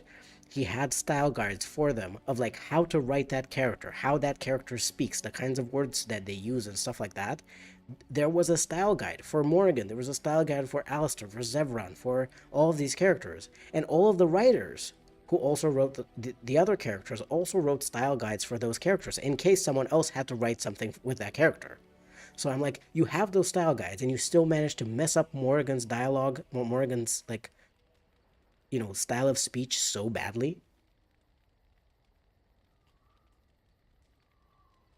Dragon Age 4 the first time. There was no 4 before this. Yeah. The final fight with Elgar'nan was so easy too. Like, bro, the Hurlock I fought before, you gave me more of a fight than you did. Shouldn't you be ashamed? Yeah. This thing you were totally opposed to in the last 3 games? Oh, Morrigan, you're just going to accept this pseudo-possession that might affect your core identity now off-screen? Okay, I guess. Yeah, exactly, because, like, if it wasn't off-screen, at least if we got to experience Morrigan before that, and then, getting to see her accept, the mythal possession and everything, that would be fine, but at the same time, um, it just doesn't it doesn't really fit with Morrigan, because she is such a free spirit. And especially if she has Qwinn, especially if she's a mother, I don't know that you would want to throw your whole life away just to preserve the spirit of Mythal. When you actually have a meaningful life as a person on your own, and you are powerful on your own, and you don't need the extra help of a spirit, of a even the spirit of this powerful ancient elven mage. I don't know. Flemethal, who turns out to have been doing absolutely nothing. Woman has no goals anymore. So many characters besides Solus are written too modern. Yes, absolutely. All the characters were just speaking with words that don't fit the Dragon Age setting. Also, the misogyny in this game kind of had me scratching my head. Both Mythal... Hold on. My text disappeared for a bit. Both Mythal and Morrigan were stripped of their personality and used as narrative tools to develop Solas's story, and have no other purpose in the story in comparison to the other games. Exactly! It's so weird, isn't it? To just have these characters who are so interesting, so complex and everything. And you just throw out all of their personality just so that they add some more stuff for the male character. And I'm like, really? You're gonna do that? You're gonna be like, oh no, look at all this diversity that we have. Look at all of these characters. They're all pansexual and everything. And then you're gonna make them have no character depth. And and then just also throw out all of the character depth of these other characters who you've been developing for multiple games now. And they have been major characters in the series just to further develop one male character. Thank you. That is so progressive, Yeah, it feels really bad. The Mythalix Morrigan ex-Inquisitor talking down Solas like, babe, no, this isn't you. It's so stupid, man. Oh my god. Also, the romanced Inquisitor telling Solas, I forgive you, at the end fight. Like, no, girl, what are you doing? I wasn't a big fan of the Inquisitor going into the Fate of Solas ending. Yeah, it doesn't really make that much of a sense. Like, even if the Inquisitor loves Solas, what is the point of sacrificing yourself alongside him? It's not necessarily like in the Fate they're gonna be able to live a life. I don't necessarily think that that's how that's gonna work. So I don't know. I don't know. Yeah, I don't really know what they were thinking. Imagine if Rook ended up being Mythal's spirit essence after Morrigan rejected it. Even Romance Inquisitor feels weird just forgiving Solas killing Varric. Yeah, actually, that would have been actually interesting. Imagine if at the start of the game, instead of just randomly you're in a tavern and you beat down some guys and stuff. Imagine if you were introduced to the game in some really weird fade dream that you have with Mythal, possessing you and stuff like that, um, and giving you this quest of importance to telling you that the Solas has to be stopped, and then you meet Varric, um, and do all of this stuff. It would have added at least some more personal connection, because she would keep, maybe you would have Solus dreams in which Solus talks to you, in your dreams, and tries to tell you his version, and then you have Mythal dreams in which Mythal tries to tell you stuff about Solus and her version of the stuff.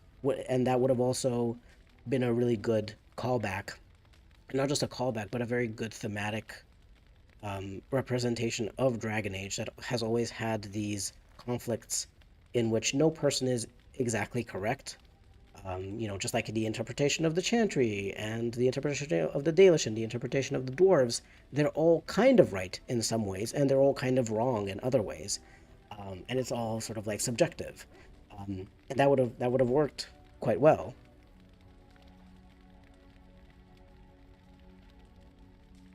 But yeah, like even the romantic wizard feels weird just forgiving Solas killing Varric. Yeah, it just, yeah, I don't know. It's not like diversity and depth or good character writing are mutually exclusive, including in Dragon Age.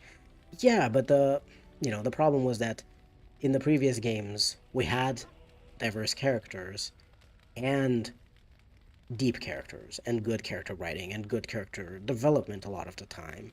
As much as I'm quite critical of some of the characters and how maybe they don't develop as much, still compared to a lot of other games, even a lot of other RPGs, there is so much depth to a lot of to most, like 90% of the characters in Dragon Age, especially like and by characters I mean like the more important characters in the story.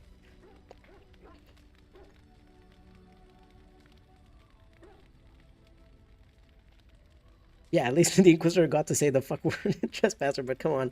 Yeah, and um, in Trespasser, I felt like you could, as the Inquisitor, you could have um, some good reactions to Solus, like in the way that you spoke to him and stuff, whether even if you romanced him, but you could still be angry at what he did. And I think that's really, really nice to have that option. But then in Veilguard, it doesn't really matter. They're like, hey, what did you want to do? But it doesn't really matter that much anyway. There's not much of a difference. Imagine not wanting to have a life outside of the guy who dumped you 10 years ago. Yeah, honestly, it's a bit, especially, and like I also find it so weird that the events of Veilguard take place so many years later than the Inquisition, because like, come on, um,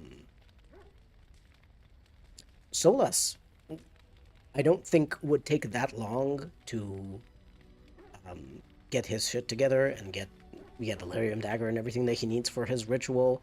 And also, he's supposed to have, by the way, he's supposed to have agents. He's supposed to have agents of Fen'Harel everywhere. And yet, when you go to fight him at his ritual to stop him, he is alone, completely alone. He doesn't have anyone guarding the place or anything. So that's another point for the headcanon that Veilguard never actually happened and it was just a weird dream, or a weird drunk fanfic that Varric told, because it doesn't make any sense that Solus would just throw all of his followers away, especially because like he was trying to save the elves specifically, and his followers were elves, and even if he tore down the veil, the elves were supposed to live through that process somehow. So why did he just throw them away in Veilguard? Did people just forget about that aspect?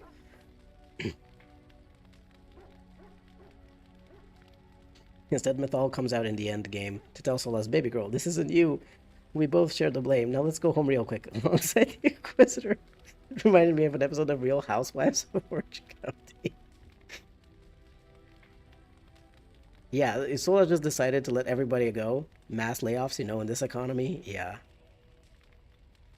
Yeah, Matt Rhodes' concept art of all the Dalish elves going to Arlathan is awesome. That canon material.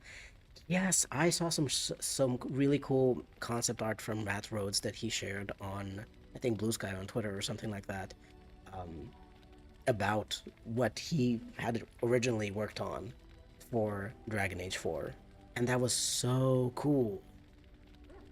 Yeah, yeah, the whole agent things was mentioned a lot in the art book, but clearly wasn't actually added. Yeah, because like that was a thing in Trespasser as well. The whole point was that Solas managed to do all of that stuff in the background because he had spies, because he had all of these agents working for him and doing stuff for him.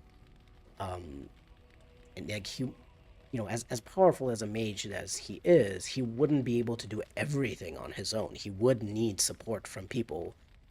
Um, and also, it also makes sense for him that he has a bit of a savior complex. He wants to be the savior of the people.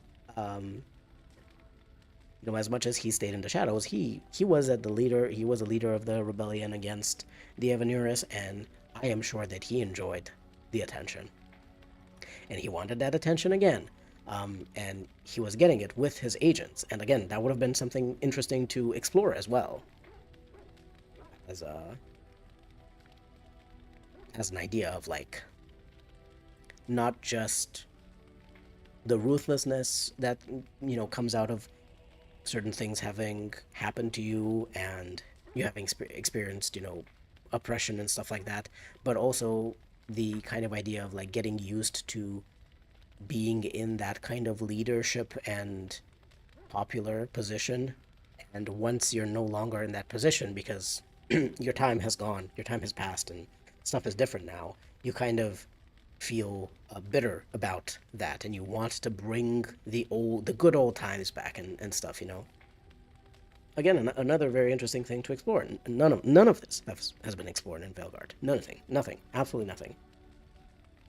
Matt Rhodes' ArtStation portfolio gives the impression the original vision was much more focused on Tevinter, Arlathan, and Ravain. And I would really like to see that. Yeah. Also, how do people just randomly turn into Darkspawn? Like, if you don't help the mayor, instead of turning into a ghoul, he just turns into a giant Darkspawn? Maybe it's explained, but that confused me as well as, was really? Oh, I didn't remember this, honestly.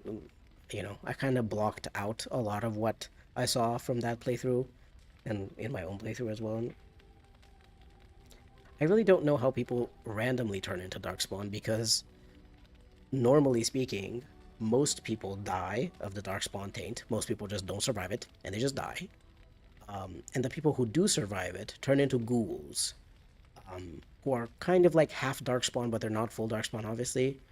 So I don't really know how someone can turn into a giant Darkspawn.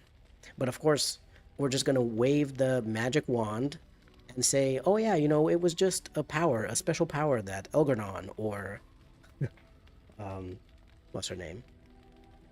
Gillenane has. Um, and it's magic. It's blood magic. It's blight magic. It just works. Yeah. Yeah, remember when you being blighted was a huge concern? Never mind, just burst these giant boils of mega blight. Yeah, and also, not only that, about bursting these giant boils of mega blight, blighted, is also a status effect in Veilguard, which just goes away after a while. You just get the blighted status effect and then it goes away. As opposed to like the actual blight that like kills people, or at best turns them into ghouls, or let's say at best turns them into Grey Wardens if they also drink lyrium. They go through the joining process and stuff. Yeah, that blight. It's just a status effect now in Veilguard. For the best that you blocked it out. Just let it be a bad dream. Yeah. I really try. On most days, I try not to think about this game existing, because it really did a number on me. I felt like not depressed, but I felt really bad after Veilguard came out, because I had been looking forward to it for. I mean, ever since Inquisition came out, I was like, I'm also looking forward to the next game. Yeah, and I and I had high hopes too, because I was like, okay, you know, I had built it up in my head. I was like, it's gonna be as good as Inquisition. Despite David Gator leaving, I was like, come on, these people know what they're doing. But yeah, other people did not know what they were doing when they forced these people to do something else. I guess if you conscript him, he walks all the way to a warden outpost while heavily tainted. Yeah, exactly. Exactly, the decent one. Like, how does that work? Like, this guy is clearly heavily tainted, um, but he's just supposed to walk to Weishaupt or some other Grey Warden outpost to, you know, to go through the joining process. Like, it, there is so much, because, you know, in Dragon Age Origins Awakening, um, in the Awakening expansion, you, when you literally recruited a companion, afterwards, you would bring them back to the keep. And at the Amaranthian keep, you would, at the Vigil's keep, you would then make them go through the joining to become Grey Wardens. Not just randomly be like, oh yeah, just go and find a Grey Warden outpost, because I guess people just know where those are, and it's just so easy to travel there. And, you know, again, when you're blighted, totally, you can totally make that there on your own.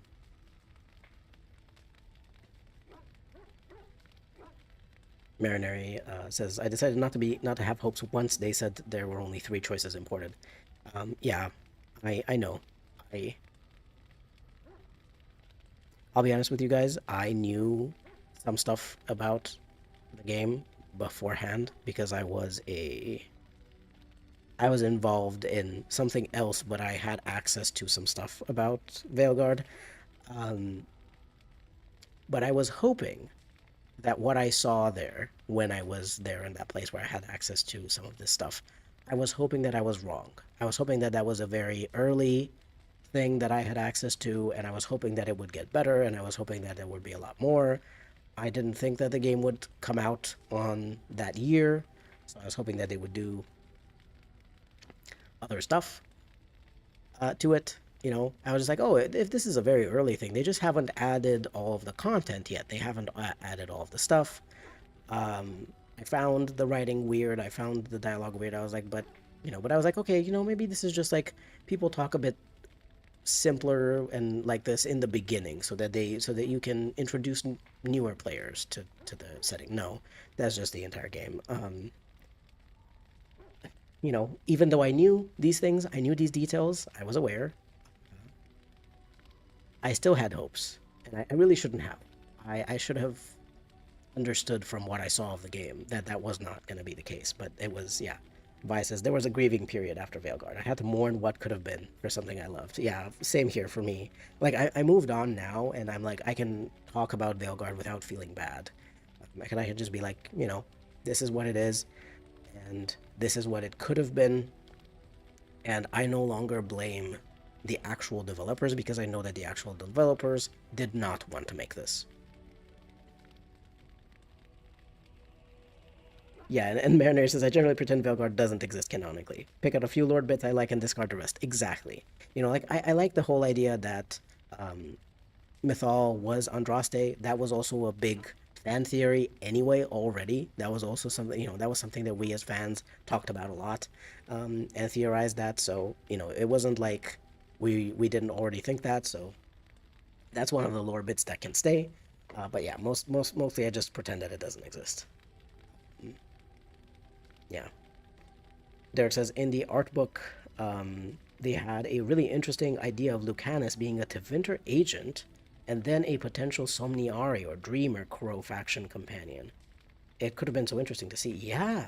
Wow, that's something interesting to have like a Dreamer kind of guy who is also a Crow. Wow, that would have been a lot more interesting than the I don't even know what to call that demon that possessed him because it was just kind of like a Joker kind of demon, you know? A Joker from Batman. Which is kind of really bad. Um, I couldn't take him seriously. He was like, "Oh my god, can I talk to Rook now? Can I talk to Rook now, please?" It's like, really? You're that's how you're gonna portray a demon? Oh god. You're kind of glad that Veilguard didn't come out in 2017, where you still had hype and hope. You would have been so much more disappointed. Veilguard was cooking for both too long and not long enough. Well, here's the thing. They had a really cool idea, I think, back in 2016, 2017 when they started working on the game, but they had to cancel it because they had to take the whole Dragon Age team to help finish up Andromeda and then Anthem. And they just didn't have... They just couldn't continue the project in that early stage that it was with just a few people. They moved everyone over to put out fires that didn't really help very much. They lost David Gator because of that. I mean, David Gator probably would have left anyway because the conditions were just getting worse, even if he hadn't been put on Anthem, but I don't know. So they canceled that version, and then they restarted a new version, and I'm like, why didn't they just, they already had all of the work that they had done previously for a Dragon Age project. Why didn't they just keep that and continue from where they left off? I don't really understand. Why didn't they do that? They just started a new one, and it was like live service and everything. It was in a long, they were developing a stupid live service version for a long time, and then in 2020, 2021, I think they were like, oh yeah, we're pivoting back. I don't even know if it was 2021 or if it was later, like 2022 or even 2023, where they pivoted back towards single player, and they had to take out all of the shitty stuff for live service, and it was already a shitty game because they had been forced to make it bad. So yeah, you're right in the sense that it was cooking for too long and not long enough. Because yeah, once they pivoted away from live service, yeah, they pivoted away, but you have to keep in mind that by that point they already had probably a lot of the voice lines already recorded for the characters. The character art was done, the monsters were done, the abilities were done, all these kinds of things were done. There wasn't very much that they could do to make the game better, because they didn't have enough time to scrap all of the stuff that they made for the live service version and make something new that would actually fit the single player version. The decent one said, not gonna lie, I thought it was cooked the moment I saw that goofy trailer. Yeah, again, as I said, even before the trailer, I knew what the game was like, and I stupidly even had hope. I stupidly still had hope. I was like, maybe I just saw a bad version. Maybe there's still gonna be time. But then it came out. People started saying, "Oh yeah, it's gonna come out in this autumn," and yeah. The game was developing for too long, so it was on paper very expensive, but the version we got was only a couple of years long. Exactly. So EA and BioWare management, I'm sure, didn't want to hold on to it for much longer to make it actually good. Well, EA and BioWare management didn't want to, but here's the thing. If they had kept it for, I don't know, 2025 or 2026, for a 2025 or 2026 release, and actually let the developers do what they needed to do, including scrapping a lot of stuff and doing new things, they would have probably saved Dragon Age if they had actually let the developers do what they knew to do. What they're good at. Derek said, as a Spanish person, Lucanis annoyed me on a personal level. He felt like a comedic stereotype of what someone thinks a Spanish or Hispanic person is like. Yeah, I know. I'm Romanian, so I know. I've met actual Spanish people, and I've interacted with Spanish people and Italian people and stuff like that. And not only is Lucanis a bad example of a Spanish person, but he's also like combining Spanish with Italian, with Portuguese and everything, and it is just a mess. And also, we're talking about hot chocolate and espresso coffee, whatever, and paella in Dragon Age. That's what the Hispanic character is going to talk about. He's going to talk about hot chocolate and coffee and paella. They couldn't even be bothered to create a new word for some of these for some of these things. Oh my god, jeez, yeah. This one said the problem was that for a lot of the development they didn't know what they were cooking. Yeah. Yeah, I miss when Antiva was interesting and not just Assassin's Spain. Yeah. Derek says his obsession with coffee and every other conversation, it's I'm going to have a cafecito or let's have a cafecito. Wasn't doing it for me. I'm sorry. That's just so funny. Because I didn't actually I just I got to the point I think where I recruited Lucanes and I went a bit through the game afterwards and I just my in my own playthrough I kind of stopped after that and I kind of ignored the personal stuff of the companions because I knew that they were shitty. Oh my god, that's so funny though. It's so bad just being obsessed with coffee and just talking about let's have a cafecito. It's oh my god. Mariner says Antiva has always been a mishmash, but in Veilguard it lost its unique identity and felt like the only like the real world influences. One of these days I'll read Tevinter Nights and actually interesting Lucanis. Yes, Tevinter Nights, by the way, absolutely recommend you read that short story book, Tevinter Nights. It was so good. All of the short stories are so good. They're so well written and they have such interesting characters. Like, for a long time, I thought that one of the characters who died and kind of became a kind of spirit possessing his corpse was going to be one of the companions. I forgot his name now, but he is the main character from Down Among the Dead Men by Sylvia Feketekuti. And in Tevinter Nights. But Tevinter Nights, just on the whole, it is a beautiful, beautiful short story book set in the Dragon Age setting, and interesting, very interesting stuff about all of the characters in there. Yeah, Tevinter Nights is worth it, just like Vi says. It does bring a lot of, it does bring to life a lot of those sparks of potential you see in the art book. The DC one says, I've only read the Gator novels. I've also read the Gator novels, but yeah, Tevinter Nights is so good. And I just wish that Dragon Age 4 was that. You know, all that kind of stuff, that style that they have in Tevinter Nights is perfect. That is exactly Dragon Age. So, you know, after I read that book, you know, because I read that book before, obviously. I bought it when it came out. You know, having read that short story book written by all of these different writers on the Dragon Age team, I'm like, oh, yeah, they know what Dragon Age is. Absolutely. Look at what they wrote. They know exactly what Dragon Age is. And that they had amazing ideas. But that just didn't happen.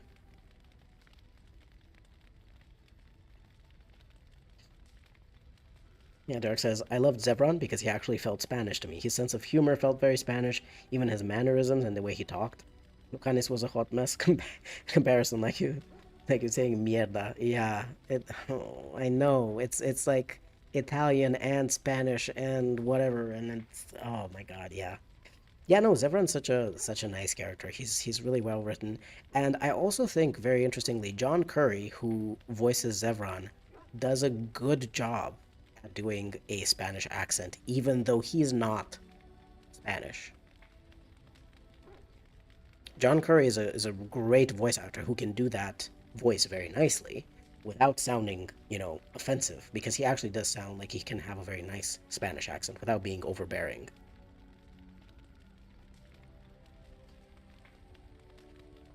As someone whose first romance was Josephine, I'm a longtime Sylvia stan. Yes! Josephine is my favorite romance in Dragon Age Inquisition. It's written so well, her character is written so well, I love it. I absolutely love Sylvia's writing. Like, you know, Down Among the Dead Men is my favorite source story from Tevinter Nights. She just has a particular style of writing, and I've even heard, and honestly, Emmerich is not written very badly. He is one of the characters who at least fit within the setting of Dragon Age the most. He's a bit weird. He has the whole thing of turning into a lich, which is not a thing in the Dragon Age universe. Um, but you know, other than him randomly turning into a lich and weird stuff and having that funky skeleton companion, I have seen some scenes with him in conversations where he actually talks about some more serious stuff, some more serious ideas. So, um, you know, I really appreciate her writing, and I just wish I could see stuff. Lucanis was not messy enough for a guy possessed by a demon and abused as a child. Yeah, and John Curry knew the Ascendant was Inigo Montoya. Yeah, exactly.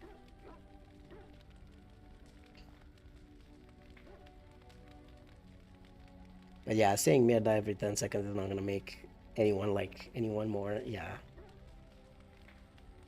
Yeah, Vi says, I needed more mess. For a world amidst an apocalypse, there wasn't nearly enough mess. Yeah. And not just mess like, visually, it's just mess in terms of how people act. Because people aren't perfect. People don't act perfectly um, in a crisis. People make mistakes, and people are desperate and stuff. And here is the apocalypse happening, and you're just going out for hot chocolate and coffee with Lucanis, and you're going on a picnic with Harding. Um, you know, I, I'm just gonna, because it's one thing to take while you're in Skyhold to take a moment and go and hang out with your loved one while you are in the relative safety of Skyhold, protected and having a lot of other Inquisition soldiers and all of your companions around in the castle if something were to happen. But you're just like randomly going to this cafe in Antiva because reasons. Oh yeah, Davrin was his name. Derek, this is Davrin and Emmerich were the only likable companions to me personally. Nev was all right, but the rest I didn't really care for. And that is such a disappointing thing because Harding was one of those characters that I really liked in Dragon Age Inquisition. And I was like, oh my god, wouldn't it be really cool if she comes back in Dragon Age 4 as a companion? And then she did. And then they butchered her character. Because I think people, I don't know who decided to write her like that, but I think people forgot that Harding is not Dagna. They wrote her like Dagna. And those are two different characters. Like, I know that they're both dwarves who have like reddish kind of hair, but Dagna has like red hair and Harding is more like brownish. But like, they are not the same character. And for some reason, yeah, I don't know. Remember when Zeb said Braska? That was an Antivan swear, right? That was, what's with this mierda? Exactly. Like, you have words that are from the setting that you've created to be within this setting, and then you're gonna just be like, mierda, like, Zevran never says that. Just Zevran never says that. I don't know. It doesn't make any sense. Oh my god. It is 5:44. Just been sitting here talking to you guys. Veilguard companions go camping for fun, while the Origins companions are like, this sucks, I wish I had a bed. Exactly. These people camp just like in the worst places, and you even get attacked by Darkspawn one of those times, It's very clearly not a very safe place. And in the meantime, Veilguard companions are just like, yeah, let's just go camping for fun in this blight-infested world. Oh my god, Vi! Thank you. Thank you for becoming a member. That's so cool. Thank you so much. I really appreciate it. And I never know how to like react to these things because I'm like, I don't expect it at all, I'm like, oh my god, I'm just talking to people here. Thank you so much. Derek says, I watched some of the romance playthroughs of the characters. Oh no. No, why did you do that? Why did you... I didn't romance, and the romances were all around 14 minutes in total, whereas the AI romances were almost an hour long in total. Not only are they sparse, but you don't want to. I still have PTSD, and I like, as much as I'm over Veilguard being so bad, but I still have PTSD about the Harding romance because I tried to do that. And Harding, it is just the most cringe and awkward and just awful thing ever. The scene where Harding, Rook tries to kiss Harding, and they have this lyrium stuff going through them because of Harding's thing, and Harding gets upset and wants to leave or something. And, a character in that situation would be quite in distress. He would be very concerned. Oh no, I'm hurting you. I'm doing something really bad. Why didn't you tell me? Harding calls Rook, "You boob." Yes, no, not exactly why. It's that fucking attempted kiss scene, which is it is seared into my brain forever. And every once in a while, my partner just randomly reminds me and just like gives me like 1,000 psychic damage whenever she reminds me of it. She just has to say one thing. She just has to say, "You boob," and I just feel like just going into the ground somewhere deep beneath the ground and never coming back. Oh my god.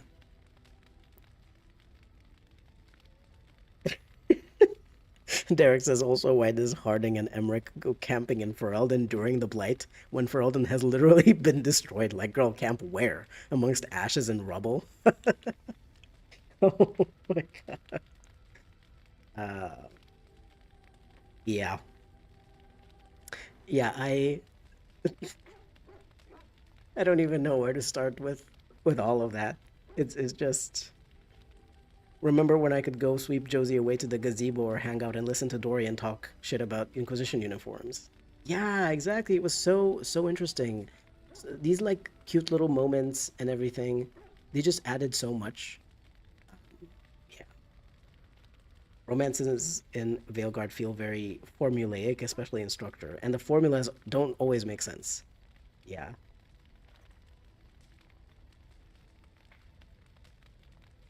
Example Carlac romance for from BG3. You like my partner? Yeah, no, my partner's great. She's great. She likes Dragon Age, but she's not as big of a fan. She mostly just played through the games for me, um, because at the time we were like best friends and kind of into each other, but we were just like starting to get into that whole thing, and but she enjoyed it, and she has such a good memory too, because she only really played through the games like once or twice, but she remembers so much about them. So I can talk about Dragon Age to her at all times, and she's gonna know exactly what I'm talking about, or most of what I'm talking about. She's gonna remember. She's gonna, oh yeah, that thing. Um, and then she also has this great memory of this horrible cringy scene. I mean, who doesn't? I mean, like once you've seen it, you know exactly what I'm talking about. Just the you boob scene, and she just likes to do this just every once in a while to remind me. Just do some psychic damage instantly.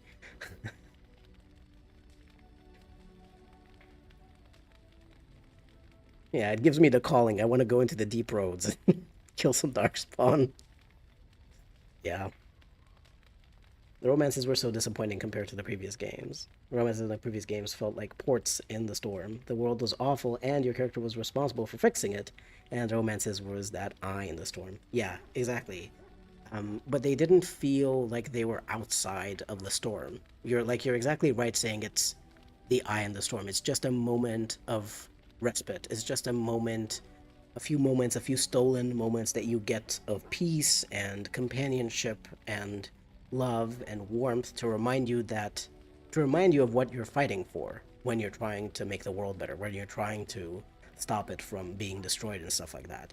And it works. It works because you are still within that same place. You're not just like randomly, because one of the reasons why so much of the stakes in Veilguard don't work, they don't feel real, is because, well, you're just in the lighthouse, which is in the Fade. You're just kind of like there chilling. There's nothing going wrong within the lighthouse. It's perfectly fine. And it's like, well, you're safe. You can take your time to kill Elgranon and Gillinan because it doesn't really matter. Yeah, people are dying, but like, you get to hang out with your loved one. You get to do cringy things. I don't know. But yeah, Veilguard romances felt very flippant in comparison. But yeah, that is a very good way of putting it. Yeah, the circumstances in Veilguard don't feel so terrible and urgent, and the romances are. Yeah. Derek says, I haven't tried the Josephine romance. Might finally use that as a chance to play a female Qunari mage in the AI. The male Qunari design in the AI kind of looks like one Dorito put on top of another. Yeah, no. I did exactly that. I romanced Josephine with a female Qunari mage. That was in my second playthrough. In my first playthrough, I romanced Josephine with an elven mage, a Dalish elf mage. But like I eventually went through all of the romances, but in my first two playthroughs, I romanced Josephine. I was just like, I can't. I have to romance Josephine. I couldn't. After I experienced her romance in the first game, I was like, damn, this is so good. So I just did it again. It literally in my second playthrough, I did it again. Yeah, and in Veilguard, there's no storm and no port in it. Yeah, and they keep saying the lighthouse is in the Fade when there's no way that it is. No, it's really weird. It's like people aren't supposed to be able to be in the Fade for such a long time. Like even in Inquisition, when you are physically in the Fade, you are feeling the effects of it. Bodies, like physical bodies, are not supposed to be in the Fade. They're not. That's not a place where you're supposed to be. And especially a dwarf is gonna feel the effects even worse. A dwarf like Harding is really not supposed to be in the Fade.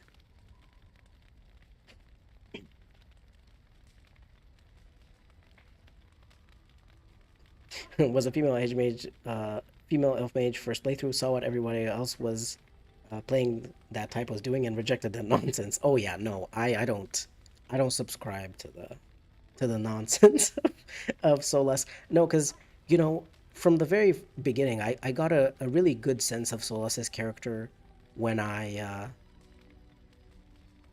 wanted, when you get introduced to Solas in the beginning of Inquisition, um, and people tell you he was the one who saved you, who kept you alive, with you having that mark. And I was a bit suspicious. I was like, how did you know how to do that?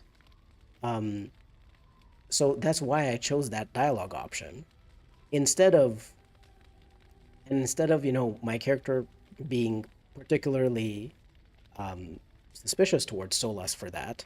My character kind of sounded a bit, I guess, intrigued or excited at the idea that someone is really good at this kind of stuff that has never been seen before, and Solas approved.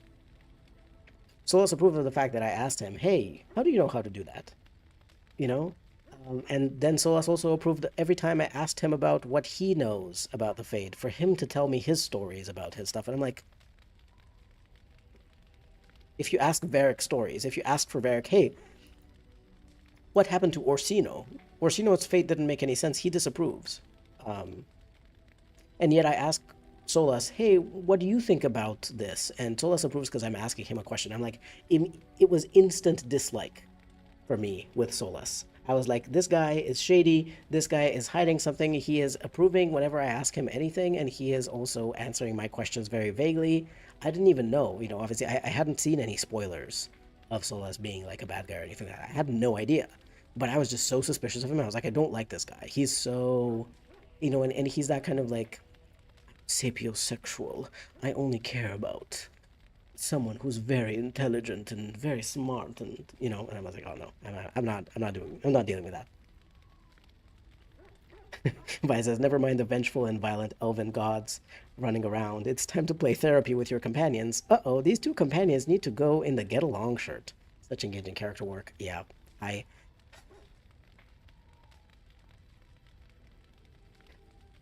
you know I have to tip my hat to the BioWare writers, because I personally could not have stayed at BioWare. I would have like quit on the spot. If someone told me to write like that, if someone told me to write a scene where Harding and Emmerich are having an argument about the fact that Emmerich wants to bring a lot of books along on the picnic and Harding doesn't want him to do that or something, I would have quit on the spot. I would have been like, I am quitting right now. I am not writing one word of this. you know? Like, no way. No way I could do that. I don't know how these writers had the strength to keep going and try to make something. Because I would quit on the spot if someone told me to write like that. I couldn't. I'd be like, just make AI write instead of me. you're gonna get the same, you're gonna get the results that you want. I would never be able to write to write something like that. I just couldn't, So yeah, I have to, I guess, respect the fact that those people were committed enough to their job to not quit on the spot. But at the same time, I'm like, I wish that they had. I wish that they quit instead of giving us this. The Decent One says, I have not played Inquisition fully yet. I think after Veilguard, I was too harsh towards it. Yeah, no, Inquisition, especially after Veilguard, I appreciate Inquisition so much because I had taken a lot of things for granted that we had in the previous Dragon Ages. And so I was a bit uncharitable towards Inquisition when it came out. I was like, it's fine, but I don't like it that much. But I did enjoy it. The fact of the matter was I enjoyed a lot of it. But I also thought that there were a lot of problems with it. And now I know as well that those problems that Inquisition had were mostly because there were a lot of resources taken away from writing and put into stuff like, oh, we have to figure out how this game engine works because we're forced to change to this game engine that has no features for an RPG, and we need to create our own features for all of the features ourselves that this RPG needs. It has no supporting features for an RPG. And it needs to have these fancy visuals, and it needs to be open world, and it needs to have mounts and stuff like that. And all of these things obviously took a lot of resources and time and money, and the writing got less of it. And I remember from hearing stories from David Gator and stuff like that, they had to cut out like big parts, big chunks of the main quest. They were planning at some point for Corypheus to attack Skyhold, and for there to be a siege, and for you to actually like do something in that siege with your soldiers and everything. And there were supposed to be more interactions with Corypheus throughout the whole main quest that made him feel like more of a powerful and present villain in the story. But they had to cut out a lot of those, and they had to still make the story work without those. And so that's why the story feels, I think, in Inquisition, in some parts, a little bit hollow. Because you can see, even as much as the writers tried to patch those gaps, they had to cut out way too much content. But at the same time, even despite all of this stuff, it's still a very good quality game. And they still managed to make it feel like Dragon Age. And I wasn't aware of the fact that a Dragon Age game could stop feeling like Dragon Age. Because Dragon Age 2, despite its faults, despite the combat system being weird, despite the reused assets and level layouts and all of that kind of stuff, it felt like Dragon Age. Dragon Age Inquisition, despite these kind of issues with some of the, a bit simplified combat system and open world that felt a little bit empty, and the lack of depth in some of the main quest storyline and Corypheus as a villain. Despite all of that, it still felt like Dragon Age. Veilguard just doesn't feel like Dragon Age at all. And until Veilguard, I didn't know that, and so I didn't appreciate Dragon Age Inquisition for being a Dragon Age game. Yeah, in Veilguard, the companion's constantly saying, we must solve our personal issues first. As Journey Kardashian once said, Kim, there's people dying. Y'all can deal with those issues later. Kourtney Kardashian, Journey Kardashian, yeah. I like Solas and all, and I like the accent, but the Solas Mancers be crazy. Yeah. As a Solas Mancer, I agree, honestly. Especially Solas Mancer back then, pre-Trespasser. Mutineer was calling Solas sus. Mutineer thought Solas was the imposter.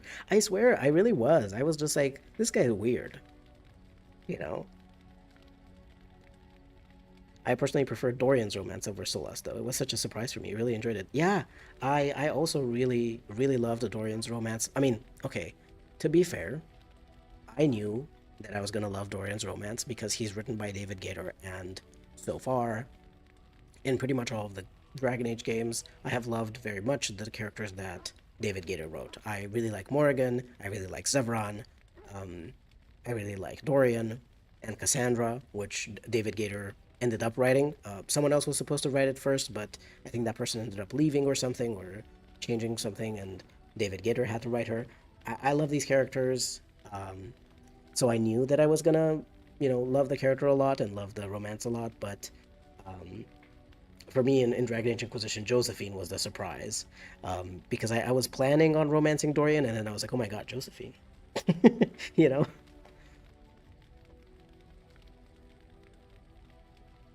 A scene where Emmerich and Harding are having a picnic could work in a completely different game with a completely different plot. Exactly. Durka says, but Solas was my canon romance because he's more relevant, and I thought he would be more interesting of a setup for Veilguard, but I guess I shouldn't have bothered anyways.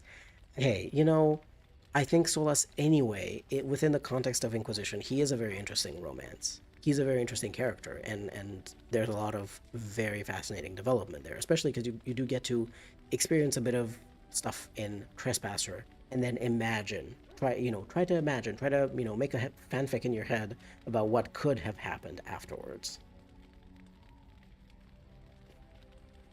Vi says, I hope that the paychecks for the writers and artists were high enough to be worth the emotional damage of working there. I'm kind of I'm kind of guessing that they probably weren't. But you know how it is, especially a lot of these writers, they might have had mortgages, um, they might have children, who, need stuff to pay for school, maybe for university. And I understand, the practical aspects of like maybe you just aren't able to leave a well-paying job, in the hopes that you're going to find something better somewhere else. Maybe, in a very volatile industry. Um, you know, I understand the practicality aspect of it. Honestly, I would just like prefer to just get a job doing something else instead. Like I would just be like, you know what? If this is what I have to do as a writer, I would just rather not be a writer. I would just rather write on my own at home. Like write fan fiction or something. I'm not cut out for that kind of thing. I'm not cut out for working for a company, for a corporation. That's just not for me. You know. Mariner says, I feel like Inquisition aged well. I appreciated more as time went on, even before Veilguard came out. Parts involving Corypheus are hollow, but just about everything else is quite good. Yeah, exactly. I agree with that. It's not like there's any bad main quests until the last one. It's that there's not enough of them. Yes, exactly that. There's not enough of them. There's not enough time for Corypheus to feel like a super dangerous villain. Um, Especially because he is an ancient magister. He is extremely intelligent. He is extremely powerful. He has a lot of knowledge, and everything, and he has very interesting motivations as one of those magisters, and it would have been very interesting to find out even more about it. Dorian Romance is so good. I did a whole playthrough just for him. Yes, yes. I also did this a whole playthrough just for him. I mean, in all my playthroughs, pretty much I was like best friends with him anyway. But I also did a special playthrough, with a dwarven guy just to romance Dorian. You also did a playthrough for the Solas Romance, but with Equal Opportunity mod. Yes, see, I don't see why Solas is not... Like, I understand why Solas is just into elves. That makes sense. He grew up in a time when there were only elves, in the Fade, whatever. Those are the only people. I understand why he may not be attracted to other people, but there isn't really a reason for Solas to be straight. There's not really... It doesn't really make sense, especially with the amount of experience that he has with various spirits and everything. Does it really make sense for him to be like, I only like people who are exactly like this, and I don't like people who are like something else? I'm like, I don't know. Morrigan phoned in her Veilguard appearance to put Kieran through college. I mean, yeah, I mean, kind of, yeah. Because it was on one hand, it was so nice to hear Claudia Black's voice. I love her voice. I love her voice acting. But on the other hand, it was just so bad because it was just not it. These people were all also already invested in Dragon Age already. It's hard to walk away from something you have been working on for years. Yeah, yeah, I guess so. But I mean, David Gator did it. He walked away because he had been burned out constantly, and he saw how badly the writers were being treated. They weren't treated like writing was an important part of the games. Um, they were always like looked down upon by everyone else. The whole time I was thinking, where is my warden's half dwarf, half human eldritch abomination child? I would have loved to hear a mention of him in Veilguard. Yeah, I also wish, like, again, Morrigan just didn't have a story. Just I'm just like, why isn't she talking about Kieran? Why isn't Kieran, especially because Kieran, you can imagine, might also be a mage. Even if he is like half dwarf or something like that, he was created with a magical ritual probably, so he might still be, in a way, magical. He might have still inherited the magic from Morrigan, especially if she's Flemeth's child. There's a lot of magic going down in Flemeth and Mythal and stuff like that. So you would imagine that um, he would also be a mage. Kieran would have been a very interesting kind of companion to have, because you could even say, right, even if Morrigan didn't have a child with the warden, you could just say she had a child later on and she named that child Kieran. Um, and he's a mage because Morrigan's a mage and he inherited that, so that could still work. They have like 50 to 75% of the voice lines for male Solas romance in the code. Oh, so like they so they meant to make Solas bisexual too.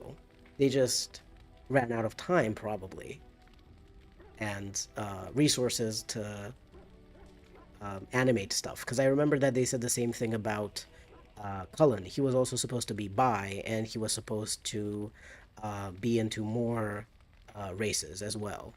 But they ran out of the time and budget for the animations for all of those different things. Yeah, I don't think they changed their minds. I think it was because I remember definitely for Cullen they talked about that. They talked about the fact that he was supposed to be bi and into multiple people. Like he wasn't supposed to be racist. You know what I mean? He wasn't supposed to be racist. Um, but there was an issue with um, it was very expensive and it took a long time to create all of those animations for the different races for all of the romance cutscenes. So this was also one of the things that they had to cut.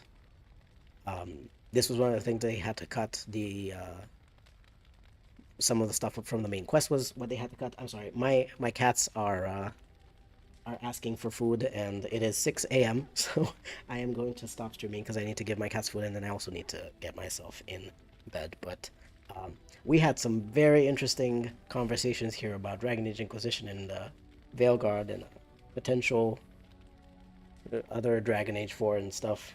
It was very interesting stuff, and we will continue some of these conversations probably later in a different stream. But it is 6 a.m. I do kind of have to go.